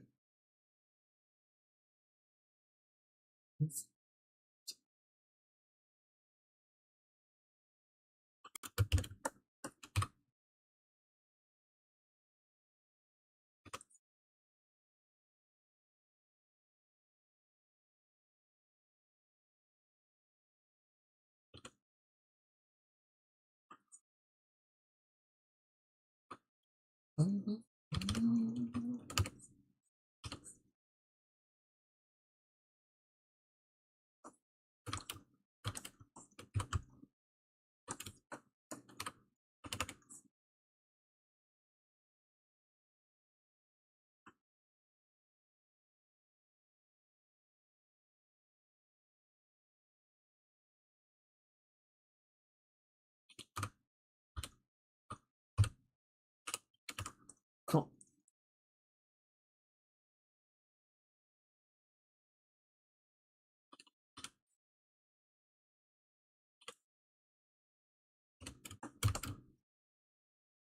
Yes, good. I like that. I think it's looking good.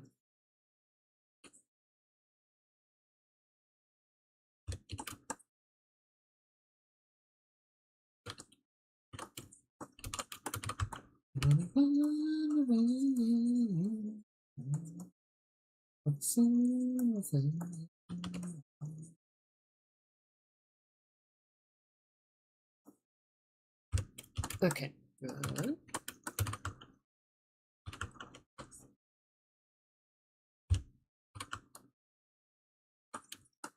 Something.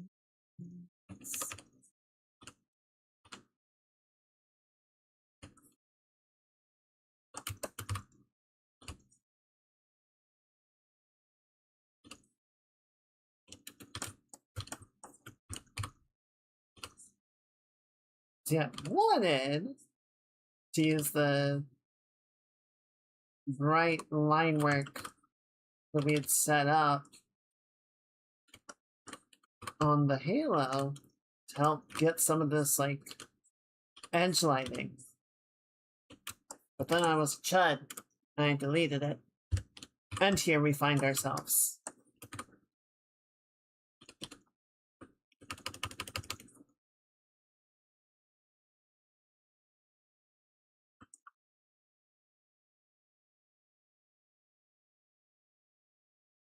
So, you know, whoops.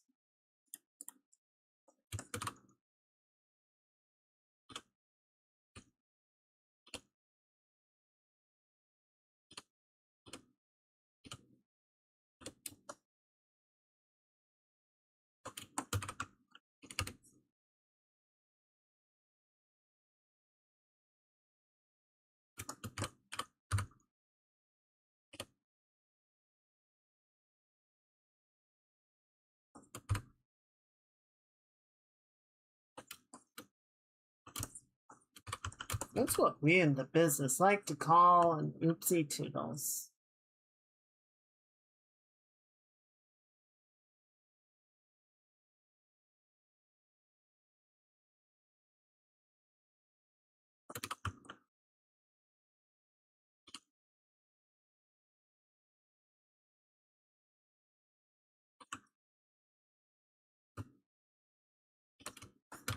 Alright, let's grab a little bit of this just to sort of finish cleaning up this area. And then we'll go kind of around here, do the same thing.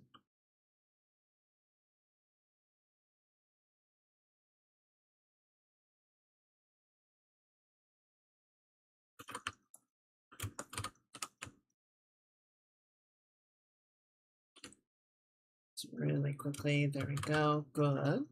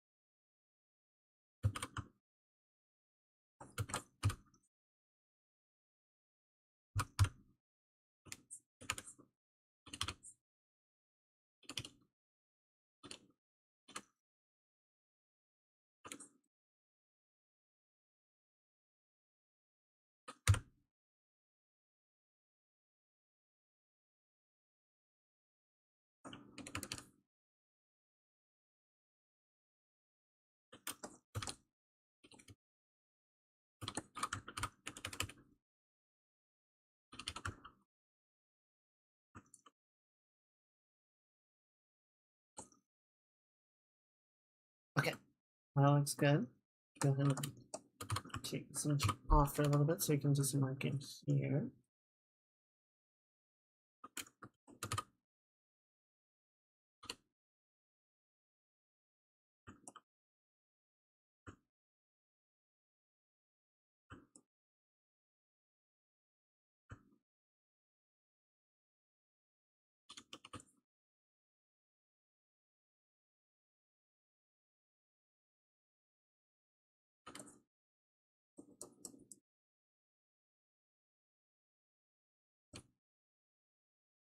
Good. New. Kind of do the same thing over here.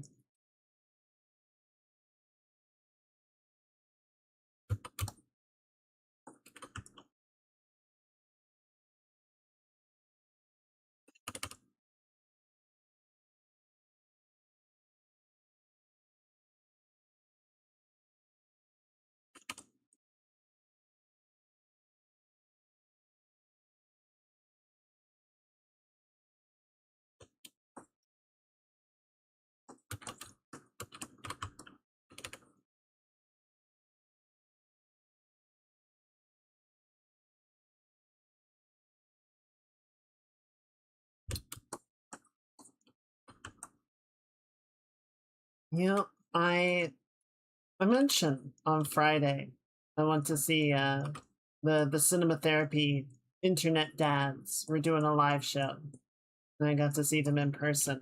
They did a Q&A session. I did not get a chance to step up and say hi, ask a question or anything. I didn't have one ready at the time. And by the time I thought of anything to ask, they had already closed the line because they can only respond to so many people, or they only had so much time to do the Q&A. You know how it goes with these things. But one thing that I did think of, would have loved to ask them, is, sort of ruminate on, is,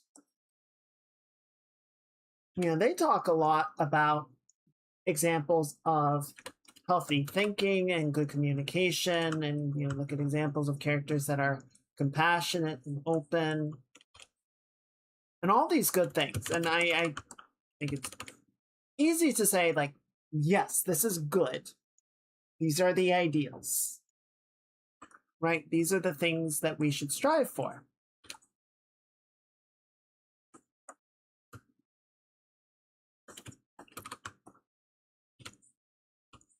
But how do you live that on a day-to-day basis? Like I see examples of people doing incredible things to be supportive and open and compassionate and lift each other up and just generally be wonderful people. And it's one of those things of like, I would love to do that on a regular basis, right? Like just every day be able to be out there like that for people, but I can't. And I don't know. I like I said, I would have loved to have asked them, but it's something I would, I don't know, kind of put to you, Chad. Like, how do you think you can, like, not just like look at positive examples and be like, yes, that's good, but actually like live up to those ideals?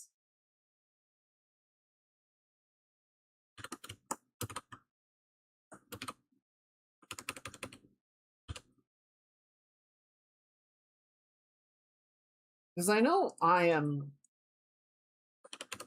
very far from a perfect person. And there are a lot of things that I wish I was better at, for lack of a better word. Not in terms of like skills or anything, though of course there are things that I would like to be better at skills wise, but just being better at being a good person.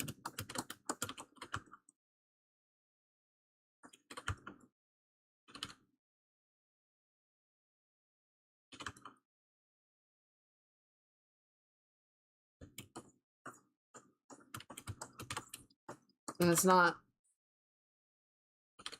I'm not saying like, oh, I want to be a good person, but it's hard. It's so hard to be a good person. But it's more like there are things that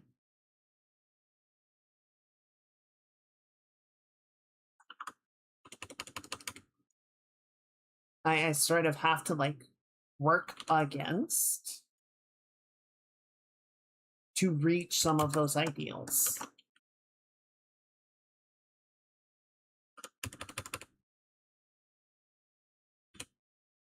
Seems to me that every person has to find a balance for themselves between what they want to give to others and what they want to hold for themselves. Some live austere lives that serves, others find another way. That makes sense. It might be that, was it, jealousy is the death of happiness? Like you see someone else that can live that austere life, And then you're like, why can't I do that? It's like, well, because that's not you.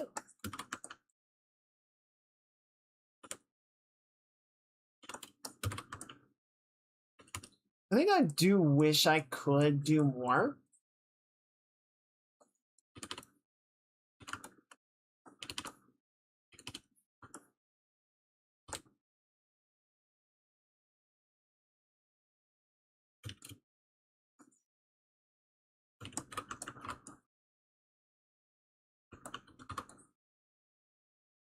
But I'm not sure how to, if that makes sense.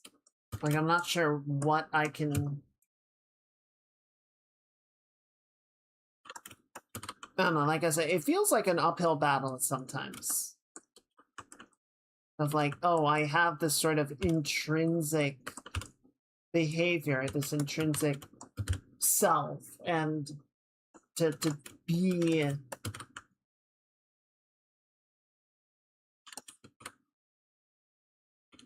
as helpful as I could be, like I have to push for that ideal.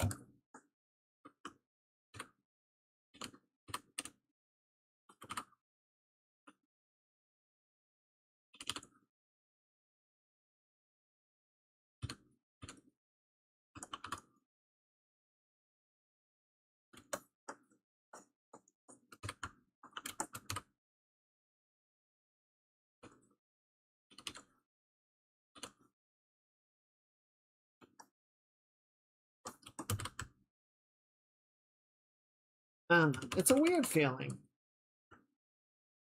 but it nags at me sometimes. Of like, I could be doing more.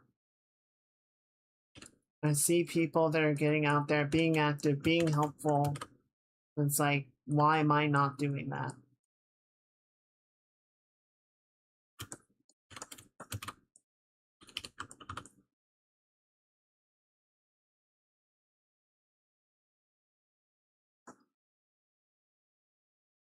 These are lopsided.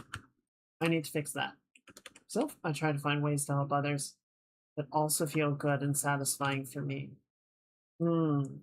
So then it's not, you're not, you're doing something, as you say, sort of self-gratifying that also helps other people. So it's not a chore per se. Might not be the best word for it, but it's kind of there.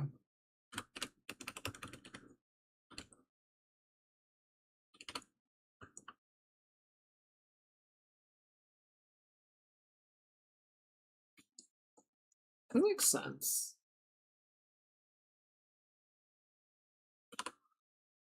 We'll slim the torso down a little bit.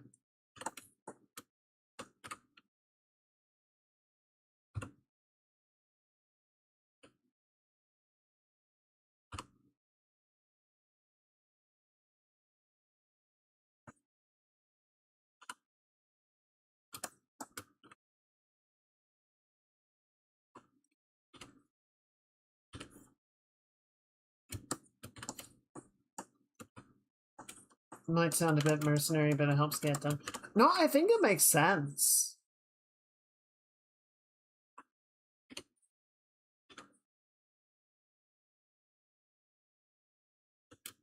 I think people do respond, to reward systems and gratification. So, sort of trying to do something purely for the altruistic good with zero personal satisfaction, like, unless you just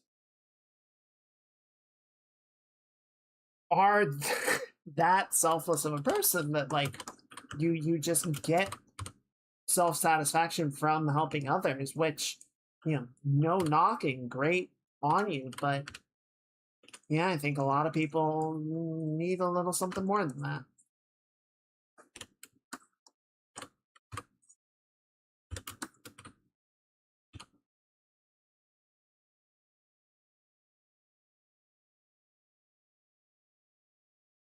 I mean, not for nothing, but games done quick has their prizes. Donate $10 and you'll be entered in the running for this keychain or this whatever that somebody has submitted. And yeah, you're helping a great cause. You're helping prevent cancer, Doctors Without Borders, and that is what it is there for. But also the chance at the prize is kind of nice, right? There is definitely some I want that. It just sweetens the pot a little.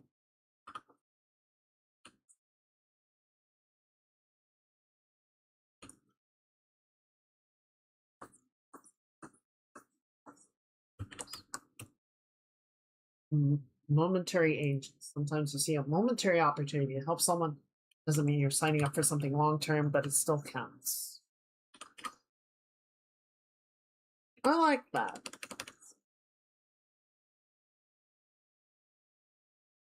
I like that.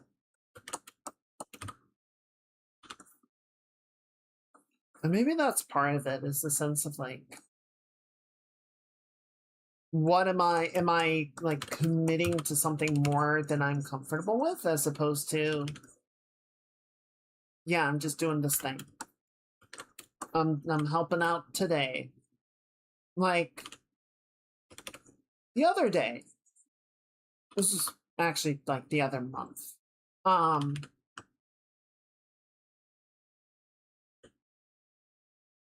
was at an event. I was at a protest. And was chatting with a few of the people there, as we do, because we're out there for a few hours. You strike up conversations here and there.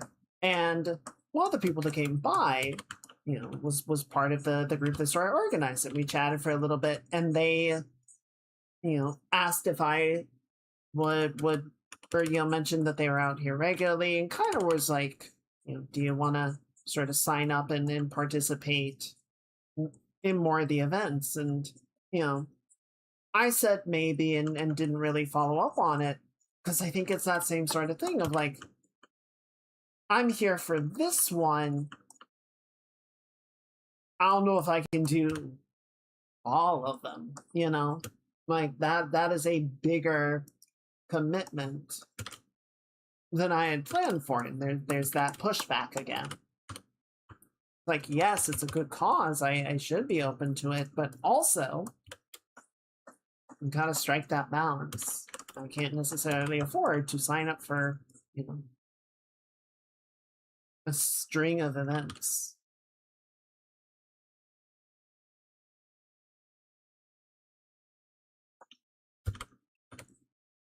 I don't know. It's hard. It's hard to be, I don't know, satisfied, to feel like you're doing enough.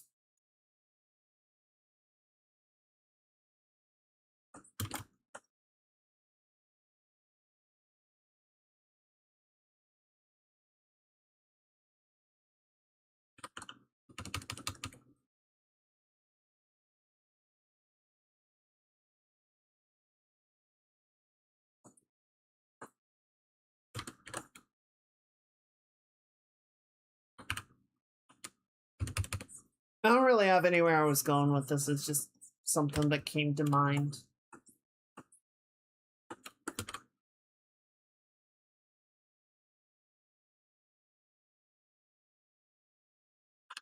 But I would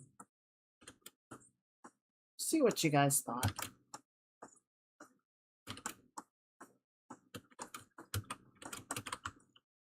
I hope you didn't think, wow, this Kaigo's a piece of shit.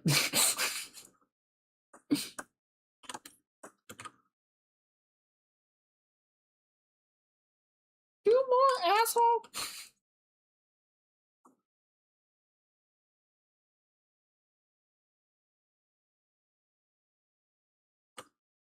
I have a friend that sometimes helps out local food pantry.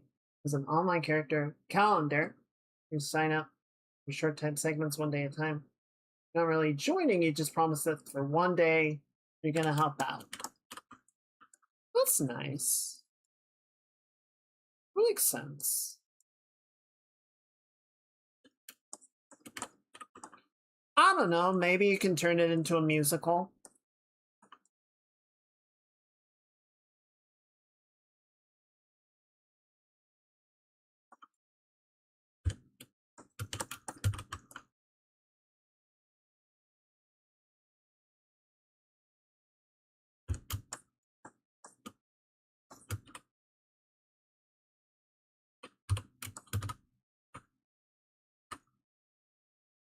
I don't really know how that would work, but it would be fun.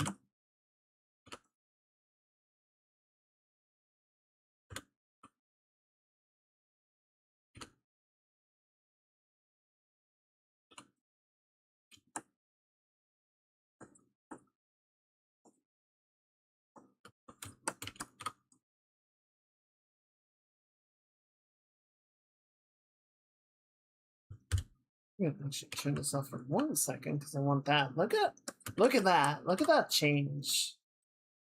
That's wild. I actually kind of like making the split a lighter color than we usually do. It just, I don't know, it makes it feel more ethereal. Actually, I think this might be one of those times where we really like lean into the value shifting.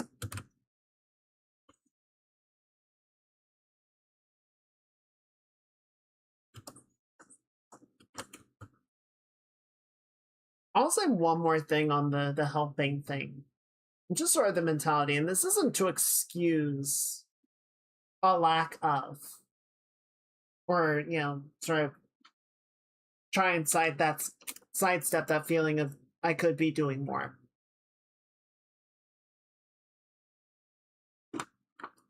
But I think I've talked before about Hassan Minhaj. In I think it was one of the last episodes of the show that he had years back, was talking about choosing your battles. Right? That's like, there's a lot to do. We go over a lot of different topics, and it's really easy to look at all this and be like, this is too much. And I think this year is really hard on a lot of people. I think there's a lot of things that we're trying to keep on top of, and between big issues and personal issues, it just feels like we're underwater for a lot of people. And there's sort of a feeling of like, how am I supposed to deal with all this? How am I supposed to fix all this? And it's like, you're not gonna. You're one person. No one person is gonna fix everything. I guess, sorry, to your point, Stan, it's like, find the thing that you can help with, or find the thing that you can do. It doesn't have to fix everything. It doesn't even have to fix anything, but if it just helps somebody, that's already something big. There's a line from Cloud Atlas is one of my favorite movies, which is funny because I didn't actually like the book that much. The movie was much more optimistic than the book was, which I think is a big part of like why I think I enjoyed it more. But two of the characters are talking, and they've sort of it's sort of a pulp mystery section of the book, and so they've had a big reveal about what's going on, and two of the characters are sort of talking, and one is like, I see what's going on, and I know that I need to help, but I'm afraid, and turns to the other character and is clearly looking to them for guidance, and they said, do what you can't not do.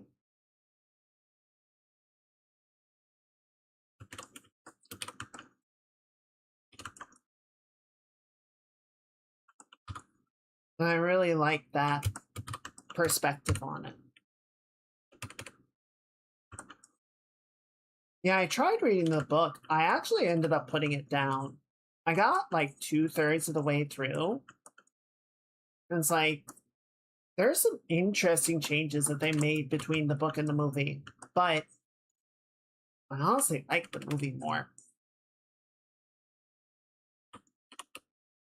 I think they did a really good job adapting it.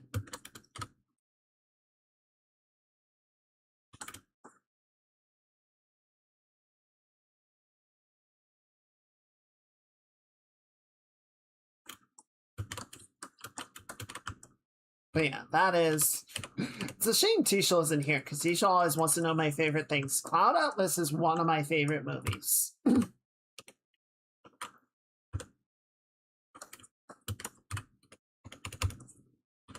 Kind of a weird. Excuse me.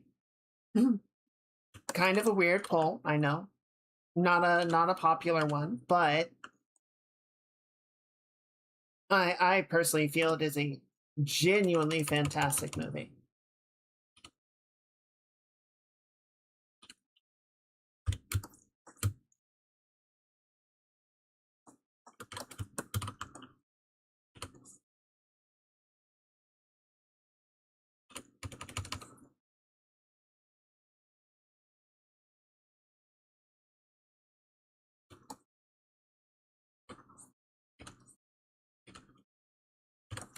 It's super because that was directed or produced by the Wachowski siblings.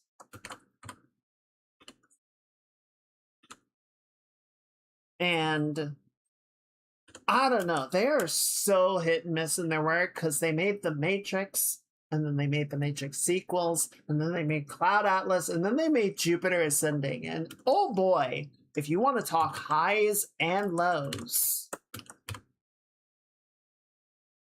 you're on a fucking roller coaster.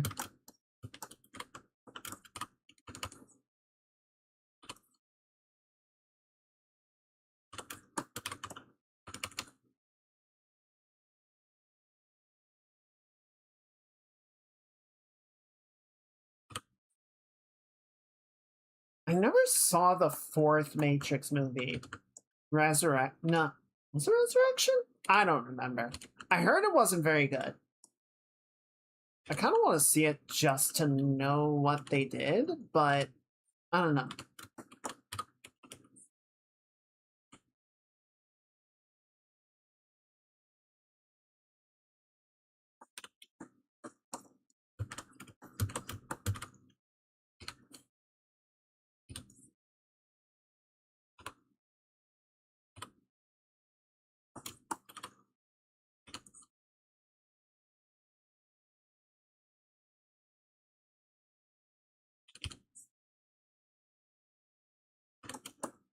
Kind of done with the story. I think a lot of people were. The studio wasn't.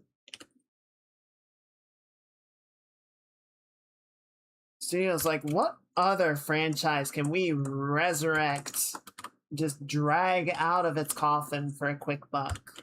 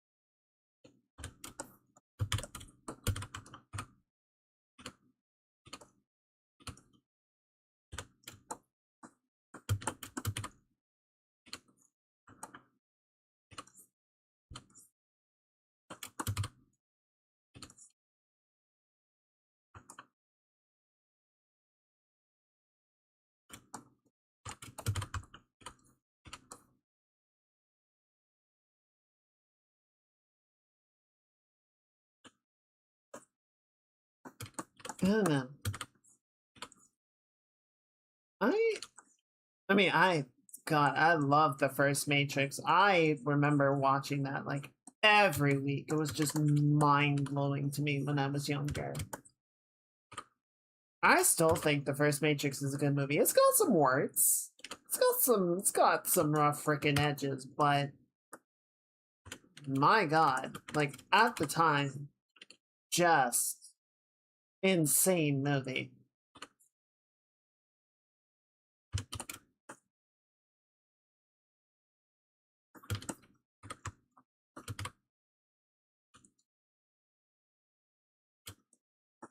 I feel like I'm gonna soapbox a little bit, but I feel like, and we've talked about this before, studios are kind of shooting themselves in the foot because it's not like they always had the Matrix, right? That was not some thing that's just always been in their library to draw from. It was some like wild new idea that the Wachowskis had to sell the studio on back when they originally pitched it. And then they succeeded, and the studio went, holy shit. And then they made the movie, and the audiences went, holy shit. And it ended up becoming this big deal. But, you know, someone was willing to like take a chance on the initial pitch, and then when they liked what they saw, took a chance on the rest of the movie.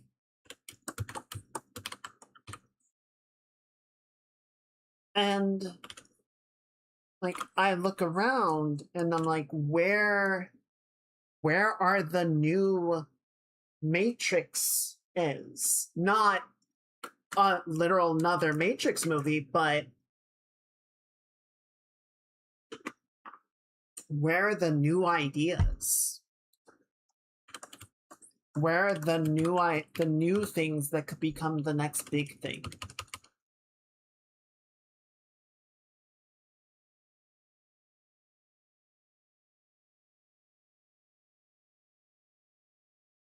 Let's face it, the studios are always going to want the next big thing.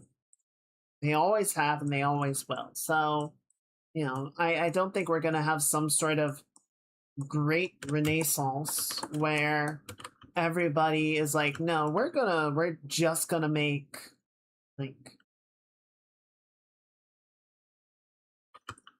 emotional, you know, heartfelt one-off movies. Like, no, we're still gonna have franchises. People still want franchises and blockbuster genre of the period. You know, westerns, musicals, superhero films, you name it, action flicks.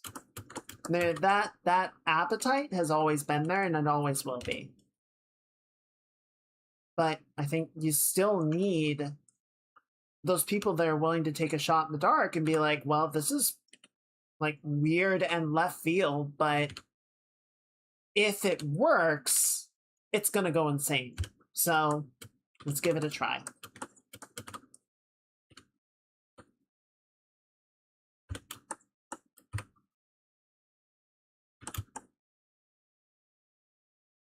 I don't think we're getting that. I see that as a major shortcoming.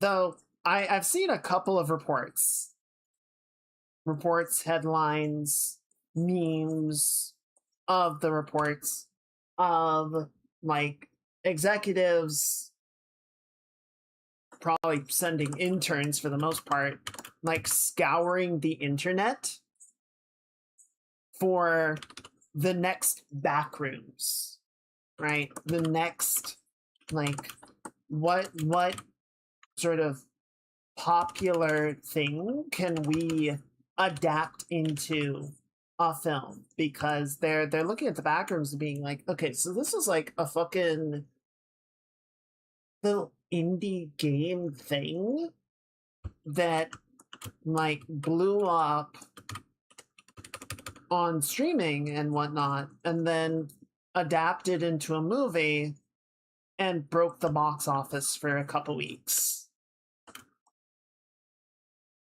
What the fuck world are we living in? And how can we make money in it?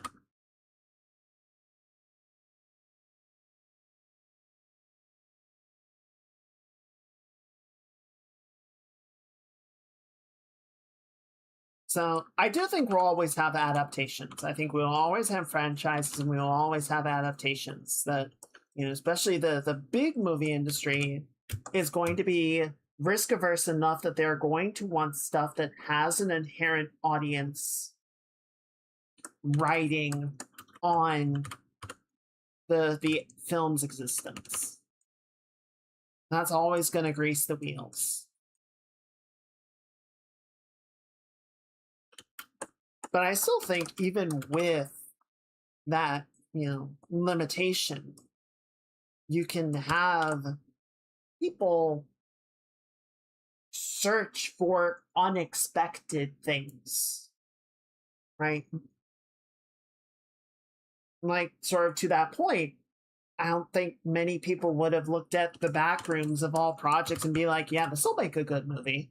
But someone had a clear idea on something that they could do that would adapt well and not just be a quick cash grab on the IP, but actually like build it into something interesting.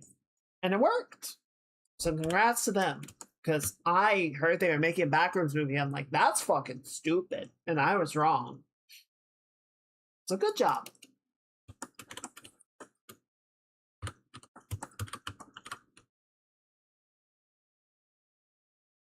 All right. I think we're going to go ahead and wrap it up for the night.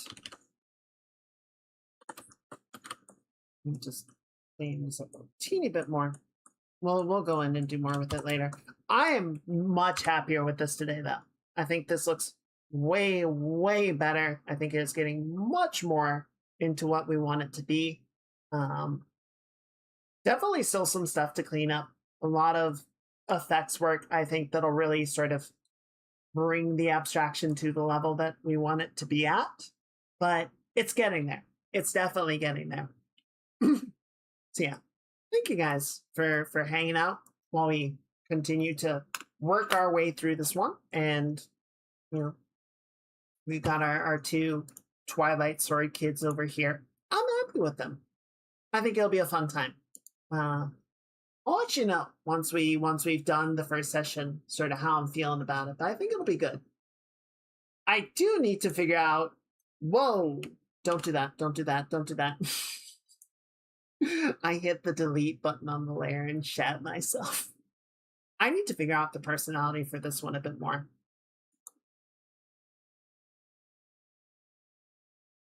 I'm glad you like it. I'm glad it is getting there because it was definitely a bit of a weird shot. But I think we're figuring it out. I think we're learning some cool stuff and getting to something that feels pretty cool. Okay, I'm going to go ahead and shut down the YouTube stream. Everyone say good night to the VOD squad. And we are going to go find somebody that we can raid. Alrighty.